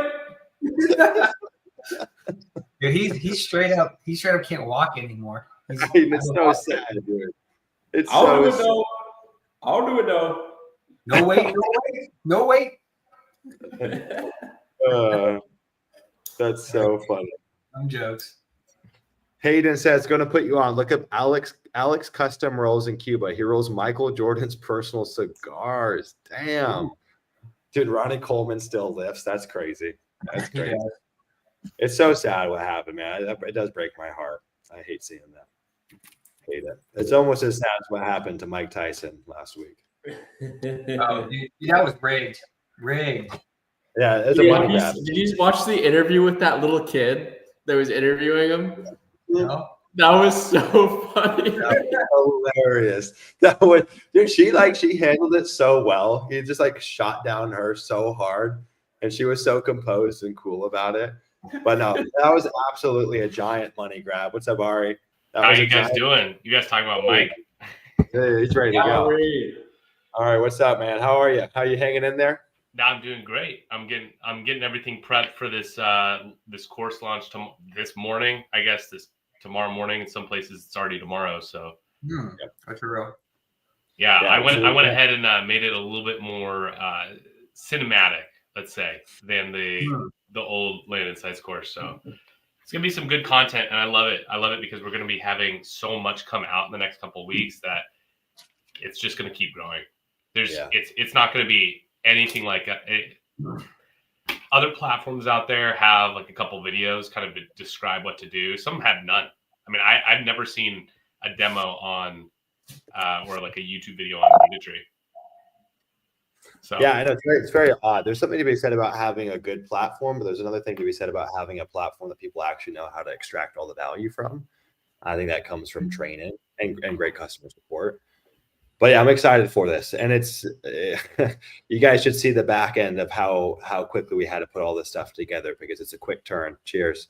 It's a quick turn to release the finished product, build out all the modules, release on time. It's coming tomorrow morning, and it should be really helpful. And we've got a ton of content coming outside of just training material for the tool. I think one of the things that is missing in the SaaS world, I mean, just to be like totally honest, like if I think about building a business in the SaaS world, how do you build something that layers in community and education on top of it? And that's like something you just don't see anywhere else. It's like, how could you join a tool that not only is the tool helpful, but just by virtue of being in that community, you become better at whatever the discipline is, which in this case is land investing. And that's my goal. I mean, I don't think Land Insights can replace the education of Leah, but I think there's a lot of ways we can help people with their marketing outside of just what the tool does via education. Honestly, I think it's all about just helping each other, wanting to Yeah. do it for some altruism, altruistic purpose. That's the best way to do this kind of stuff. Yeah, I have a rule for the team over at Leah, and my rule is that in every conversation or interaction that you have, the one thing that you always need to keep in mind is how can I have the maximum amount of utility in any conversation. And so it's like, if there's an opportunity to go above and beyond, go above and beyond always. Yeah. And like that just pays dividends, and it helps people. And I think that we see the fruits of our labor. All right, I'm gonna get my cigar queued up. All right, I wish you had a cigar. We should have. Dude, the closest thing I got is no salts. So probably not good. I do have the other stuff we were talking about today, but I don't know if I'm gonna do that inside. Okay, that's fair. Ryan, they said Ryan guzzled that motherfucker. Yeah, we're getting to that. All right, I just pounded my That's like the last hour of it. we're getting in there. All right, what do you video in an airport lounge drinking like that much whiskey all at once? All right, What were you about to ask, Sumner? I'll I match was you gonna right. say what do it, Kyle. Chug. I'm the only Yeah. one stone cold sober over here.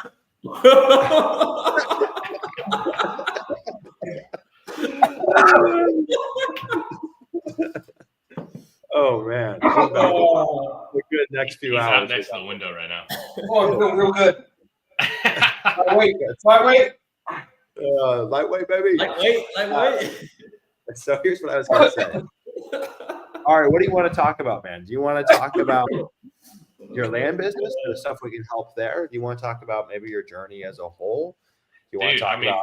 I'm more than happy to talk about my land business. My land business has come in so many different shapes and sizes in this past year because kind of joining Land Insights has put me in a position where I don't have as much time to focus on it. Kyle probably feels somewhat similar. Land business almost falls secondary in some regard, and it's funny because normally I don't know that I'd have been okay with that in any other circumstance. Land Insights has been probably the one thing that I would have ever been okay trumping, like actually run a land business consistently. But I was getting a little bummed out, so I ended up trying to optimize for efficiency. I actually started partnering up with a couple people to play to all of our strengths. So I'm actually going to be handling a lot of the operational aspect of a land business, and then I'm actually partnering with someone that actually I'm trying to get Jesse Evans to kill it at acquisitions, and I want to push some awesome leads his way. I think what we want to do is just do subdivides together. I've spoken to a couple other people about potentially kind of learning how they do subdivides. I've spoken with Preston Drake. I think Preston is such a valuable resource. I want to help him too, and in finding deals. I think partnering in general is the way to go. Especially when you need to leverage, the time that you don't have, right? So it's not going to be like that forever, but I hope it kind of blossoms into something awesome. In the meantime, though, dude, I think you've noticed I've been loving working with Land Insights. The customer relationships. I went to the Leah Mastermind, and I'd probably say there was less than 5 people I couldn't name. I loved that. I mean, that to have those relationships is awesome. To be able to build people up, help them understand exactly how to find these good markets. I mean, it's kind of funny because I do it so much that you should see my Land Insights account. So it's funny, but I think 2025 is the year where everything changes. Funny enough, for Land Insights, for my land business, we got Trump. There is a lot going on. I think Jake Paul is going to probably take on a cripple. Who knows? He'll fight Joe Biden next. Yeah. Well, dude, this is what I was going to say. This is interesting. There's 3 people that I work with. I actually hadn't even connected the dots until you just said that have done exactly what you've done. So you guys know Juan created a partnership for his land business so he could work on Leah. Justin did the same thing with land. But there's definitely something to be said there. And I think too that like even just outside of land, I feel like the skill that I've been trying to learn over the last few years is like, how do you identify amazing people that you want to work with long term? Because whether it's partnerships or however it shakes out, like I think it's such a deciding factor in your life. It's like the same thing, like who you marry, like what a big decision to make. And if you already plan to build businesses, the people that you do it with, like that matters a lot. Yeah. And yeah, it's a skill to be developed for sure. And it's funny. I used to be like, I was the guy that downplayed and poo-pooed partnerships. I would never have a partner. I'd never partner on anything. Partnerships are dumb. I can do it on my own. I was so wrong. I was so wrong. So that's cool, man. And it sounds like your role in that partnership is mainly on market selection, pricing, and marketing, and then passing off to like an acquisition partner.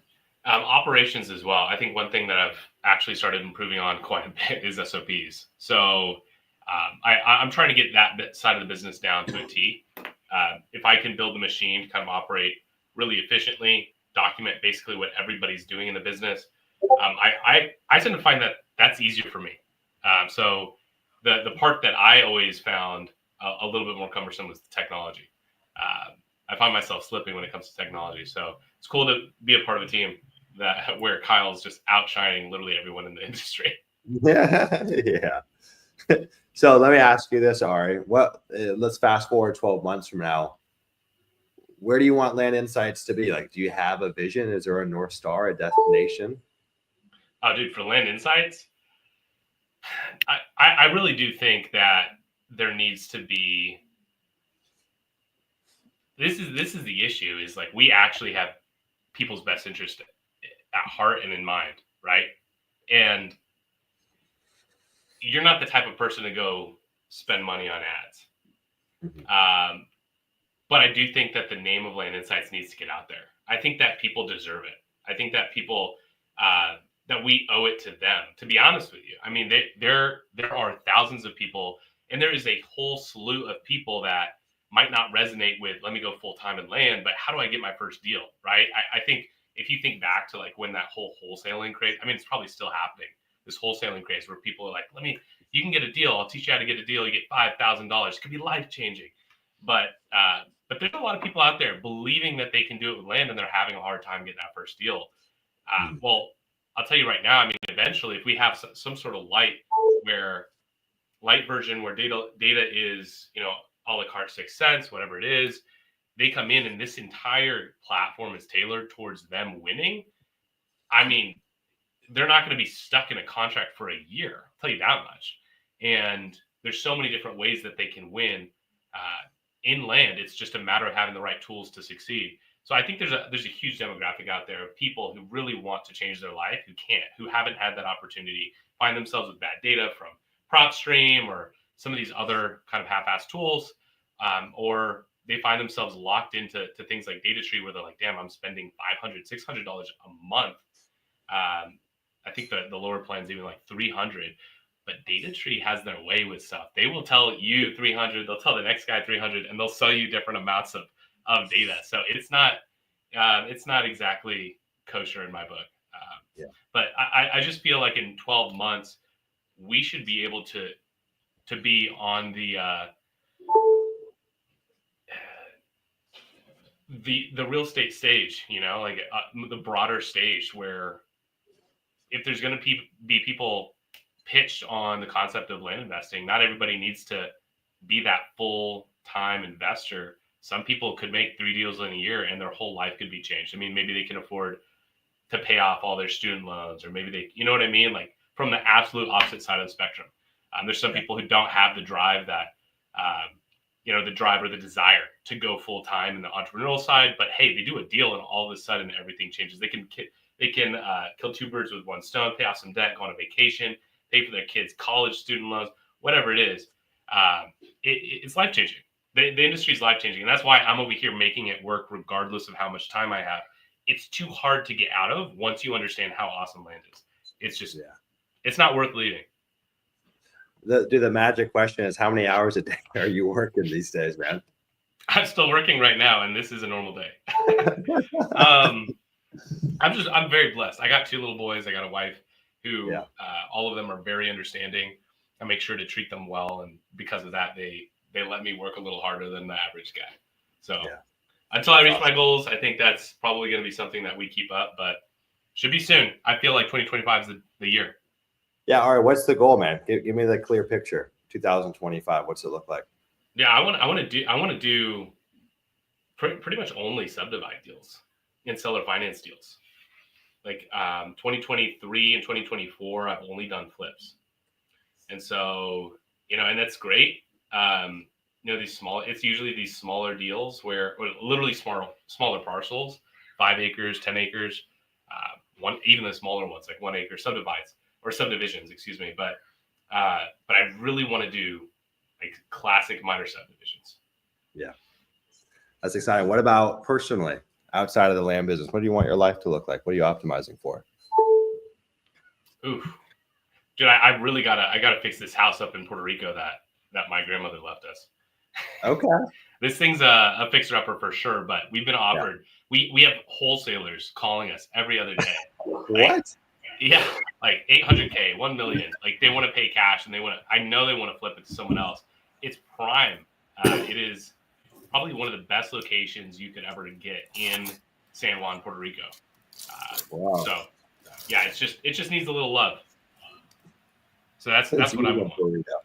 That's eating a burrito. Would you want to leave Oklahoma, move to Scottsdale? Come on.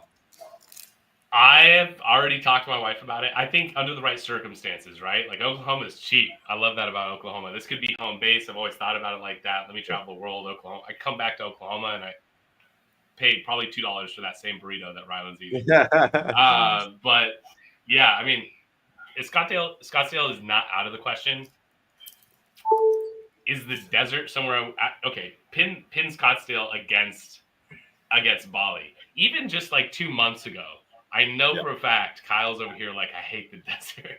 It's different. Yeah, scorched earth, bro. No, it's pretty bad in the summertime, and then it gets so nice out. Like in the mornings here, it might be like solid 40s, just enough to like where it actually feels legitimate to put on sweats, not just cause. And yeah, I love it. I love it now. The desert has a special place in my heart. Like humanity should not live there in the summer, and the fact that everyone is living there, it's this interesting feeling. I've only lived in Arizona in the summer. I spent 2 summers in Tucson, so I know how it feels. So I'm excited about the winters there because I never lived there in the winter.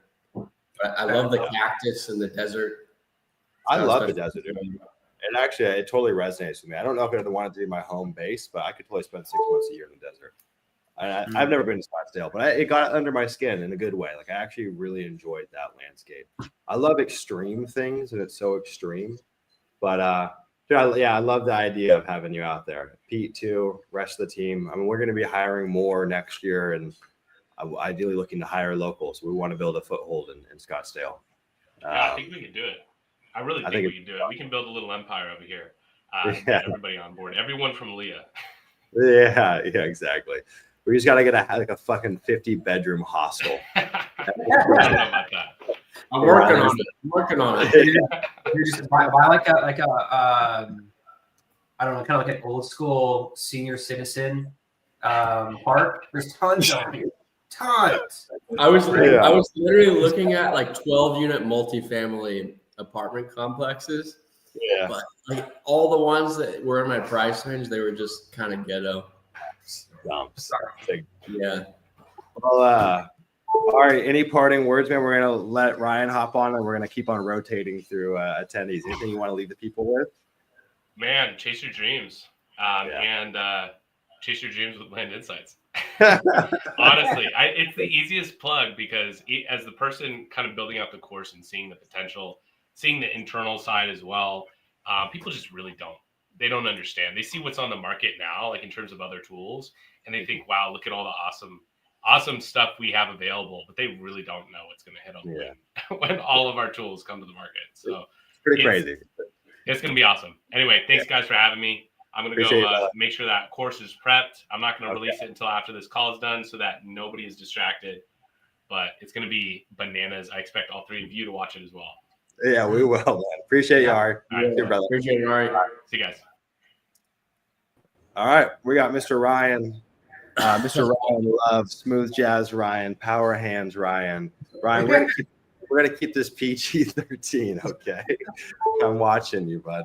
I'm watching you. Ryan, who are you? Let the people know. Who are you? I'm Ryan. Tell me more. Yeah, so I'm really good friends with Sumner. We go way back to, when was that? When did we meet Sumner? 8th grade? Texas.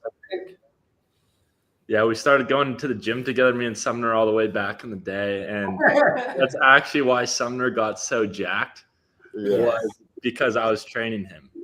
Right. So true. He was doing too many half reps, and I just taught him how to do full reps. So that's where our relationship started. You're his spotter. Yeah. He And never so you mentioned can see some of my size rubbed off onto Sumner. Not all of it. You can see he still has some room to go. So true. I can never repay my debt to you, Ryan. It's been a blessing and an honor knowing you. All I can say is you're welcome. Thank you. Ryan, what do you have to say about the allegations? The allegations? Yeah, they're coming up again. Your allegations or my allegations? Your allegations. Oh, my allegations. No comment. Okay. Plead the fifth. Ryan, why don't you can't plead the fifth on this one. Tell us about your land business, and do you use Land Insights currently? Yeah, I'm using Land Insights all the time. So What do my you use land it for? business. Yeah, the main thing I use it for, realtor reports. I'm also looking at market selection. I send a lot of text every day, around 5,000. So you run out of markets pretty quick. It's a very easy way to just top down find, specific maps. I mean, the user interface is great. Looking at those heat maps, you can tell immediately which areas you like, and from there you can start expanding around there. So I found a lot of my markets through Land Insights, and you get a couple deals in one area, you start to expand a little bit, a couple realtors in that area, and it's very easy to scale. So that's, and I've seen some of the stuff you guys have been working on with the comping and the data side. So I'm super excited to dig into all of that. So how many deals are you doing in your business right now? Yeah, I'm around three deals a month. I'm working on a lot. I have around three deals that are just really large size right now. So how big are we talking? Yeah, the two that I'm spending the most time on are one I'm buying for around 800,000 in total. Major subdivide. Hopefully everything goes well. Second one is around 1.2 million, 1.2 something. And you're self-funding these? Yeah, I've got a large bankroll somewhere. I know. So what are these things going to sell for? What are they worth? Millions. Now, the one that's buy for 800,000, I think it'll sell for around 1.4, and then the one that's 1.2, I think it'll be around a double. Is what I'm looking at. It depends if I put a road in or not. Still doing a lot of research. The one that's the smaller of the two is a little bit further along. So, yeah.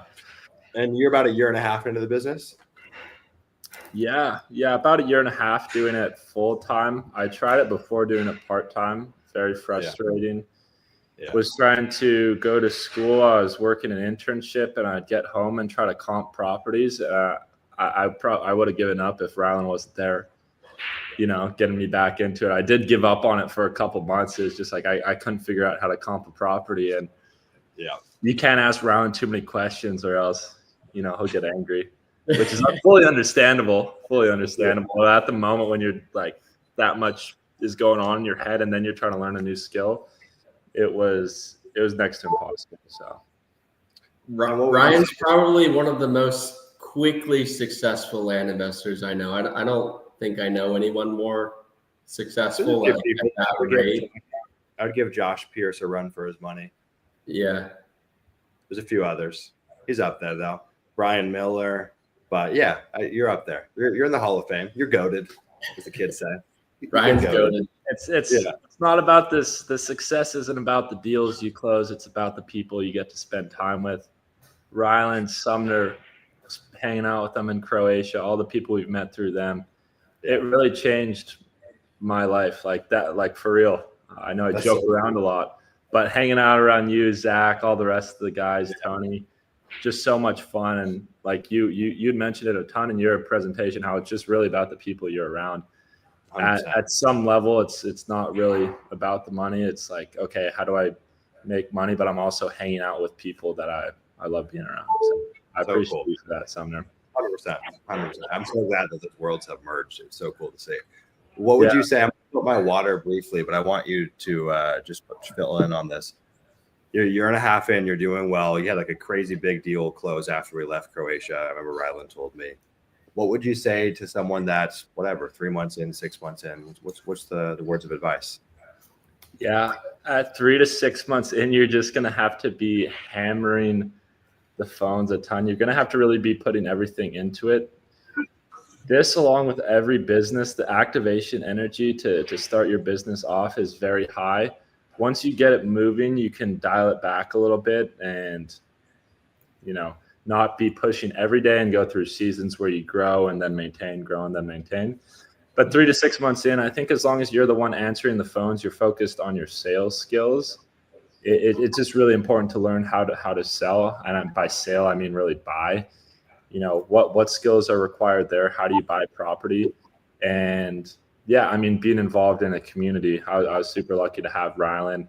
And Ryland introduced me to a ton of people, but I think being a part of Leah and being a part of that group, just getting together with other people who are in that same position is super helpful. Or if they're a little bit ahead of you, offering them something in order to spend time with them and learn from them. So, yeah. Ryan, you just bought a rollie, right? You got it on your wrist?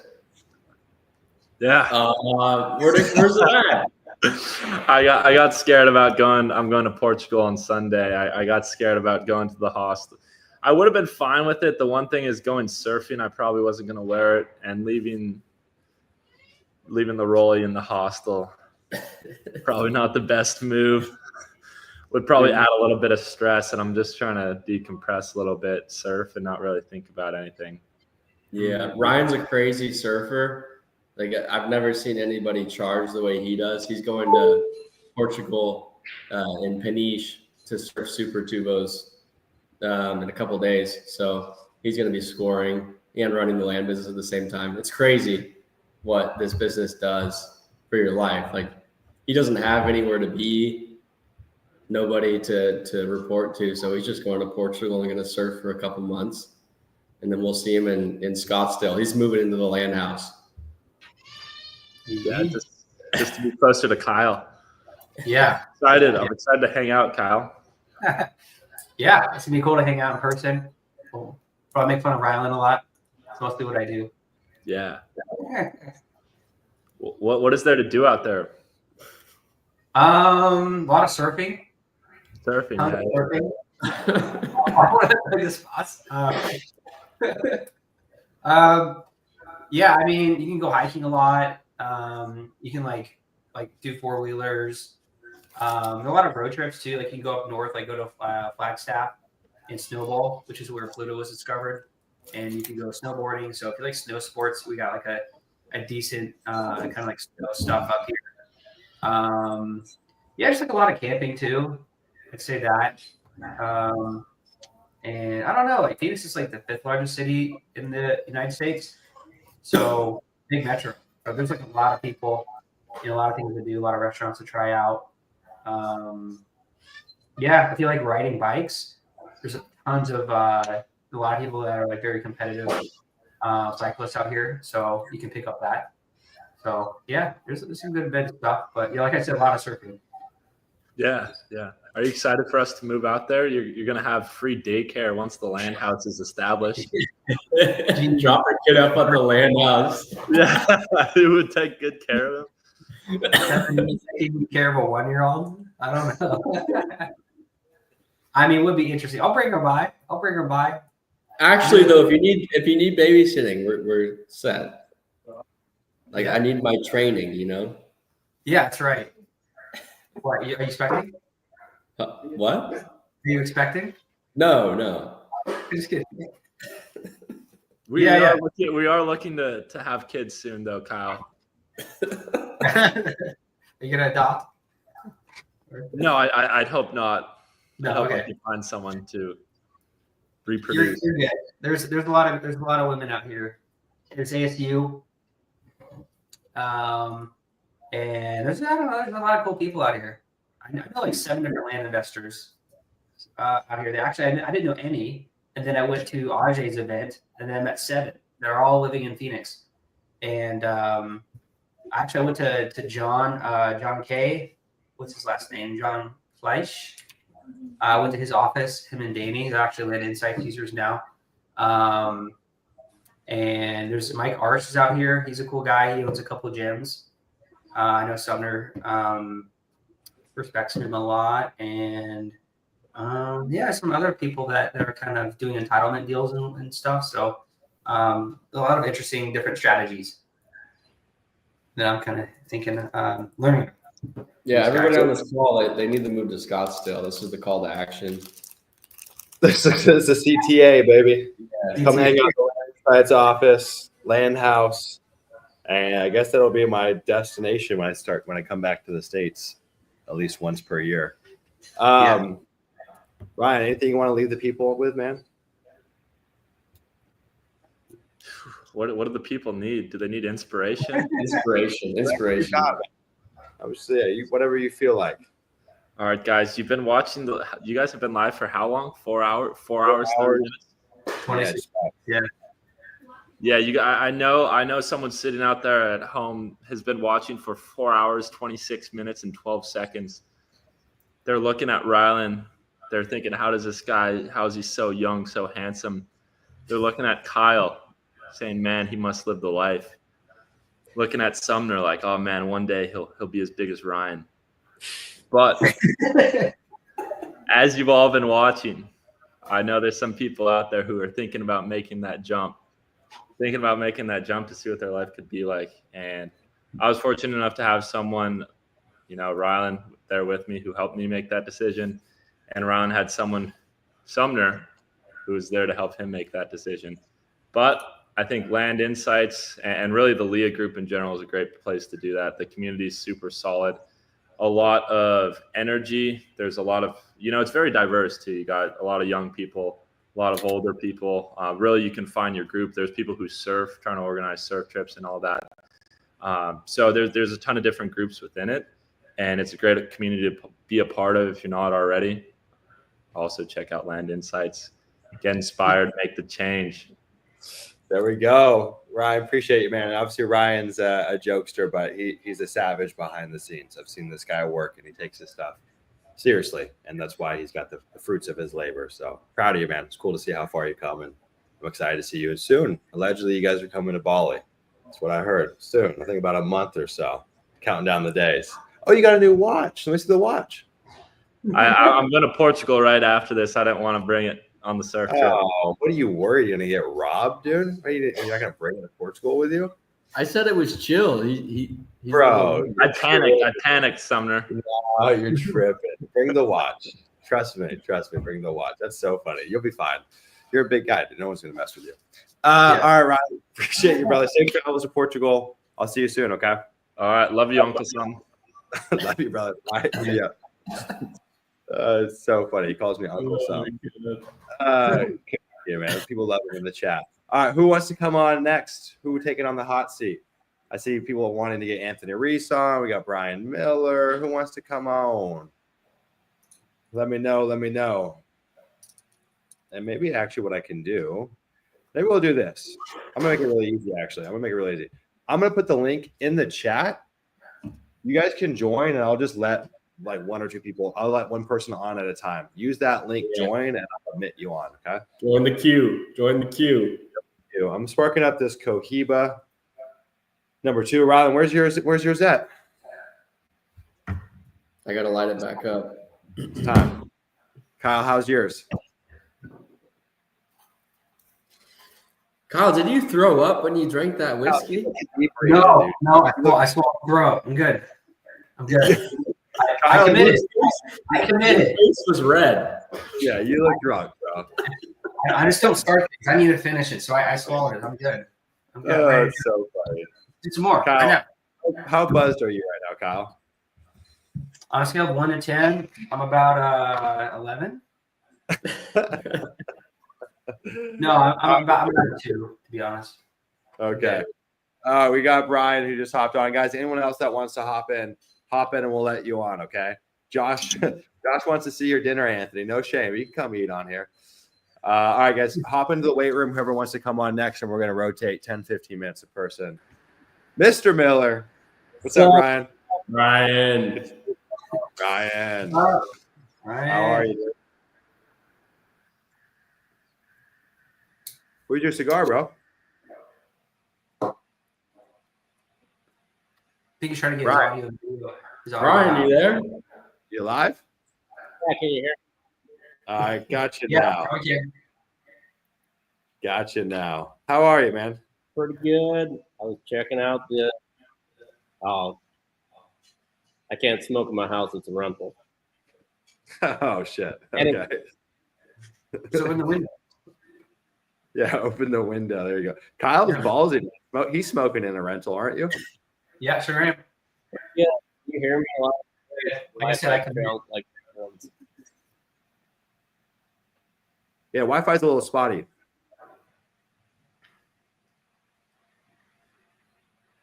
But I got you. I can hear you, Brian. You might be frozen. Brian might be frozen.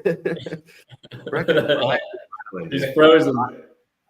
Brian, your Wi-Fi might be worse than Ryland's, man. I changed to Starlink. I wasn't on Starlink, so now we're on Now Starlink. yours is good. Dude. That's Now yours perfect. Elon is up. He's up. Yeah. We're Doge. canceling Comcast. We're canceling less Comcast. Elon. Dude, people that hate on Elon, I just can't understand it. I'm like, how could you hate on Elon? Oh, we lost Brian. That's just crazy. Dude, so many people hate on him. I find that crazy. How to get in the waiting room? Just use the link and it should prompt you through it. All right, we got Mike in here. Mike, what's up, man? Hey, Mike. Mike. How are you, Mike? Good. Good. What time is it for you? Where are you at? Boulder, Colorado. It's 8:30. Oh, it's not too shabby, man. It's not too shabby. So Texas Phoenix. And Mike, what do you want to talk about here? Where do you want to go? How can we be of most use to you? Yeah, well, I would love to just see how to kind of fine tune my market selection and pricing. I probably picked up some bad habits along the way, and so maybe you can kind of correct me here a little bit. For sure. Yeah. What would be? How do you want to go about it? What would be the easiest path on this? I don't know. I no idea. So Okay, good. I mean, I could just kind of talk through it. I could maybe try sharing a screen, whatever. Let's do this. We got Mayor that just joined. Mayor, we'll let you on in a second. Mike, let's do this. Give me like the 30,000 foot view of like just like the super condensed version of how you price a typical mailer. And then we'll have Ryland share a screen and he can just kind of walk you through his best practice. Yeah, We'll cool. compare it 100%. You bet. Okay. Yeah. So, I mean, the first thing would be market selection, right? So what I've been doing is, and I still feel like with Land Insights, it's like I'm sitting down, trying to fly a 747 at this point. I know there's a lot to this thing, but how do I get it, up in the air?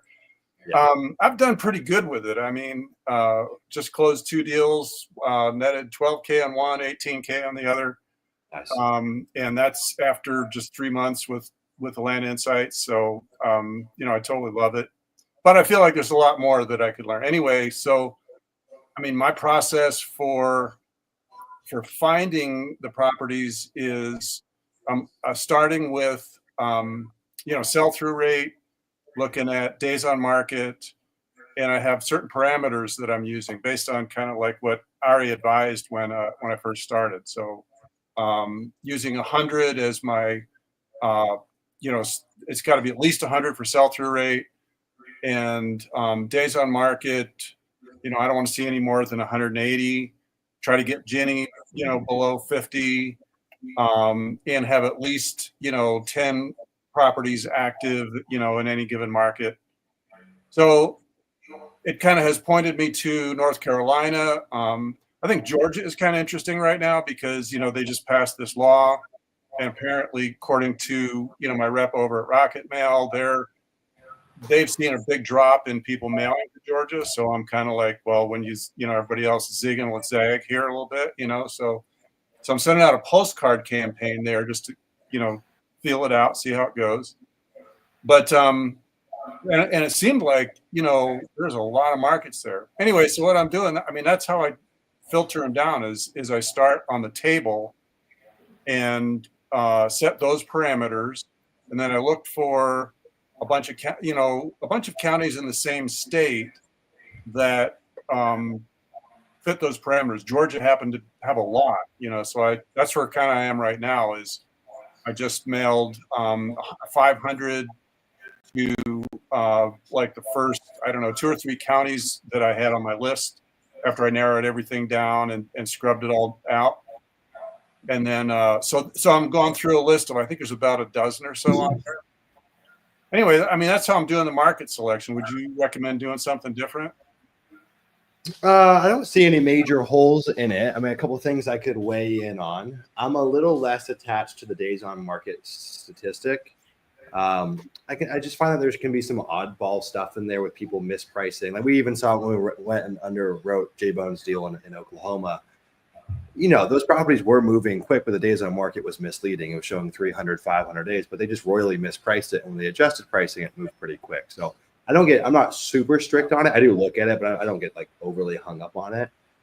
On the postcards, are you including an offer, or are those just strictly neutral? Yeah. Okay. What did we do on that? Yeah. So we are including an offer, and what I've been doing is just pricing it based on a percentage. Okay. So let's see. I think I'm in the 5. So my range of acreage is 5 to 100, okay. And I think. Oh yeah, and basically I'm just sending out 25% of what the market value is from the list that I pull. I'm using the data source is Priced, if you're familiar, and they have a feature where when you pull your list, just automatically set a percentage value of what they determine their market value is. They come up with market value, and they'll give you a field for here's your percentage, right? Okay. So I feel like it's it's pretty rough. Yes. So the last, I'll tell you, the last mailer I sent out, I was sending out at like 40 and 55%, and all my calls came from people who had received a way overpriced offer. Like I was offering way too much. I had to say, sorry guys, we can't do that. So I'm thinking I'll try it the other way this time, and I'll probably get less response, but still, not have to go through that difficult conversation. I got a ton of feedback. First off, there's no full-on pricing tool that exists, not for underwriting deals, but for pricing mailers that I would have much confidence in. Even if we were to release something today, I think it might be better than what exists out there, but I'd still be very weary. Pretty much every person that I've seen that has used that pricing feature long-term ends up gravitating away from it. I think there's a reason. So I think your hit rate for accuracy is a lot lower. There's the times where it's spot freaking on, but I think there's more times that it's not spot on. Yeah. There's maybe I'll out here in a second, but your bottleneck might be feeling confident with breaking counties down to find even pockets to price. And if we do a good job in our market selection, our pricing doesn't have to be that hard. So that's one thing. The next thing is I pretty much never make offers through mail that are in that 40% range unless they're like sub $25,000 properties. So most of my offers are probably closer to somewhere 50 to 60%, maybe up to even 65%. I'll slide that based off of the value of properties. So once I get past $250,000 or 300K, I'm going to be in like the 65% range, something like that. But I like actually being a little higher than what I might want to pay on my offer, a smidge, bring that lead in, reel them in, and then work them through acquisitions. this is the question that I wanted to ask though, and it's so funny because I feel like a lot of times what I do is I provide confirmation more than tons of novel insights. Sometimes I do, but it's more confirmation. Sometimes in our gut we know what's going wrong, and we might even know how to solve it. We just need it confirmed. What do you think? Like, what is going awry in your process right now, in your own words? I think it's probably the pricing would be the first thing I would look at. I know there's a much better way to refine that and get it closer to where, you know, we're going to be having reasonable conversations with people, where we're going to get a response. Cool. And are you finding a lot of the mail you're getting back, you're like, dude, I'm way off and I got to go and discount it? It's an uncomfortable conversation. I mean, I'm always happy to have a conversation. I think I'm pretty good on the phone. I think I can turn deals if I've got at least a halfway decent lead. And as a matter of fact, I mean, you know, the last deal I did, this lady said, yeah, I had all these other people trying to price it, and you were lower than everybody else, but I just like you. You know, it's like, so that part I think is okay. But what I'd like to see is just, you know, targeting to where people get it. They get my mailer and they say, yeah, I think I'll respond to this. You know, yeah. So the price. So, and I've seen like how Dennis Yasko, you know, how he refined his pricing to, you know, kind of different tranches, right? Yep. So depending on, like you said, you know, if you're around $250,000 lot, you're going to want to price that more around 55, you know, 60%. And I think I just need to maybe spend a little bit more time with it. It's kind of funny because as soon as you mentioned that, I was like, oh shit, I forgot to check that. I was actually going to do that in this last list, but I was in a hurry to get the thing out to the mailer. And anyway, so I'll probably do that in the next one. But I would say that's probably the thing right now is that, and then just, you know, getting out more volume. It's been taking me a long time to get each list out because I'm really picky about what I send out. But now I've got like an SOP set up to where at least I can remember a consistent process. And then I think, yeah, like probably pricing is the weak area. I don't know. What do you think? Is there anything else that you would tweak? I think this is a pricing issue for sure. I mean, it's hard to get market selection wrong in Land Insights. Like the tweak maybe might be on the days on market, but I don't think that's where like the big gains are going to come from for you. I think it's more related to pricing. So there's a bunch of ways we can price mailers, and you could get so freaking in the weeds. But there's 4 ways that I think about, and they are influenced with their market selection. So the first I think about is creating acreage ranges for homogeneous county. We'll price up 5 to 10s and 10s to 20s and so on and so forth. Our rule inside of LEA is to feel confident with creating a blind offer. I want to see no more than 100% jump from that low to high price. And that's post removing the outliers. So what I mean by this, I might look at the 5 to 10s in a Costilla County.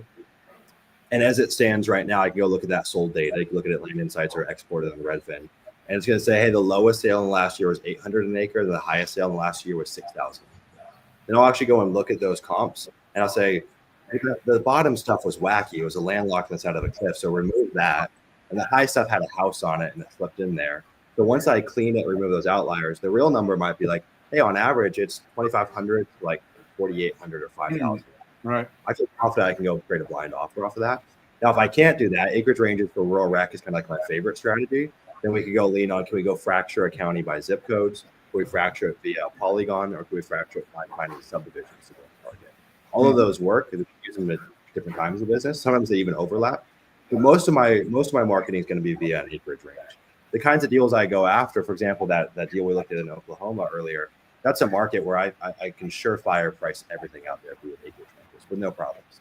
Now, if we're going into smaller properties, the pricing is more sensitive. So you might not be able to price out 1/4 acres and an acre per county. But if I can price out the 5 to 10, which is usually reliable, I can always price out everything north of it. If those smaller brackets are homogeneous, it's a guarantee that everything else will be. Even if the data is misleading, because the data can be thin, you can still price it out. So I just try to go and verify for a county, can I price out those 5 to 10s as an example? And if I can, I feel I can do the rest, as long as I have that 100% jump. Now, I mean, every rule or less, every rule can be broken at the time to exceed that, but I think that will keep you safe. So I think learning your pricing, bringing that in-house, not using a tool to do that for you for the time being. Right. Yep. Ryan, you want to walk them through just a quick example here? Yeah. And I know we got a lot of people that are waiting. I see Anthony, I see Mayor, I see Aaron. We'll let you guys on here in a second. And my good guy for you to hear from is going to be actually Anthony.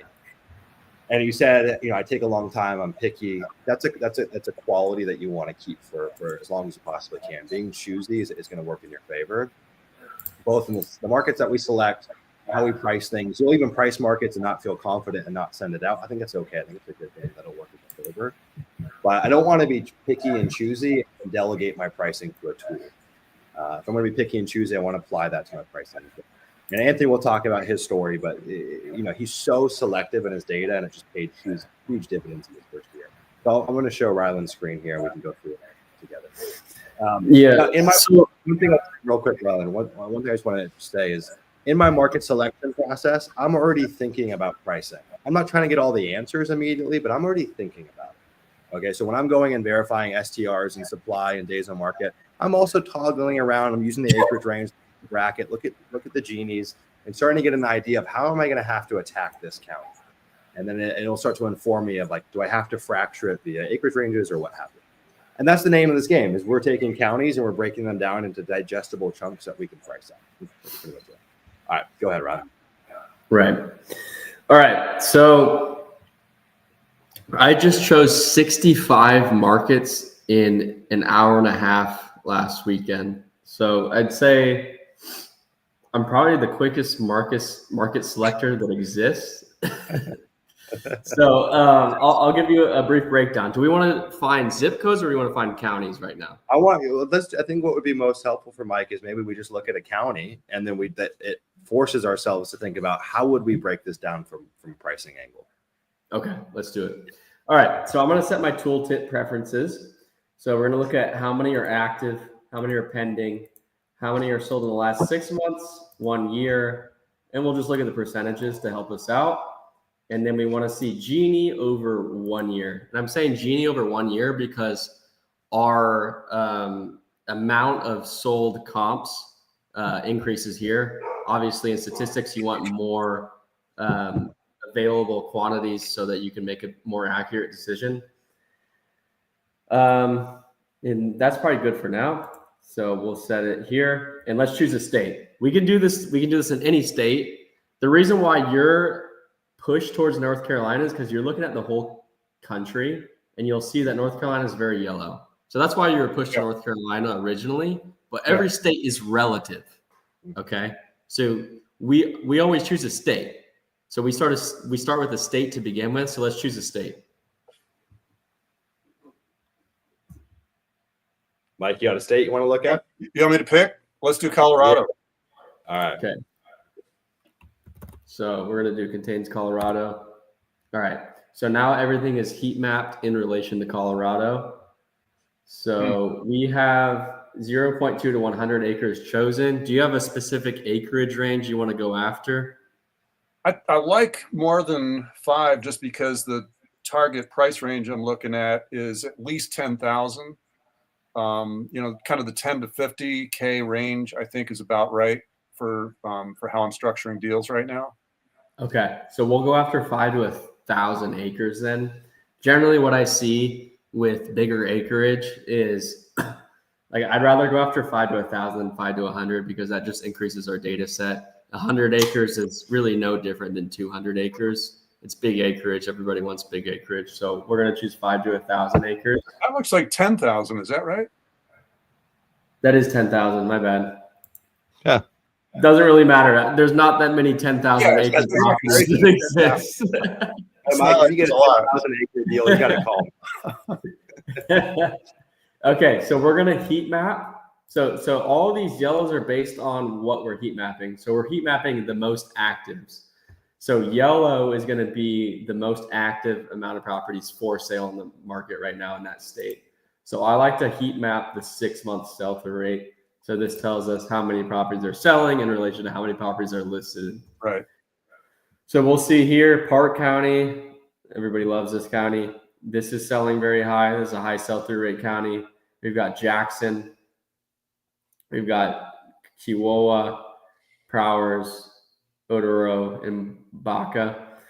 But the problem is you'll see in a couple of these counties, the active amount of listings and sold amount of listings is very low. Whereas you look at Park County, there's 287 active, 346 sold. So we can be more statistically confident that a property here is going to sell a lot faster than a property here because there's such few here. Yeah, for sure. So we should probably set some criteria. I'm going to say let's go after a county where there's at least 15 active.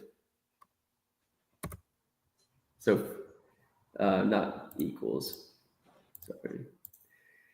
Greater than 14. Okay, so we got rid of that one already. We got rid of those over here. So now we're kind of drawn towards Adams and we're drawn towards Park County. So Adams is cool in that it's close to Denver. So anybody who probably works in Denver, they can own a big piece of acreage out here and commute to Denver. Yeah. I've personally done deals in Adams. I know it's a good market. And I chose this market because of the proximity to Denver. I love the properties that's a high sell-through rate and still a drivable distance to a big city. Denver's the biggest city in Colorado. So this is probably the county I would choose just because that proximity to Denver.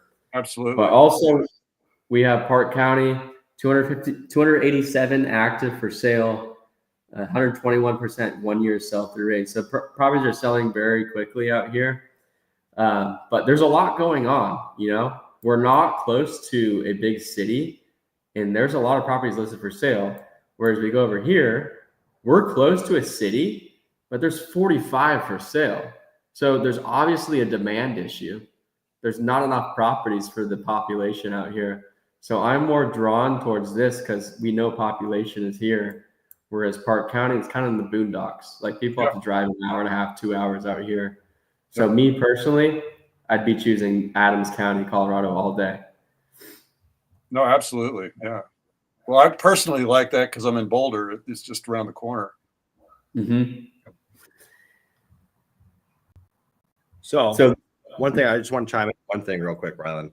One thing I am cognizant of though is too much supply. So I am mindful. You'll find counties that have great sell-through rates, but they have 500 properties actively available, 1,000. The reason I try to avoid those markets is even if we come to market with a good listing, it's well priced, you can still sell it. I find it to be harder to move though. You get lost in the shuffle on the MLS. So my sweet spot, it's a little different for everyone. Typically 25 to 250 properties actively listed. It's kind of my bread and butter, just as an FYI. Yeah, and I'm drawn away from this county because we're far away from the cities, but there's so much going on here. 287 properties. Like think about your Zillow listing going up, your MLS listing going up.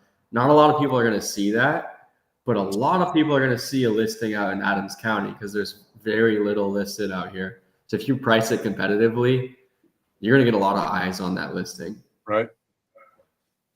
Also, I've been to like seminars where for some reason I keep hearing people mentioning Park County, you know, land investors keep mentioning Park County.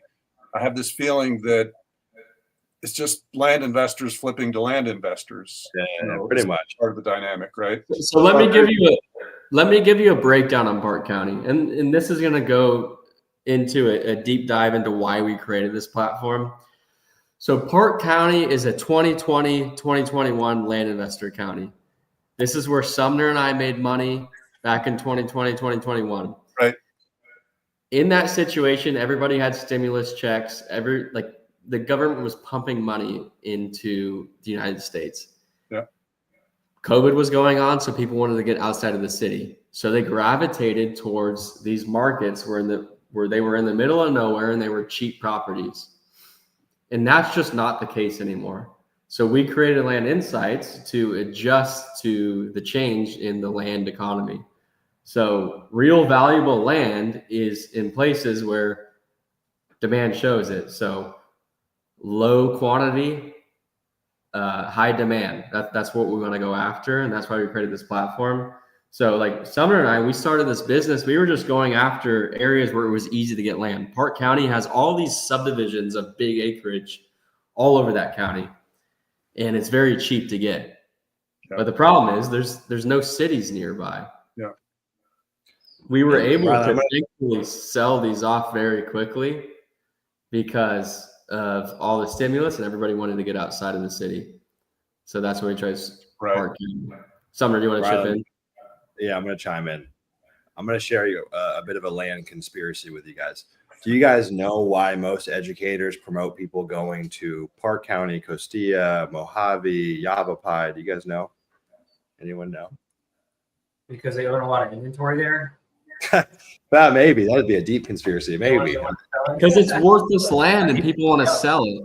So yeah, what happened is there was this boom pre-extreme regulations in the Southwest in particular. I think it's like 50, 60, 70s, where there was these huge subdivisions created. They created tens of thousands of properties in some subdivisions. And they did like the reverse of what we do. They went direct to potential owner for dispositions. So they were doing like timeshare sales. They were doing direct mail, cold calling. They were selling properties at fairs. Like they were selling properties in New Mexico at fairs. And they'd sell hundreds of lots in a day. And so what happens is you've got this demographic that bought worthless land a long time ago, has very little intrinsic value to them. They're kind of left holding the bag. They've probably never been there before. It's the easiest land to acquire, and educators know this. And so they point people there because you can get a quick win right out of the gate. You go share in their Facebook, I got a contract. But no one ever follows up on the fact it took 180 days or more to move those properties. Rylan and I did get lucky because there was a surge of demand during COVID. But you still have people pointing folks to these markets. And it's for that reason. And they're all over the Southwest. They're elsewhere, but the Southwest in particular is like the hotbed for this stuff. I mean, in Costilla County, I know of a guy that created tens of thousands of individual lots through a subdivision. Like crazy stuff. Anyways, Rylan, you want to touch on just the pricing really quick for Adams? Yeah, let's touch on the pricing. So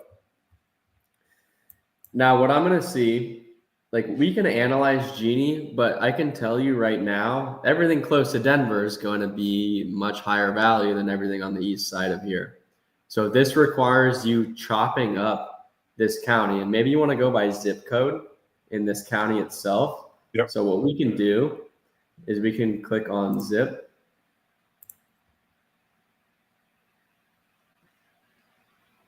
And then we're going to go to Adams.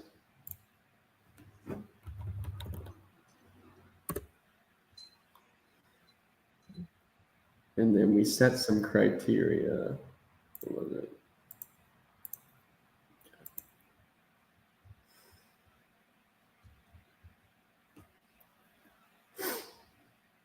So maybe this isn't the best method.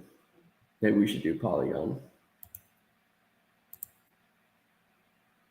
Basically, what you want to do here is. So when I look at this, go ahead. I was gonna say what there's kind of like two layers to what we do when we look at pricing. It's kind of like a qualitative, quantitative thing. Like the qualitative is I look at the market and I try to just roughly guesstimate. Okay, proximity to Denver on the west side. So I think two things. I think one, I either have to chop this up by a polygon or I have to chop it up via zip codes. But then I'll go check the data and like quantify it to prove it out. So Ryan, what I would do here before trying to commit to my theory or hypothesis, go look at the 5s to 10s and let's go see what the Genie shows for the 5 to 10s. Because I mean, it seems crazy, it's unlikely, but what if it is priceable? What's the Genie on that? Genie is 35.57, so it's a little higher than average, and that makes sense because we've got everything close to Denver it's very commutable. That's a radically different market there. Yeah, anything east of or west of I-25 is like Denver basically, and then once you get east of there, it really spreads out. And if you look, I mean, you can see. Just look at those little squares. Those are all like farms and ranches. Yeah, probably more farms. Yeah. So what I would be doing, like I know what to do here.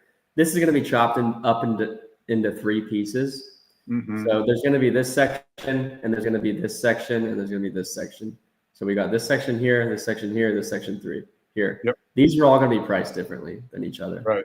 So these are 3 subsets within the county, and more than likely than not, when you put in the zip code overlay, it's probably going to be very similar to what I just pointed out because of the way we created these zip codes. The mailing companies, when they started, They came up with the most optimized mailing routes based on topography, based on population, and based on like the roads that existed. And that very closely follows the value of land. So I preach heavily that if you want to do like a sub-market approach, you should just go by zip codes because that's scalable and it's the easiest way to price accurately, because everything in the zip code, like more times than not, it's going to be worth the same price per acre for a 5 acre on the west side versus a 5 acre on the east side. Yeah. That totally makes sense. And then from here, all you need to do is go and aggregate the sold data. You could do it a million different ways, but it's simplest we go export it from Redfin as a CSV, go date it back for a year, and go and use that 100% delta rule post scrub of removing the outliers. And if you can validate that, let it rip. My rule of thumb, sub $25,000, I'm probably offering 30 to 35%, and that will kind of slide out. I mean, whatever you want, but those smaller properties, I'm going to go pretty extreme on my offer. I'm usually looking for a triple, and that will stagger up. The median for our offers is probably right around 55%. Right. So, yeah. Is that helpful, Mike? That's super. Yeah, no, I love it. That totally makes sense. Cool, man. Yeah, it's a weird skill. It's a nuanced skill. Unfortunately, no code right now has this level of nuance. Right. And so I think there's so much edge to be had by just learning it. And what's cool is if you can learn it, you can teach it to a VA or a team member. It's just a matter of time. And so it's manual. It's kind of a bore, but it pays dividends, and you can teach it to someone else. Yep. No, it's awesome, man. Love it. Thank you. Cool. Of course, Mike. Yeah. Anything else you want to hit on while we're here? Last parting words? Well, that was a lot, but I'll leave it at that. Okay. Let somebody else in. Okay. Appreciate you being here, Mike. Thank you, brother. Thanks, guys. Mike. Ciao. All right, guys. What's up, Mayor? We're going to do a quick raffle. We got Mayor in the house, and we got some more people. I see Aaron shirtless. We're getting the party started in a big way, man. I see him in the background. Mayor, before we intro you and do all that jazz, we're going to do a raffle. So we're going to give away a 1-hour session with my life coach, Maggie. You guys know the drill. We've got 50 people on here, so we can do like 1 through 75 or something like that. Put a number in the chat. We're going to raffle it off. I'll give you guys about a minute or two. Put it in there, and we're going to do a random number generator. And we're going to raffle off a session with Maggie, my life coach. I meet with her every month. We text weekly. It's been super impactful in my life. You need counsel. You need outside counsel. You need a third-party witness to your behavior, in my opinion. It's been really valuable for me. We'll give a minute for everyone to flow in. Mayor, how are you, man? I'm doing great. How are you guys? Good. I'm scrolling on Twitter like 10 hours ago, and I see you guys are on, and they joined, and then I left after a while, and then like life continued, and I'm like on YouTube, and I'm like, YouTube algorithm is like pushing this thing to me. I'm like, is this for real? Like, are you guys still on? And it's like 11 o'clock. I'm going to sleep. I'm like, fuck it. I'm coming. Oh, hell yeah. Where are you? I'm in the farm, bro. Okay. Oh, you're on the porch. Yeah. Okay. I'm going American Forest Farm. Oh, nice, man. A little Monte Cristo right there. Love it. Yeah. All right, guys, another 30 seconds, then we're going to pull the random number generator. Ba-dum-ba-da. Ba-dum-ba-da. Get your submissions in. If anyone hasn't yet, 1 through 75. All right, here we go. Let's let it rip. 60. Rylan, Kyle, is there a 60 in there? 65, 62, 66. No exact 60. Want to run All right. again? Run again. 62.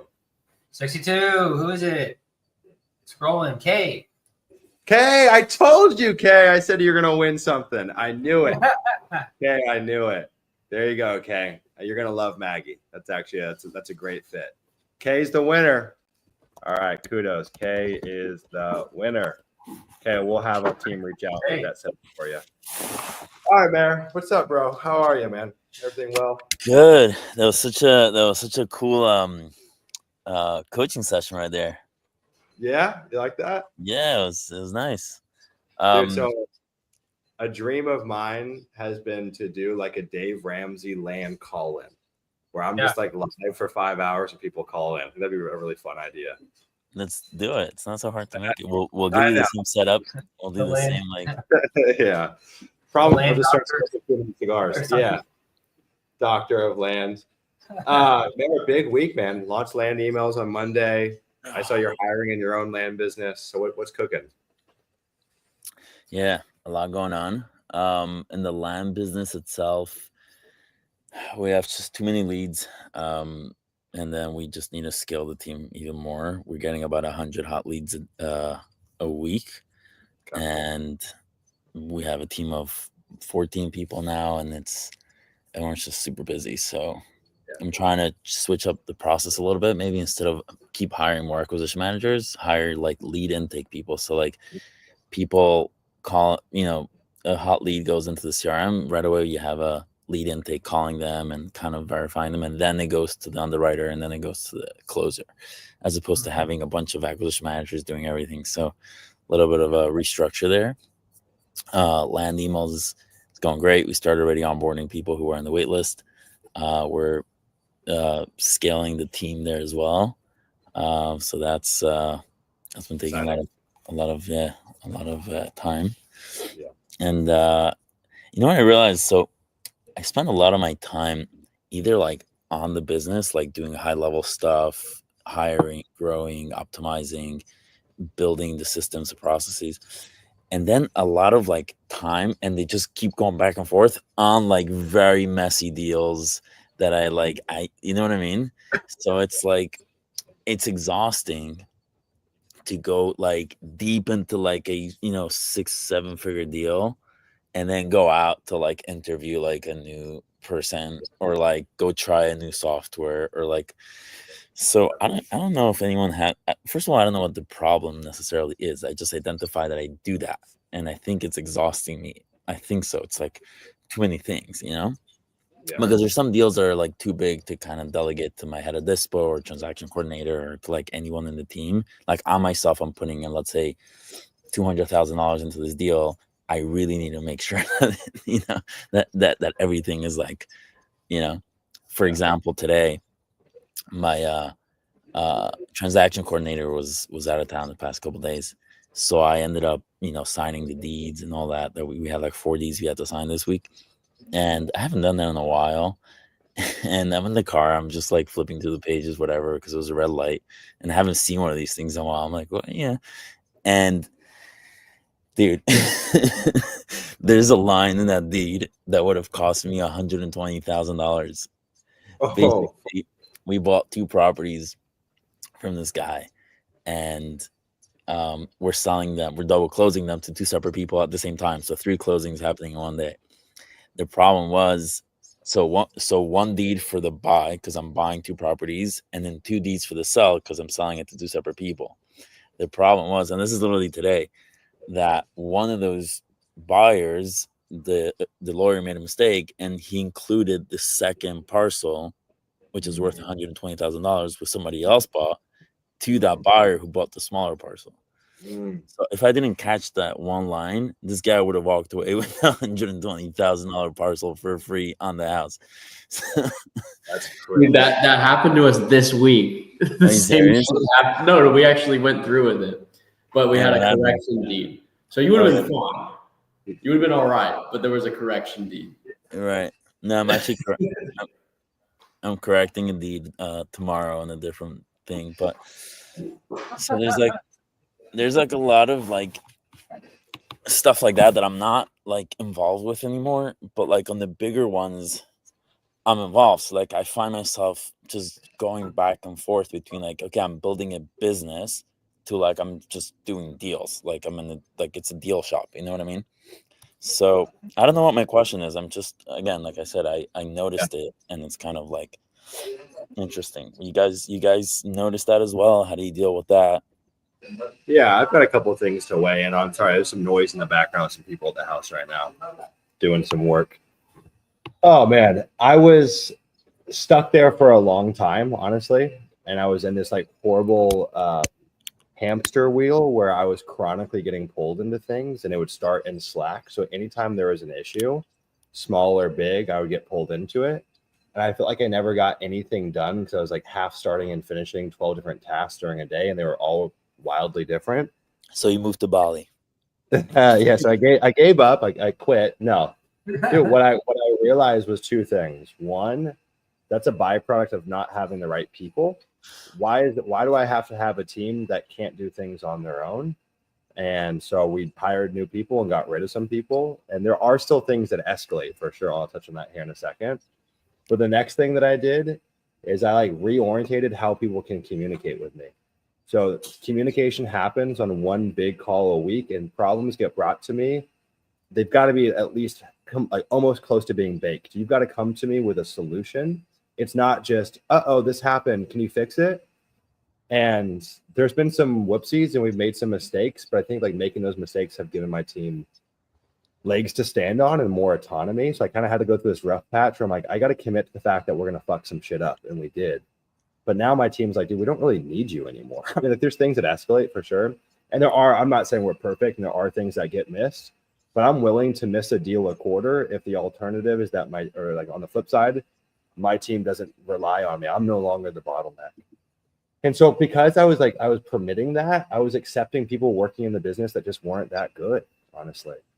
And so it was a reorientating of the team. One of the big things was bringing on a US-based acquisition manager that can handle bigger deals and understand them. And in some ways even understands them more than I do. Still makes mistakes, but understands them really deeply. And then there was other people on the team that have been with us for a long time. They're like, you got to pony up. It's now or never. You're stepping up to the plate. And if you fail, that's okay. I'll give you some tolerance, but we can't fail long-term. We can fail short-term and that's it. I feel like what I know a little bit about your business, Mary, is I think you've got a shit ton of people and you probably have some C+, B- players on the team. Am I right? Thank you. Yeah, I know it's true, bro. Because you're wheeling and dealing, man. You don't got time to hire. You're too damn busy. Yeah. I'm gonna bring in my mom right now. She's gonna talk about some chaos that she just went through. Okay, there we go. You bringing your mom on the call? Yeah. Okay, so I got to make room for more people here. I just wanted to say hi. I want to say you guys are amazing. I love. No, the we can product. bring her on while you're on here. We can bring her on while you're here. You don't have to. Okay. I get to meet Ryan's mom. Wow, a legend. Mayor, what's the farm? What's Tell me the about farm? the farm. Yeah, what's the farm? Dude, I heard I was in the back house. So there's a container house right there. I don't know if you guys see it. But it's pretty nice. But I was sitting outside and I hear these crazy animal sounds, like dangerous. I was so freaked out. I like stayed in the little guest house for a while. The farm is that's cool. I don't know. Come visit. Yeah, that sounds good. In Florida? Mm-hmm. Okay. Mayor's Farm's sick. Did you finish the ADU? Yeah, I was talking about it. It's So yeah. get this, Mayor. We've got one of our Leah members. This guy named Igor. He's turning 20 years old. He lives in Poland. He's flying out all of his friends, paying for their entire trip, coming to Miami. He wants to meet some land investors. But he joined Leah when he was 18. He was in high school still. He did it for 3 months, threw in the towel. He gave up. He's like, it's just too hard. I said, I'll give you a 3-month break, but I'm not letting you give up. You're coming back in 3 months. We're getting you back on track. And ever since then, this kid has been fucking slaying, dude. Yeah, So, you know who's been funding his deals? You? No way. Okay, you know. Dude, what a cool story, man. He's a baller. Yeah, Hi, I Rob. offered him to come. But This he's is like, Rhonda. This is my mom. Hi, everybody. She's the Hi. one that makes it happen with all the deals on our land. I heard so much about you. Yeah, Hope that's all. It's good stuff. all good Oh, yeah. stuff. So, Ryan, what do you want your mom to share to Mayor? Yeah, let's share the worst, the most difficult deal we've done the last month. God. While you think, there's this website called Hire My Mom, and then Rylan asked me, "Where'd you hire your transaction coordinator?" I'm like, "Hire my mom. How about you?" He's like, "Yeah, I hired my mom." Literally. Took a while for me to get what he was saying. A funny story. Yeah. Ryland's dad and I were in the hot tub the other night, and I was telling him all about one of our deals that was just I don't know, it was driving me crazy or something. And he goes, "You need to tell Ryan that you're going to quit. You're going to tell him you've already opened up a new LLC called Wolfland Holdings. Wolf is better than Coyote." celebrity. I was dying. Creating competition. Yeah. She's so good. You want to go ahead, Rod? Yeah, she's so good. She could compete. She could be the top. No. I was gonna say, you're famous inside the community. Everyone knows you. They've never met you, but everyone knows of you. I It's pretty think like funny. our hardest deals were always, I feel like I'm the mediator between families, family members. That's like, it seems to be always, that's the case most of the time. But that one case, I think probably my hardest one was the guy that had the stroke. Yeah, explain that in depth from the beginning. That one was awful. So we got under contract on a property in Texas, and I kind of thought it was like a crappy lot, but it was actually set up. It had a trailer on it already, so everything was. It was just kind of a turnkey thing. Somebody was going to throw a trailer out there, and it was kind of away from everything, so it was really worth some money. So it was worth it. So this guy, we got under contract with him, and he had a stroke, so you could not understand him at all. Like, it was just mumbled words. So I could only communicate through his caretaker that was only there a couple days a week.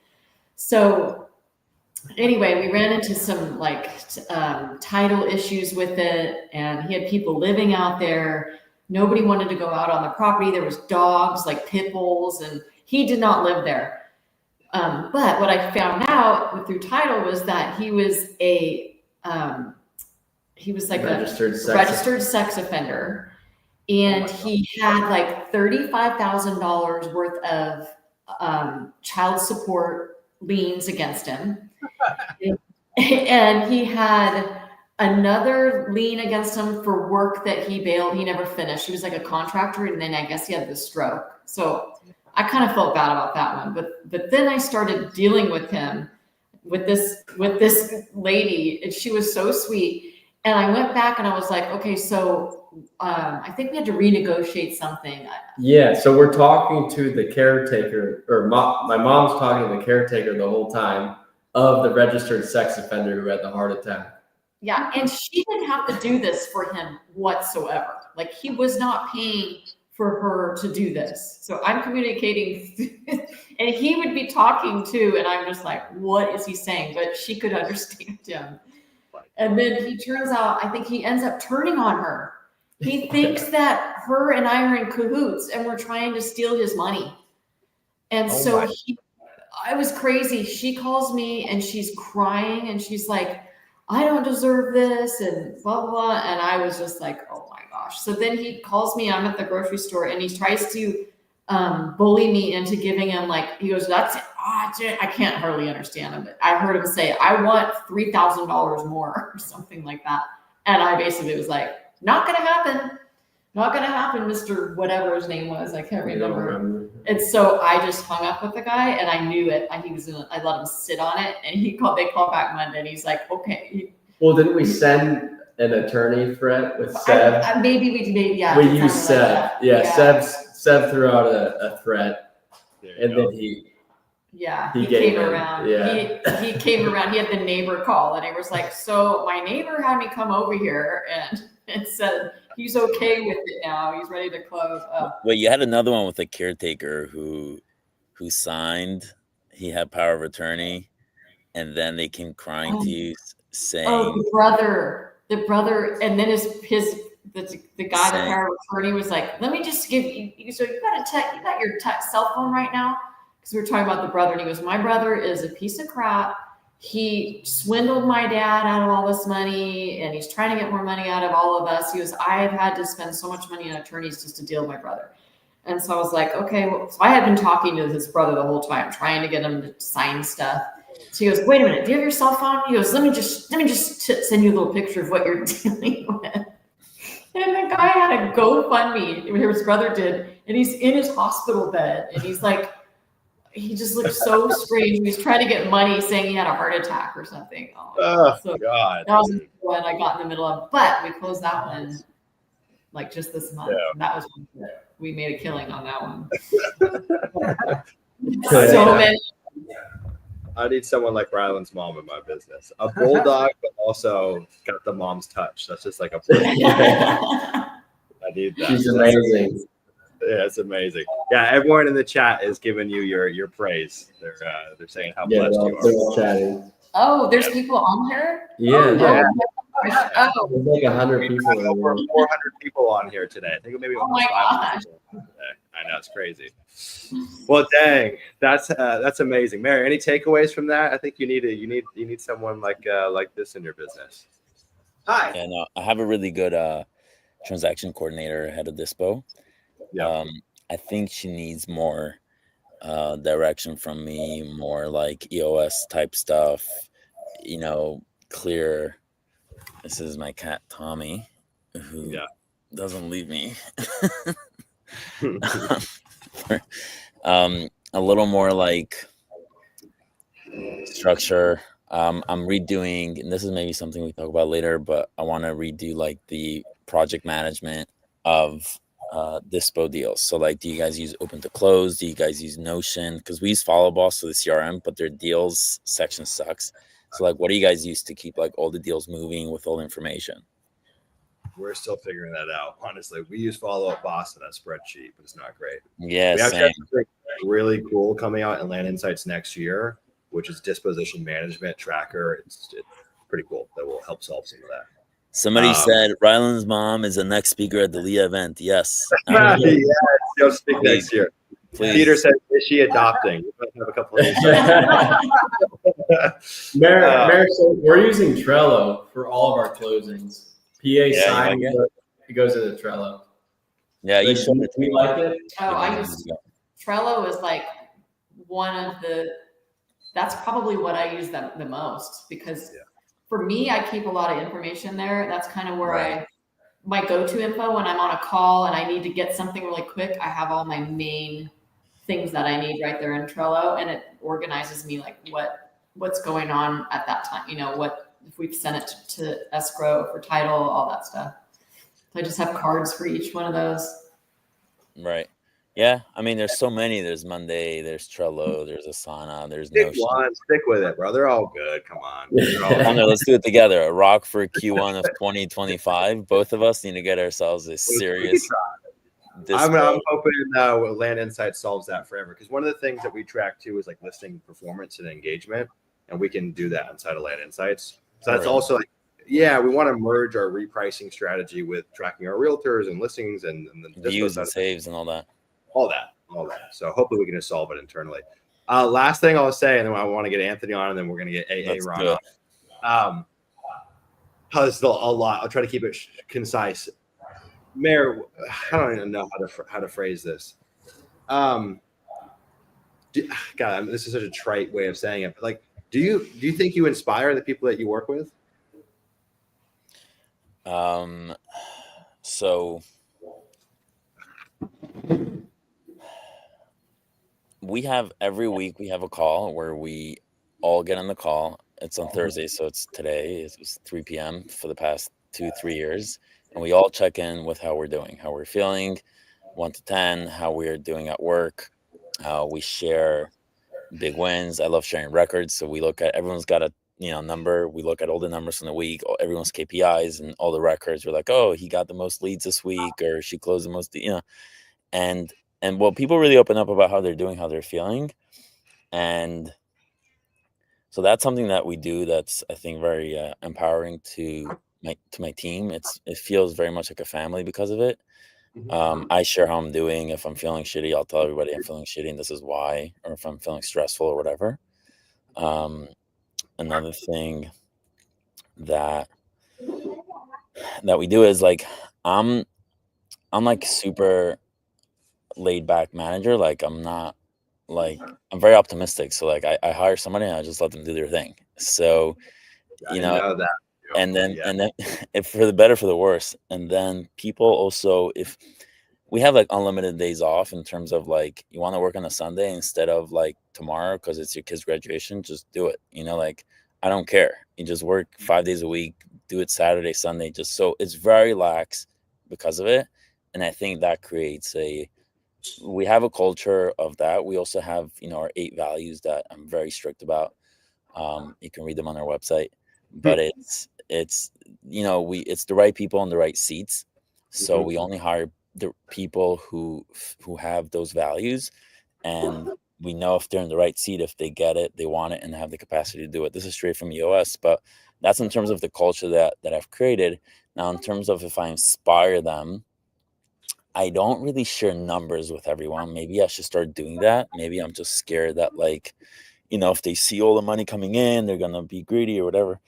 But maybe what you mean by inspiring them is more like, maybe, I don't know, maybe define your question a little more, or like. Yeah, I guess I should. And inspire might be the wrong word. I think there's two layers to it. There's like maybe inspire, and then maybe the second layer is like motivation or confidence of some kind.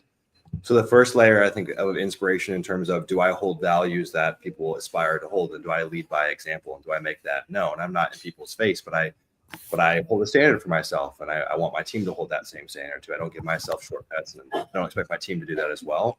I think there's some layer of inspiration there, but I think the real like breakthrough for us is that I've never hired someone that was just like A+ out of the box. I think who you hire matters. It's like the partner that you select for marriage.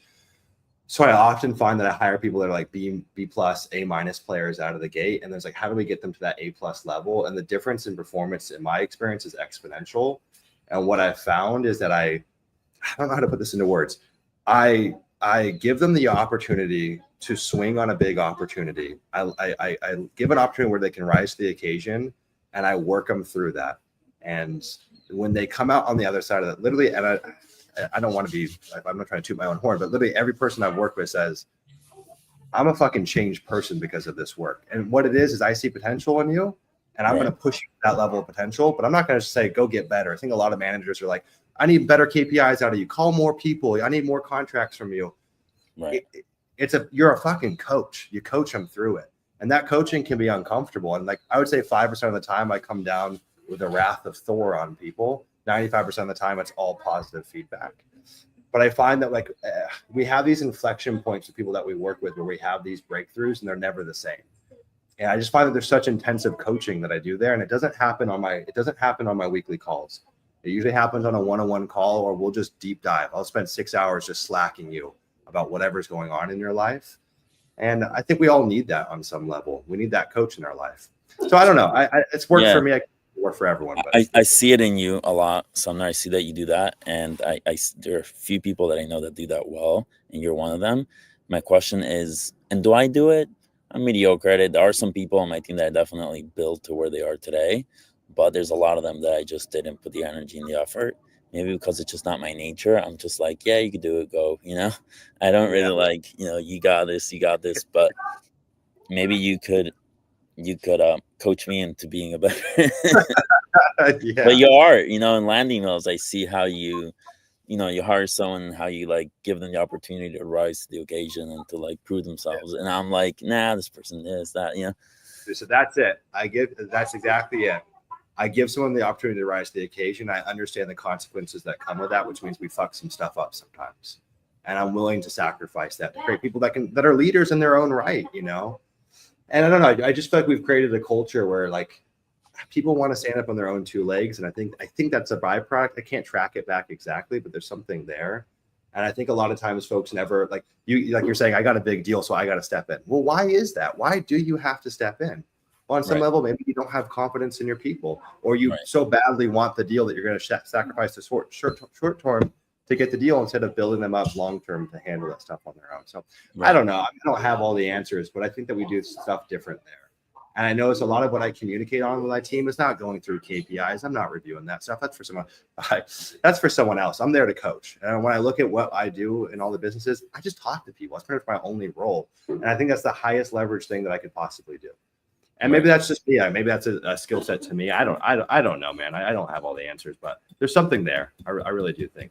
And I find that either people are way laissez-faire with their team, they're so hands off, or they're so uninspirational in the numbers. It's like, hey, Billy, you did 30 calls yesterday. I need 50 calls today. Well, how about why the fuck isn't Billy hitting 50 calls, and can we coach him on how to get there? You know what I mean? There's a difference. So I don't know.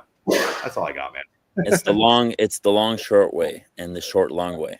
So I think you do the long short way, which is hard work, coaching somebody, but then at the end of the day it pays off, and then they're there. And I I tend to sometimes do the short long way, which is like, okay, this is your API, bro. Like, let's go. You know? Yeah. But they're not Yeah. gonna get there unless you coach them. Yeah. Coach, you wanted to see my website. Do you want? Should I share my values real quick? Sure, yeah, and let people know. So we launched land emails on Monday. We've had, I forget how many people were on the wait list, 13, 12, 13, I don't know, something like that. We've been onboarding people this week, which has been Right. cool to see. All right. So, I'll share it. This is my website. If you go to About Us, then you go down here. I like your website, man. It's clean. Oh, thanks. Integrity. I fired someone 2 weeks ago because of this one. Detail oriented, being human, taking ownership, see something, say something, take action, humility and growth, generosity. These are not like feel good, like virtual signaling stuff. This is like real stuff. Like if someone, for example, is not detail oriented, they're not gonna last. They're just not. Like it's just not gonna work. Like being human, like don't just be a robot when you're texting. Like you're human. Like the guy told you his mom just died. Don't be like, okay, do you want to sell? Like, Yeah. Be like a little human. Take ownership. Humility and growth. Like if you get feedback, like try to grow and be humble. Don't like take it personal, kind of thing. Whatever. There's just some ideas here. So, hey, Mayor, I thought you were going to share the land emails. Also, share the land emails real quick. That too. Okay. Sweating buckets out here. You sure you're not in the sauna? Dude, I'm so hot. No, land emails. Let's go. Go like this. For those who don't know, land emails. So a lot of you are, so the lowest hanging fruit for land investors is not necessarily to just like, okay, you went to one market and you mail them and you got a deal. So now you're going to go to another market. Like you already picked the market, you already scrubbed it, you already downloaded it, you already priced it. You might as well like leverage all that work that you've done and hit them through a different way. So I started emailing people and started making money that way. And then people started asking me, hey, can you do it for me? And it wasn't really sustainable to just help everybody. So we put it in a agency format where it's A to Z done for you. You could go to landemails.com and then you can also book a call with me. If you go to landemails/apply, we'll take you to my Calendly and I can walk you through it. Yep. Easy peasy. I have a quick question for you. Yeah. So you say you're doing everything on behalf of the land investor. So that means you're basically taking the emails, making sure they're good, sending the emails, writing the copy, and then a lead comes back and responds and said, yeah, I'm interested.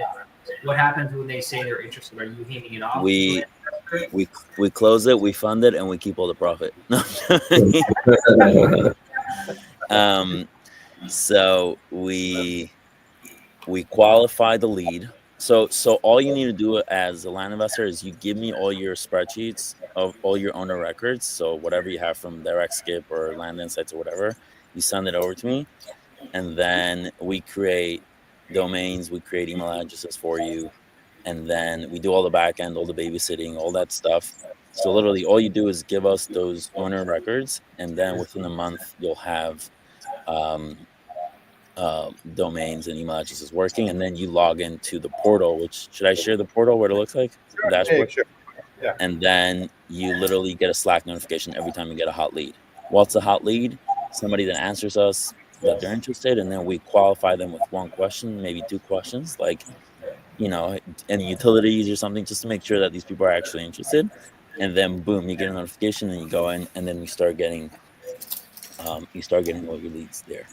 And then you take it from there. You can push it to your CRM, or you could. So I'm going to show you my company. So my land business's portal through land emails. Yeah. Right here.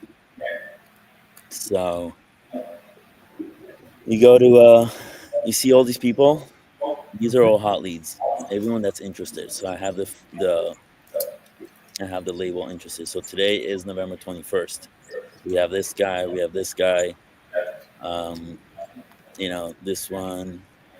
We'll consider an offer via email. This is literally from yesterday. These are all hot leads.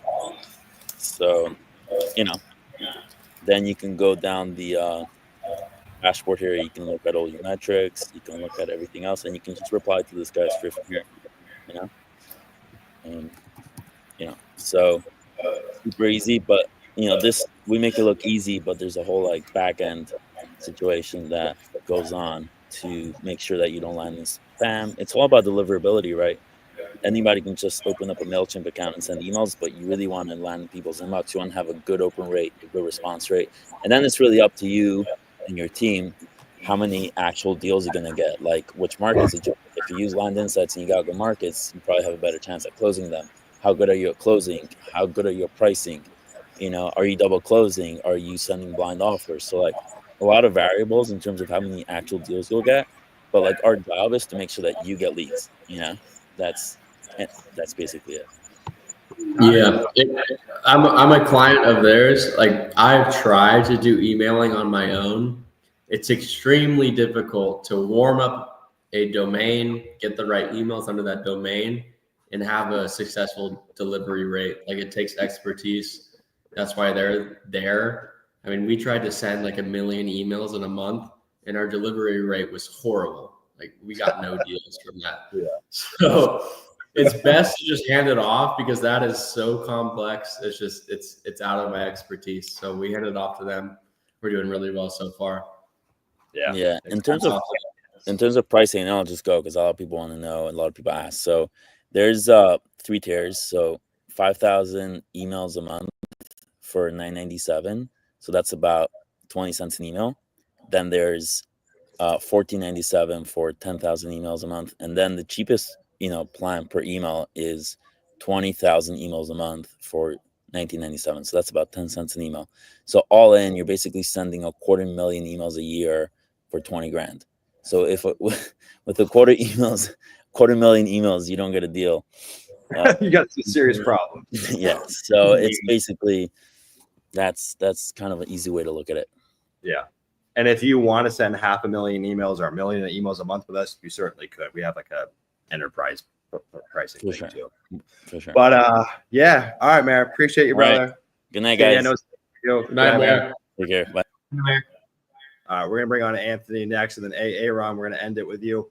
Before we do, Ron, I'm gonna go take a leak real quick. Do you want to raffle off the land house real quick? Yeah, let's do it. Go ahead, put it in the chat, y'all. All right, guys, submit the numbers. We're going 1 to 50 probably. Hey, Anthony. Hey, what's up? How's it going, guys? Oh, wow. I don't know. Like my Wi-Fi seemed to clear up a lot better once you guys pulled me on. But if we lose me, I might cut my visual. You guys can at least hear me. Cool. That sounds good. All right, I don't think we've everyone. ever actually met or spoken yet, Kyle. Pleasure to meet you. I don't think we've ever talked. Nice to meet you. Yeah, dude, I've only seen you on like coaching calls like back in the day. Yeah, Before one of the OGs still. Yeah, that's right. Yeah, the OG lead members. Are you still working? I think you're doing bartending. Are you still doing that? Or? Yep. Okay. A lot of people ask why. I see why they ask that. So. I mean, yeah, just kind of curious. It's like the check-in. Yeah. I don't know. If it wasn't for bartending still, I'd probably have like no contact with humanity. I'd just be stuck behind this computer, just turning and burning deals. And I even if there's no reason to have that, I think I would still probably hang on to like at least like maybe a day or two a week just to get out and have some social life and be around people and stuff. And I do like it. It's not bad. I don't hate it at all. So You like it because of the social aspect of it? say it again. What's up? You like it because of the social part of it? That, and it's like I honestly don't like sitting as much as I do inside this business. I don't like being inside of a chair that as long as I am. So it's like a nice balance of being a very active task to go do, and honestly, yeah, just being around people and being social. And obviously they can wear me down and suck my soul away slowly, but at the same time, if you spend too long away from them, you kind of yearn to be back just around the 10 different people and chatting, and it's nice. It's nice. Different mix of people for sure. Yeah. That makes sense. What happened with this? All right, guys. Can you see my screen? You there? No. We see you as a white bubble. But no, Okay. oh, you're back.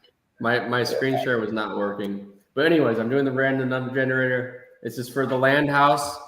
You get a weekend at the land house. We're flying you out. The value on this, we can't really put a value on this. It might be negative. It might be positive. We'll see. You spend a night at the club, it could be negative. So we're going to random generate the number 1 to 50. Everyone's submitted their numbers. All right, we're generating 14. It might not cost you financially, but it will cost you. 14. There's a 15. There's a 13. There's 11. There's no. Okay, we're going again. 33. Let's see. 37. 30. No, 33. Go again. Okay. Going again. 12. 13. Tyler G. Tyler G. Tyler. Weekend at the land house. Young Money Tyler. Be prepared. Tyler. You might not make it out of Young life. Ty. Yeah, you're not leaving Scottsdale. Young Ty dollar sign. You're gonna end up signing a lease at the end. Yeah. Tyler, there you go. Nice. There you go. Boom. All right, Tyler's a winner chicken dinner. Congrats. And Do we have more details on? Sorry, do we have more details on the land house too? Like, when should we be expecting that? Are you down to move in? I know you were up in the air. I mean, you're kind of asking me to drop everything in a matter of 1 month, quit my job, fly to Scottsdale, and just live there now. So I do need a little bit of information here, pal. Our bartending scene is amazing out here. January I bet. 1st. January 1st, there will be a house. That's all we got. Okay. All right. A bed and a roof over your head. All right, that's it. I know. And the best people in the world. Yeah, that's right. I know. It sounds really cool. I wish it was as simple as just I could just drop everything and go. There's just so much more nuance to it than that, and it's still a little bit undecided. I would like to know more information, and honestly, it's like, does it have to be right at January 1st? Because that's a very short notice for me. Yeah, it's going to be January 1st. So, well, here's the thing. There might be people that don't renew their lease, so maybe down the line. Maybe down the line, maybe next year, if you want a heads up. Or Riley might start renting out some space in his bed. Boom. Good to know. It's tough to say, man. It's tough to say. It's just so much moving parts in that in such short notice too. So I wish we had more info, but you guys are flying out there what's it, next week? This week? December 1st, we're going. Okay. Yeah. Keep me posted. We'll hang out with Kyle, and then we're out. You guys finished your cigars yet? Not my third now. We've got you're on your third? No, on my second, halfway through. Let's hey, we got 20 more minutes. Let's finish these, okay? Let's commit. Commit, boy. So Anthony, what can we do you for, Anthony? I don't know. Man, where do we even start? Like, I got some questions for you guys later on too. It is some of it in regards to land insights, and a couple of it's kind of like personal, I guess. Coaching, I guess, in a way, shape, or form. But if you guys want to grill me first, go for it. God, we got 53 people. Many people probably heard your story. We don't have to recount that. I mean, why don't we just give a little token for new folks? What would you say for the new kids in the block? Oh, token as okay. It's a little nugget. Okay, so my number one thing, and I think a lot of people have kind of taken note of what I did because I did this personally, is be careful when you're first starting out. Spend your money wisely. if you only have a few shots to take, choose them wisely. It's better. It's far better if you do that. I had a lot more capital sitting on the side that I chose not to allocate out of skepticism. That's a story Sumner knows all too well. And so I kind of started with a very slim budget that I allotted it to myself. I was like, this is what I'm willing to risk on this, because I just honestly very skeptical of the business overall when I first started. And started with just under, I kind of gave myself about a $20,000 limit. I didn't even use all of it first at the beginning. And as the year went on, I ended up like kind of crushing it when it comes to ROAS. Ended up being like 26x return on my investment. So I put $1 into marketing, 26 came back out the other end. And then honestly, after that first year, I was like, I felt like I kind of caught lightning in a bottle a little bit. I was like, can I even do that again? And I'm on track to do 29x this year. So I doubled my marketing. So it more than doubled my income, and kind of maintained on the ROAS side of things. But back to like being a nugget, spend very wisely at the first, and like get your first couple of deals, get the ball rolling. Once that happens, then you can reinvest. I still haven't touched a dime from this business. I really don't care to. I still have a job. I don't really even need most of the money I get from my job. Like very low overhead personally, very low overhead in the business, and just keep turning and burning. It feels like a game to me more so than anything. And I guess just be careful. Like you can get a little bit looser with it later on, but if you're running, because there's a lot of people I do know. Some people come in here well capitalized. We've seen a couple. I guess more recently, excuse me, I'm still a little bit sick right now, but I've seen people come in here who are pretty well capitalized more recently. A lot of people are coming in here starting on a budget, and just make it like stretch it for that first year. Make sure you're stretching it. Do the not fancy things. Do the make sure you can get to the point where you have some deals underneath your belt, some revenue, some profit, to the point where then you can reinvest and get a little bit more. Both scale and get a little bit more fancy and do some extra, like honestly, like Land Insights is a good example. Like you don't need it starting out, but it's a tool that saves you time. And if you don't have, generally what we're trading is time for money. So either you have you typically have one of both. Either you don't have that much money and you got a lot of time, or you have, a lot of money and not that much time. So you got to choose where you're trading that.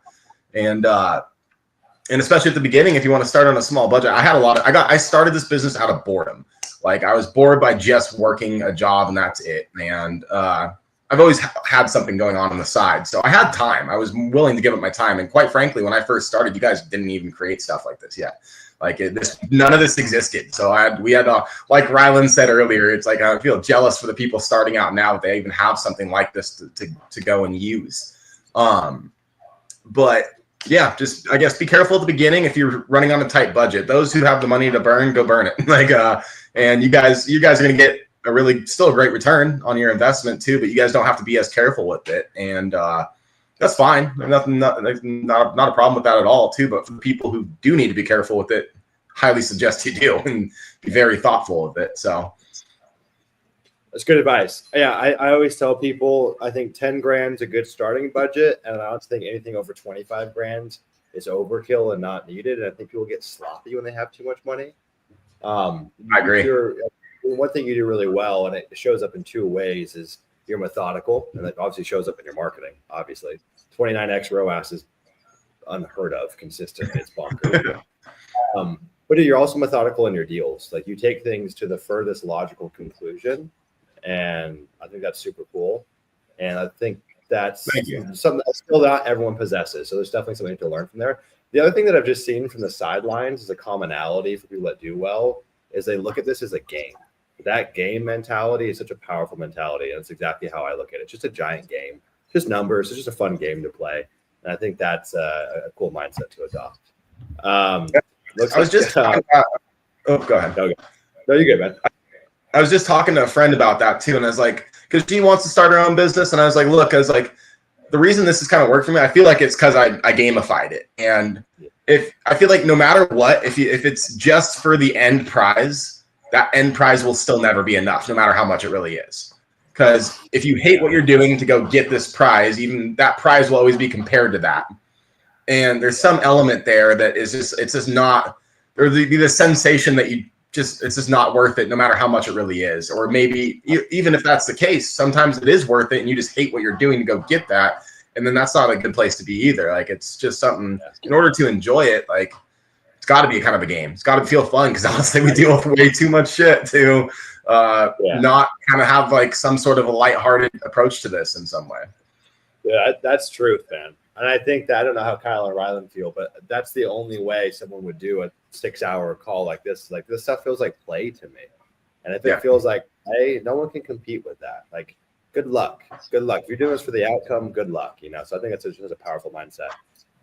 It sounds like Mike V is very committed to kidnapping you and turning you into his data monkey.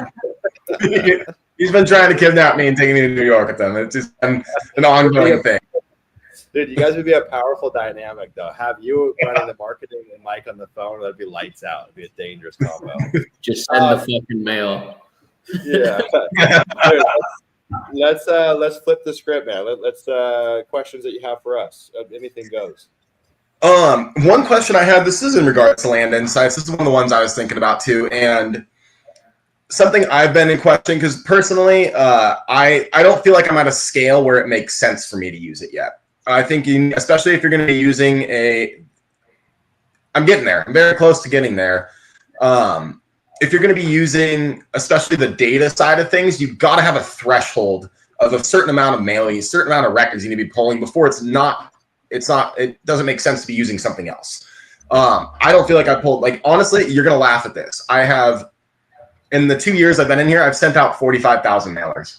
Oh my God, Anthony. That's sick. But that's generated, we're probably talking somewhere between 600,000 and 700,000.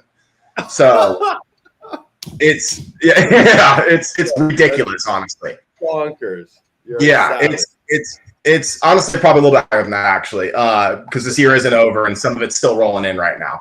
It's honestly just crazy. So I mean, again, I came in from a testing standpoint, and like, I wanted to test it. Like, I didn't really care what I made. I just want to see what this is operating, how this works. And I guess I'm slowly scaling. I'm not in no rush to make it huge super fast, and that's fine. Like, we'll get there when we get there. And I guess there's a certain threshold where I don't know where that lies, though, for comparatively for Land Insights, where you need to be pulling X amount of data before not looking at the tool side of things, not looking at the market selection, the tool. I'm talking strictly from a data perspective. I already have my systems pretty well built out for pulling data elsewhere. Data tree, hate them. Would love to leave them, but it just doesn't make sense yet because of the monthly commitment side of things as well. And I've always just tried to keep my overhead low. So I'm just not sure where that is too, because if you guys are going to be doing a la carte, 6 cents a record, I'm not sure how that's going to work. But from my math, roughly, you need to be pulling like 10,000 plus a month. Maybe I'm wrong. I don't know. That's kind of from one of the math I've done. You mean for upgrading to unlimited? Yeah. Yeah, it's 75,000 a year. So whatever that run rate is. 75,000 records per year? Per year. That's kind of like the break-even point. Okay. And that's in comparison to like what's a Land Vision?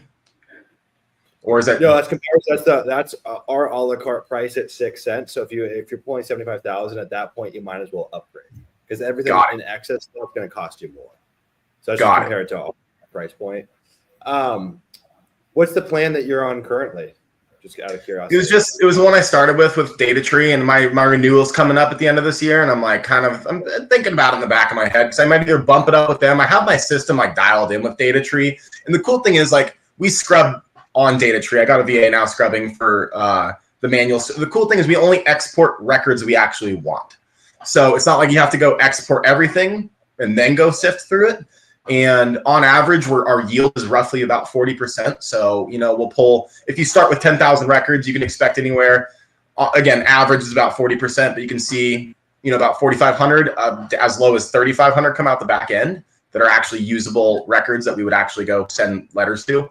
And I'm on like $100 a month, 7 cent per record plan with them. I might bump it up to I'm either looking at other alternatives or just bump it up to the 300 a month at 5 cents per record with them, and kind of work from there. It's again, the system we have dialed in right now too is there's going to be, I guess, a certain level of just friction, just moving away from it and just finding a new system if we were to move away from that, because that kind of its systems worked. So, Anthony, yeah.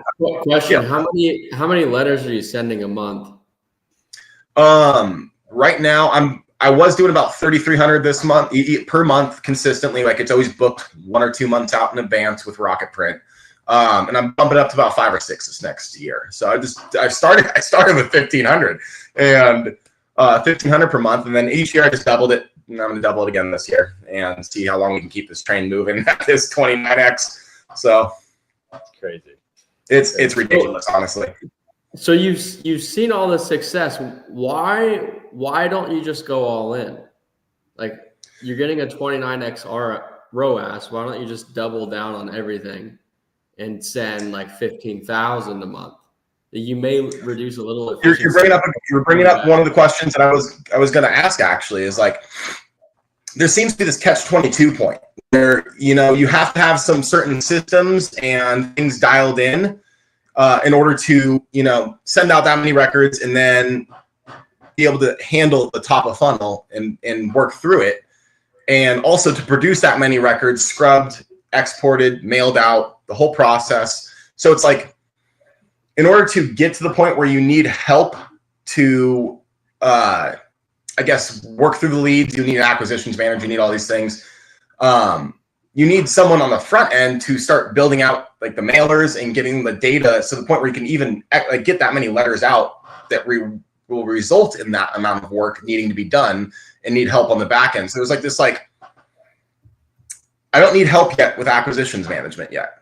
But I won't need help yet until I get enough mail out. But by the time I get enough mail out, I'll need help. It's like this weird, if that makes sense. I don't know if I'm wording that correctly, but there's that element to it. I see this every week. It's the chicken and the egg conundrum. Well, this was what I was going to say at first. There's no reason for you to sign up to Land Insights now. The only reason that you would do is if you're banking on growing a lot next year or whenever, right? Like, as it stands now, I wouldn't. I mean, I think there's some cool stuff, but I probably wouldn't, especially if you're entrenched into data tree. But it raises the question that Rylan asked, which I was going to follow up with, which is like, dude, you've got the best proof of concept. People are like literally crapping their pants in the chat. You've got some skill here. When life throws you a fat pitch, I think you should swing. You don't have to, though. You can do whatever the hell you want. There's nothing wrong with what you're doing, but you're obviously good at this business. You'll have to adopt new skill sets. You'll have to learn how to build a bona fide business, which is different than what you're doing now. I always think that it's kind of like 1 step forward, 2 steps, 1 step backwards, 2 steps forwards for building a team and a business. And that's why we usually go through like the kind of hiring path that we go through. You'll have like a generalist VA. People direct them differently. They could be on your data side or ops or TC or whatever. You're still on the phone, but you bought back some time. So now you can probably double your mail. You double your mail, you're grinding it on the phones. Now you need an AM, and like you kind of go through that cycle. And usually we'll double our mail or whatever. We'll grow our mail to 10,000 records a month. Let's just say that hypothetically, without an AM, we'll run that consistently. You'll be like Gary, right? Gary starts aggregating all these records in the CRM. He knows shit's getting slipped through the cracks. He's still closing deals. He's like, yeah, there's some stuff there. Hires an AM, immediately closes 3 contracts just from leads sitting in the CRM. So they've got stuff to chew on. You just bought back more time. Now you grow marketing even more. It just gets kind of like a cycle that you go through. But I think that on some level, dude, I don't know what it is. And there's nothing, I don't want to, there's anything wrong with this, but on some level, you've yet to commit, as crazy as that sounds, even with all the progress that you've had. And I know, I mean, there's nothing wrong with that. But you need to commit to going all in if that's what you want. And that's the only time Land Insights would make sense, in my opinion. And you might not like that alternative. That might not be fun for you. That's fine. Maybe don't do it then. That's one thing I question too, is like, do I really want to like jump straight in running, a team of 5-6 people too, and run this business just to do like, I'm more than surprised and happy with what the results have already been thus far. I'm in no rush to necessarily, I would like to grow, but it doesn't need to be there tomorrow. Like I get what you guys are saying when it comes to going all in, but I don't necessarily care to have $1 million company tomorrow. Like I really don't care. Yeah. Dude, and that's fine. And that's Yep. totally fine. I think I think I could make a strong point, but I wouldn't even try to ever convince you. I think I can make a strong point that even if you don't grow at some scale of your marketing and some scale of lead flow, it would make sense to have land insights, if for nothing else, but for the improved scrubbing to buy back time for your VA, and then for the comping tool that's coming out in Q1. And pay probably about the same as what you're paying right now on the data tree plan. I don't know though. It's not essential, man. It's not essential. And there's no reason you have to grow. I read this book called Small Giants, and the whole premise was, why does everyone feel like they need to scale their business? Like, what if you just love your business where you're at and you just grow slow? And that's totally fine too. Such a culture of like scale. Yeah. It's not needed. But Anthony, what I will say is you're damn good at this, dude. If you wanted to, you could grow a fucking ginormous business. Now you'd have to learn a totally different skill set, which will be very unfamiliar to you, but I know you can learn it. And it's your call. And, I mean, Grindhouse makes sense. We'll teach you. I mean, part of it was, and you got to take in mind too, like it looks like, I mean, I'm 2 years in, so it hasn't been that long. Well, it's 2 years and about a month. So we're coming up on 2 years. And again, you got to kind of keep in from the frame of reference too, that like this first year, I felt like I caught lightning in a bottle. I didn't realize it until I think it was Gary who asked us to like share our KPIs in the group, and I put mine in. I knew I was doing good, I knew I was doing all right, but he was the first time to be like, what is this guy doing? And I didn't realize it then too. So it almost made me question it. I was like, did I just get lucky? Like, did that just work? And I was like, all right, let's try it again. Double the marketing this year. And like, so like first time I was like, did I catch lightning in a bottle? I was like, can I repeat that? And this year I'm looking like I repeated it. But here's the element that I don't love about this business, is how lumpy it is. I've lived off of very lumpy income before, and I don't like what it does for me psychologically. So it needs to be big enough to the point where, and I feel like it's getting there, big enough to the point where I don't care about the lumpiness. I just know like it's not going to really affect things. But so yeah, this whole second year was like testing it again. Like just like did I just get lucky, or can I repeat those results? And there's still a certain percent of me that is in shock, because I know it's disproportionately out of line with what people are expecting. And I'm waiting to see another thing too, is where's my breaking point? Like, I currently work 4 days a week, like still doing all this. So, I mean, I work virtually, if I'm awake, chances are there's something I'm doing. If I'm not eating food or at my other job, I'm in this business. And I like that. I did this. I wanted this. Like, I wanted to be busy. I was bored. That's why I started it. So I haven't found my breaking point yet. And the fact that I just did that solo while still maintaining basically 4 to 5 days a week at my job, like I haven't found the point where I need to give up a day, or I haven't even hit that point yet. I'm busy, but not so busy that I couldn't handle it. So I don't know. I'm just testing, just playing around, seeing where that threshold is. And if I do need help, now the business can afford it for sure. Again, no rush to get there though. I'm still just, I guess, poking around. And I guess I have a very long time frame that I'm looking at this from. Like, I don't want to, grow too quickly as well and get a little bit, what's it called? Unstable growth. So. Yeah, dude. I think again, there's no right or wrong path. We get to design this however we want. That's the beauty of entrepreneurship. I'll give you a little psychoanalysis though, and you can take it or leave it. I do think you do have some limiting beliefs around, I don't know if it's skepticism or conviction in yourself or whatever it may be. And I just want to tell you, if you want to, I see it in you, and I know for a fact that you're capable of taking this to the umpteenth degree. You could be in Ryland's arena or even surpass him if you want to.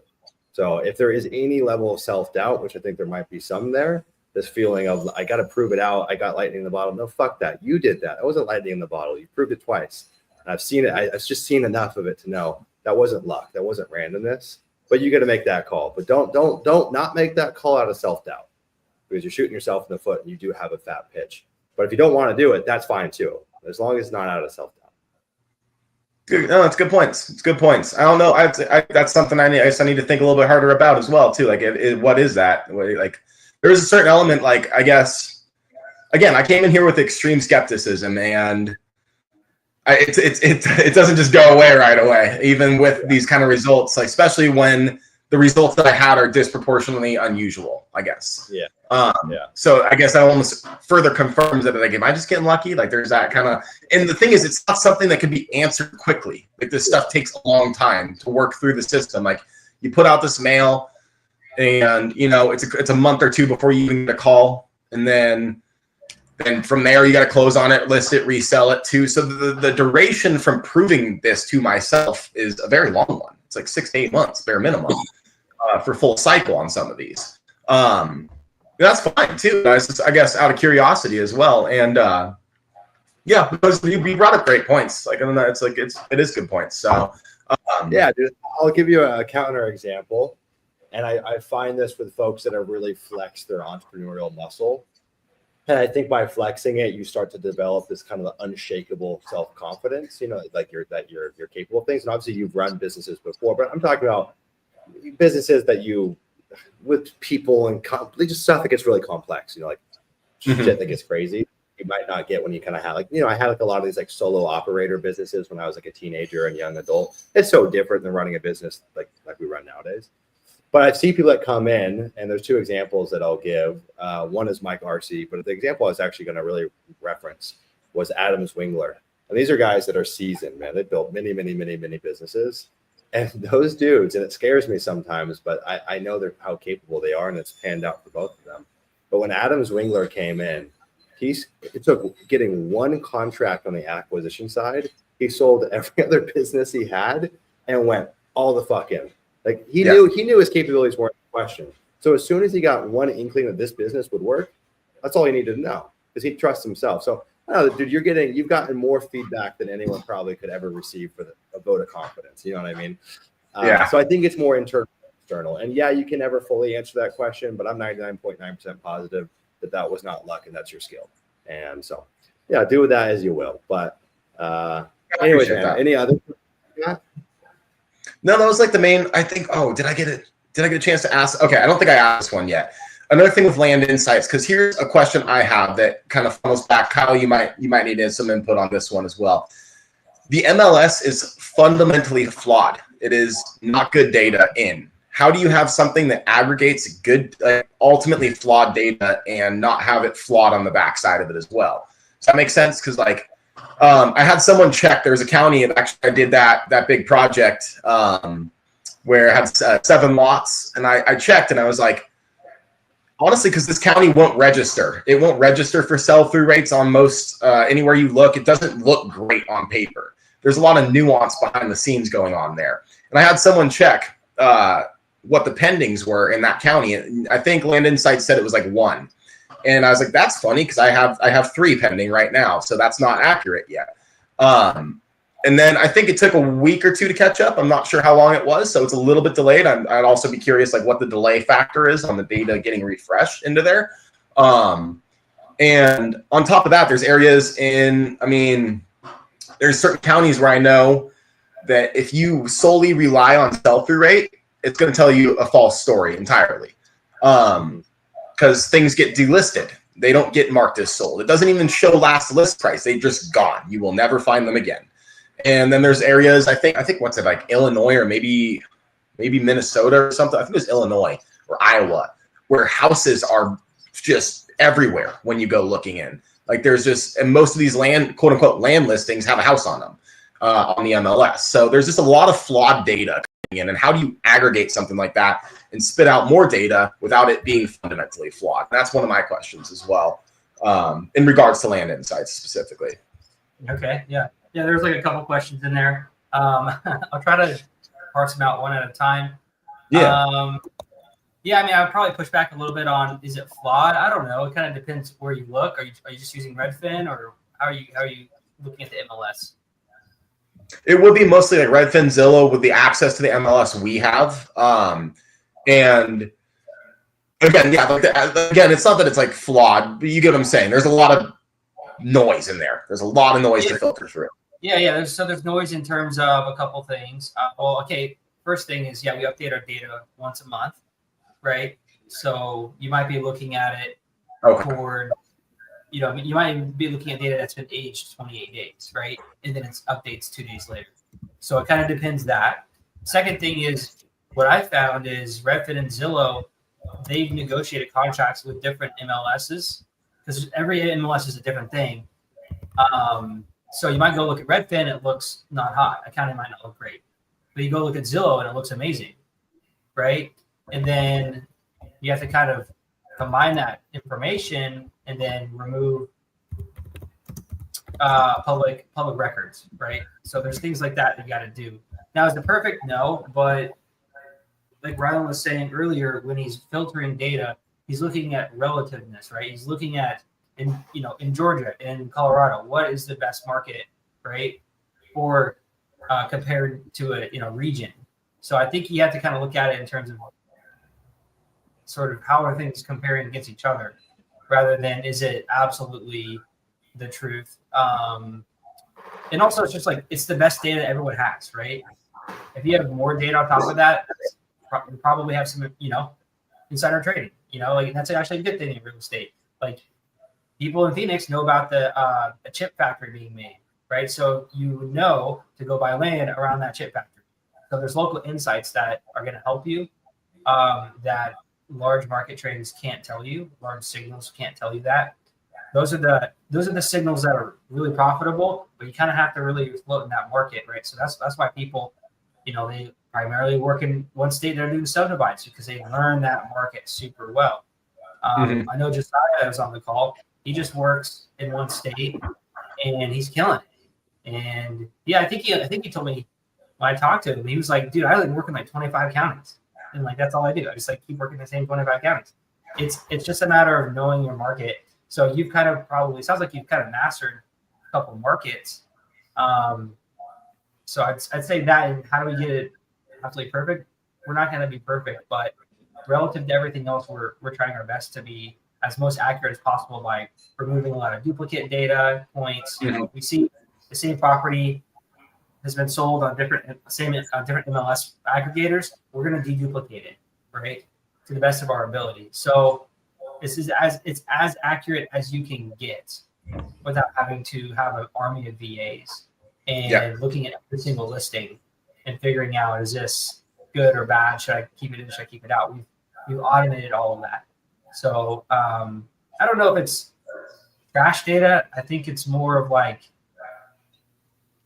it's just kind of like how you organize it, right? To obviously work with people. So let me speak on the tail end of that. So I've been with Land Insights from the beginning. It's all region oriented. So there's MLS databases in regions all across the US. Okay. The reason why I say start with a state is because the data is all oriented around that state. These MLSs in the same state, they're all going to be relatively similar in terms of how they disclose sales, in terms of how they disclose how many are active, how many are pending. So when I said early in the call that somebody was pushed towards North Carolina, is because North Carolina is a disclosure state and they disclose everything. Like North Carolina lets you know everything that's going on, everything that sells, everything that's pending, everything that's active. It's very fucking accurate. Versus Texas, it's a non-disclosure. They're not gonna show you every single property that's sold.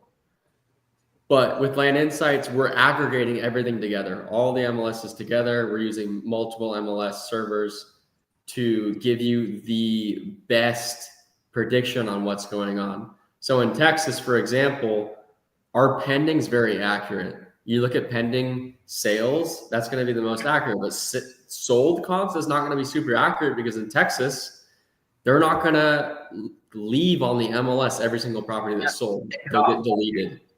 So that's why I say choose by a state and don't choose by the country. Don't compare a county in this state to a county in this state. You compare a county in the state to a county in the same state, because the way the MLS tracks their data is very similar inside that state. Yeah. And I'm actually, now you kind of have me curious as well too. Is that why you see so many off market sold comps in like South Carolina and North Carolina? Is this because of how much the MLS scrapes from that? You see a lot of off market. You'll see a lot of off market sales in Texas. It's just basically the servers they'll catch public MLS sales. Well, not public MLS, public sales. It'll get tracked into their server. So in Texas, you'll see a bunch of off market sales that happen. It seems like in certain states it more than others, though. Yeah, exactly. Yeah, the rules are so different. So when I was kind of putting together our kind of MLS aggregation system, I saw so many different ways of doing it. So I had to kind of go through with like a fine tooth comb and figure out, okay, in this state, they do it this way, right? And they might say like listed or active, and then it'll say listed in the history, and then it'll say pending, and it'll say sold, and then it'll go to like public source, right? Public record. Yeah. And then it'll go sold again. And there's all these weird ways that they can organize the data. So I kind of had to comb through all of that and figure out what is the reasonable thing to do here, right? In this particular situation. So it was a case by case basis to find the patterns. And what I found is, I think it's kind of interesting. It's actually kind of gotten worse over time. At one point, I compared Redfin to Zillow MLS comps, and they're only about 10% different. So either one of the platforms had 10% more comps, and that was on a U.S. basis, across all the United States. In some states, it was worse than others. In some MLSs, it was worse than others. But recently, it's diverged to about 30% difference, and I think that has to do with just negotiations of, what data licensing that Redfin wants to purchase, or Zillow wants to purchase for the MLSs. So it's been getting worse, but we're aggregating across a lot of different platforms, and we're getting the numbers. So and that's kind of the question I was asking. Like, how do you deal with that? Like, when we're dealing with ultimately, especially like, there's issues with this. Like, the MLS is not a perfect system to produce data for us as well, to then go aggregate. And that's like, how do you combat that? And you kind of did answer that. Exactly. There's a lot of nuance to it. I was curious. There's just, there's deduplicate anything that matches, right? Yeah. So like Redfin, for example, they had all the NRA problems in the last year and a half. So they lost a lot of their MLS providers. Like, we're not pulling from Redfin, we're pulling from everything. So any provider they didn't have, like, we're sourcing elsewhere to get that. So we're not what you'll see in Land Insights is going to be completely different than what you see in Redfin. Redfin's always going to be a little lower than what you see in Land Insights, because they don't have everything that we have. We're aggregating everything, and we're deduplicating things that we see across all the servers. So any APN, any location coordinates, we're deduplicating. So we're searching as far and wide as you can go, and that gives you the most accurate estimate on what's going on in that market. Interesting. And the kind of same thing, I know another thing I've noticed too, is kind of along the same lines. Like, when you go, this kind of in regards to the comping tool, when you guys have is it really scraping the accurate GPS like coordinates for a comp? And is it, I guess, because I mean, there's plenty of times where I hop on Redfin and I go search for this property, and turns out it's 45 minutes down the road or something, like not quite that drastic, but it's not where it maps to on any MLS. And you go pull the APN, find out where it actually is too. Is that also integrated? Is that something you guys have worked on as well? There's multiple search instances that we're looking at. So we're looking at APN, we're looking at coordinates, we're looking at property address, and like our code basically sifts through all of those and deduplicates based on that. So like we got you covered. Like, like we can dive into the code if we wanted to.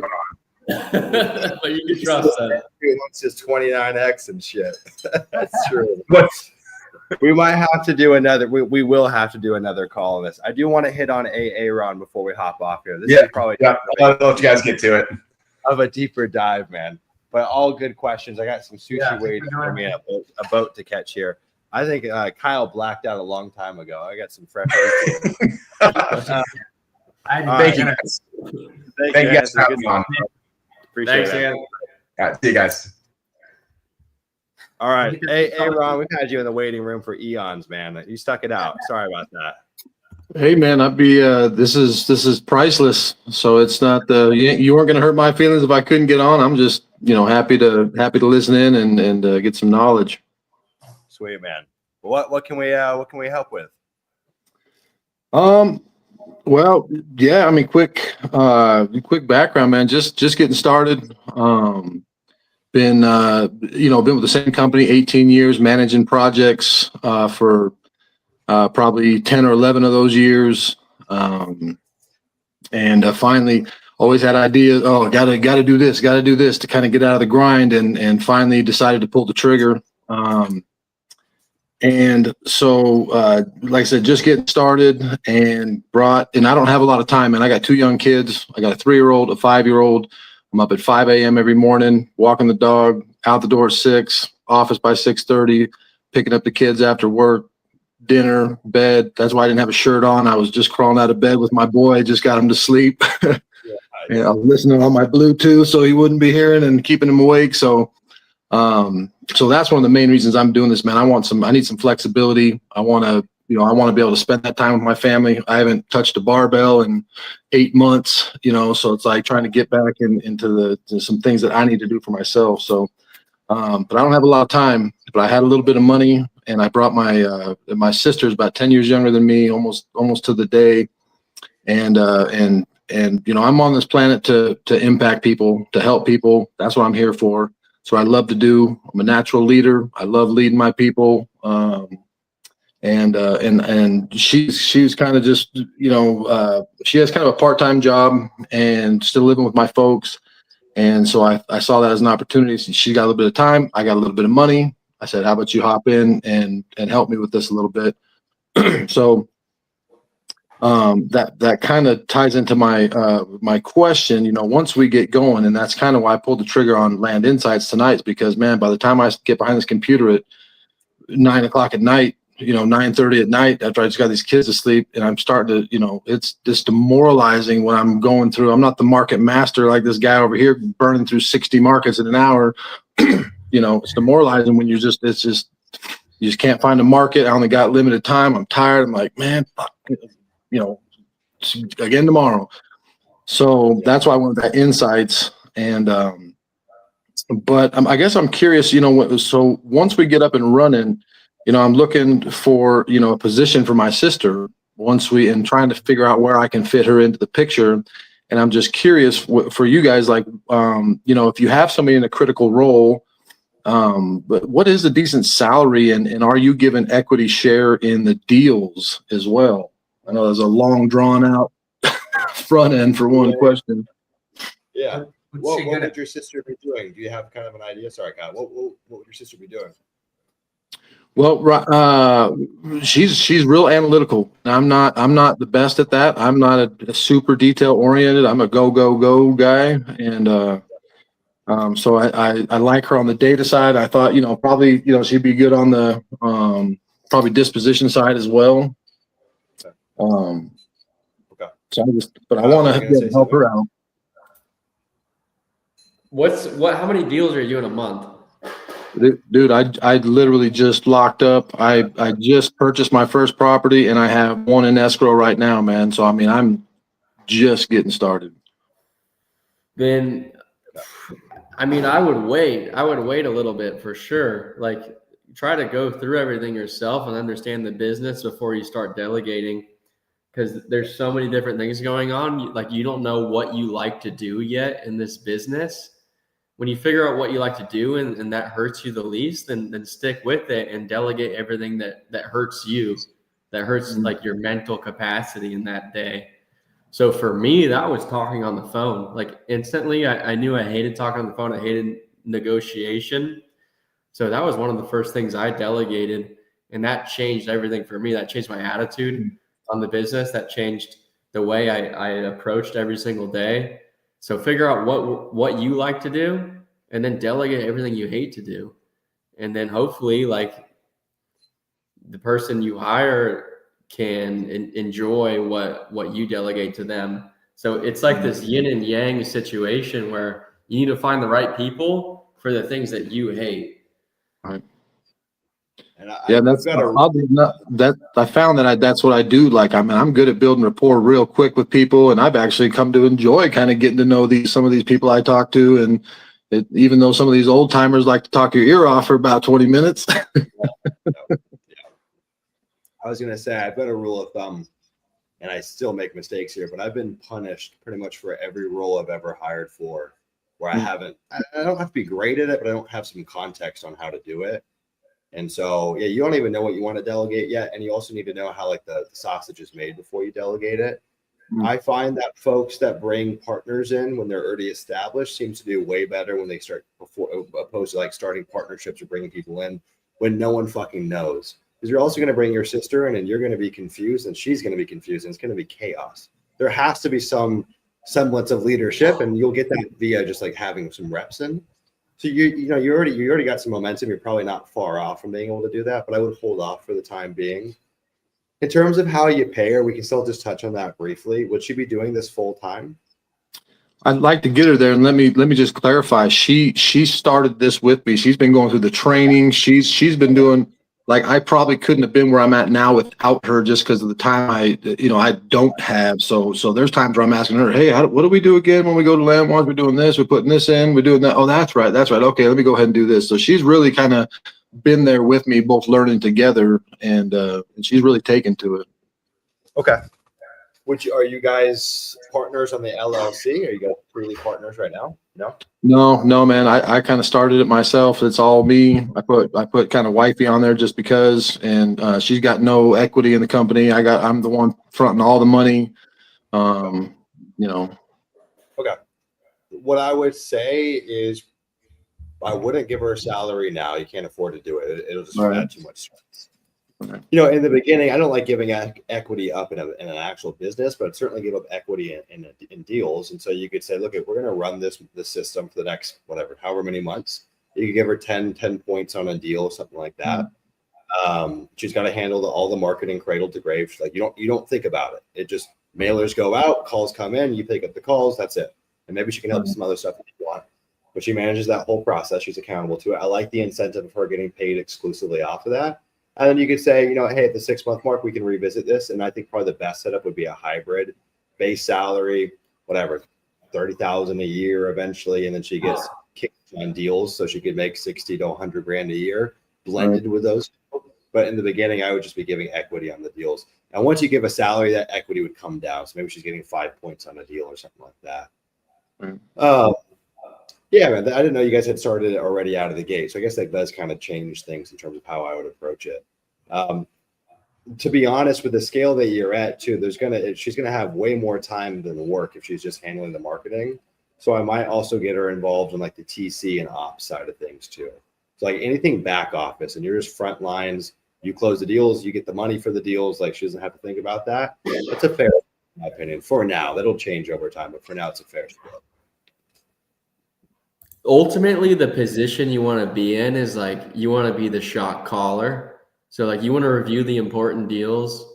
You want to motivate the team on the weekly meetings, but you don't want to have to deal with the closings, all the follow-up with sellers, all the follow-up with title companies, all the follow-up with realtors. Like that shouldn't be your problem.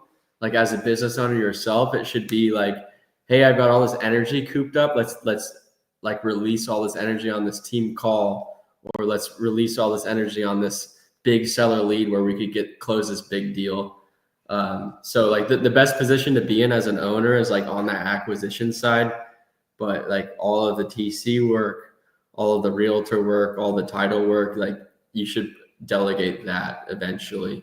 But like to be a successful owner, like Sumner, me, Mayor, Kyle, like we're all like kind of oriented around acquisitions, and we're oriented around complicated deals. The rest is handled by everybody else. Yeah, that makes sense, and that's what I'm good at, man. I've led big teams, hundreds of people, and I couldn't do my job well if I didn't trust people and and kind of give them those stretch opportunities. And like Sumner's saying, you got to take a risk, man. Sometimes we're going to mess it up, but as long as people are trying, hey man, I'm good with that. And we'll coach you up a little bit and keep going. But no, I like that. And I guess just because of my experience, that's why I was kind of excited to scale quick. So I'm like, man, this is what I've been doing. I've been leading teams. I got a lot of business experience. I dealt with clients, with city councils, with mayors, with, big time clients. So, in scaling, and I guess every situation is different. Like, what would be that first step in scaling? I know I got to get a couple deals going first, but I'm already thinking ahead. I'm trying to think 2-3 steps ahead here. My biggest recommendation for scaling. Go ahead. I was going to say my biggest recommendation for scaling is don't think about scaling.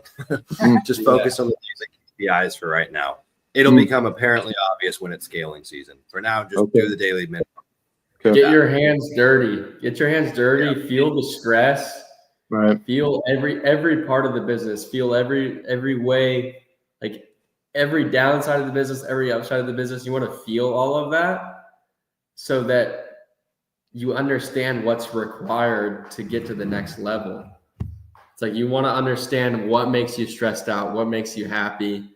Get rid of the stuff that makes you stressed out so that you can stay happy. It's all about attitude at the end of the day for business. If you can put yourself in a position where it's all positive stuff coming your way, you're going to grow. But in the meantime, you just need to get your hands dirty and experience all of it. Right. Oh, that's good, man. A lot of people they ask me, they're like, how do I scale? And I feel like that's actually like that question is not even a question when you know it's time to scale. When you know it's time to scale, what you need to scale is dead obvious. And the writing will be on the wall when it's scaling time. Up until that point, you're still like walk before you run type mode. You know what I mean? And really scaling in this business is increase your KPIs via, outreach and marketing and build a team. It's that simple, but the actual action steps become a lot more obvious. Yeah. When I would say like your stress level and like what's keeping you up at night is really going to tell you. That's always what it is for me. It's like, okay, like we're not doing this, or we're not doing that, or whatever. Like you'll know in your heart of hearts like what it is, and you really have to break things to know. And that's kind of what I wanted to share with Anthony is just triple your marketing and then see what breaks, right? And then go fix that. And now you shouldn't like go crazy and try to just break everything, but if you just like work your way up, you will do that. And I will also say that in land, what you don't know can kill your business. Right? There are deals that are hairy that you have no idea the hair on them until you bought it. So you kind of have to put it into reps. And like Ryan was saying, getting your hands dirty and just really, do 6, 7, 8 deals, and then you've seen enough of a pattern of, okay, this is kind of how it goes. Here's some things that went wrong. I know how to plug the holes, and now I can I know what the next person is that I need to hire. But you'll know. Right, that's good. Definitely get my hands dirty, man. And it's a grind. It's been a grind so far, and I can already feel I'm not even in the business yet, and I can already feel the ups and downs, man. One day you're just like, motherfucker, man. The next day I'm trying to get her motivated, trying to get me motivated. I'm like, look, we got to keep digging for those diamonds. We can't quit right before we get there, And it's like, it's like we got to keep going. So I can already feel it, man.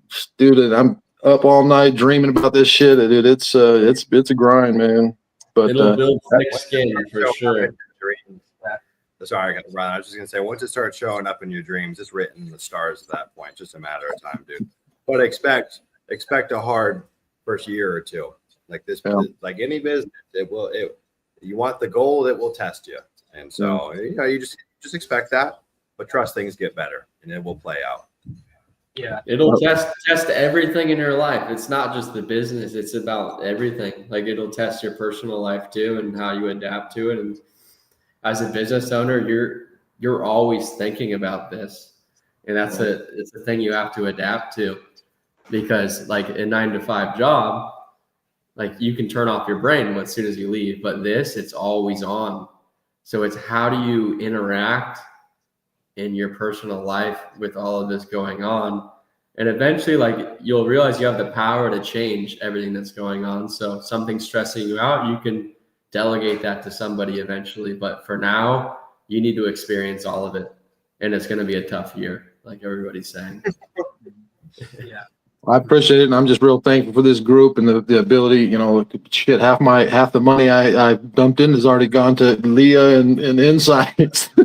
You know, so but it's well worth it, man, because I was trying to piece everything together. Oh, listen to this podcast, do this. Let me try to. I can piece all this together, and I finally was like, you know what? I came across Sumner, I think on some podcast, and I was like, you know what? I'm putting the money into education and support, and that's going to pay dividends, and it already has. So I'm much appreciated, you guys, and love the values and the culture you guys have, and that it really shines through. You know, the kind of people you guys really are. That's genuine people. So appreciate that.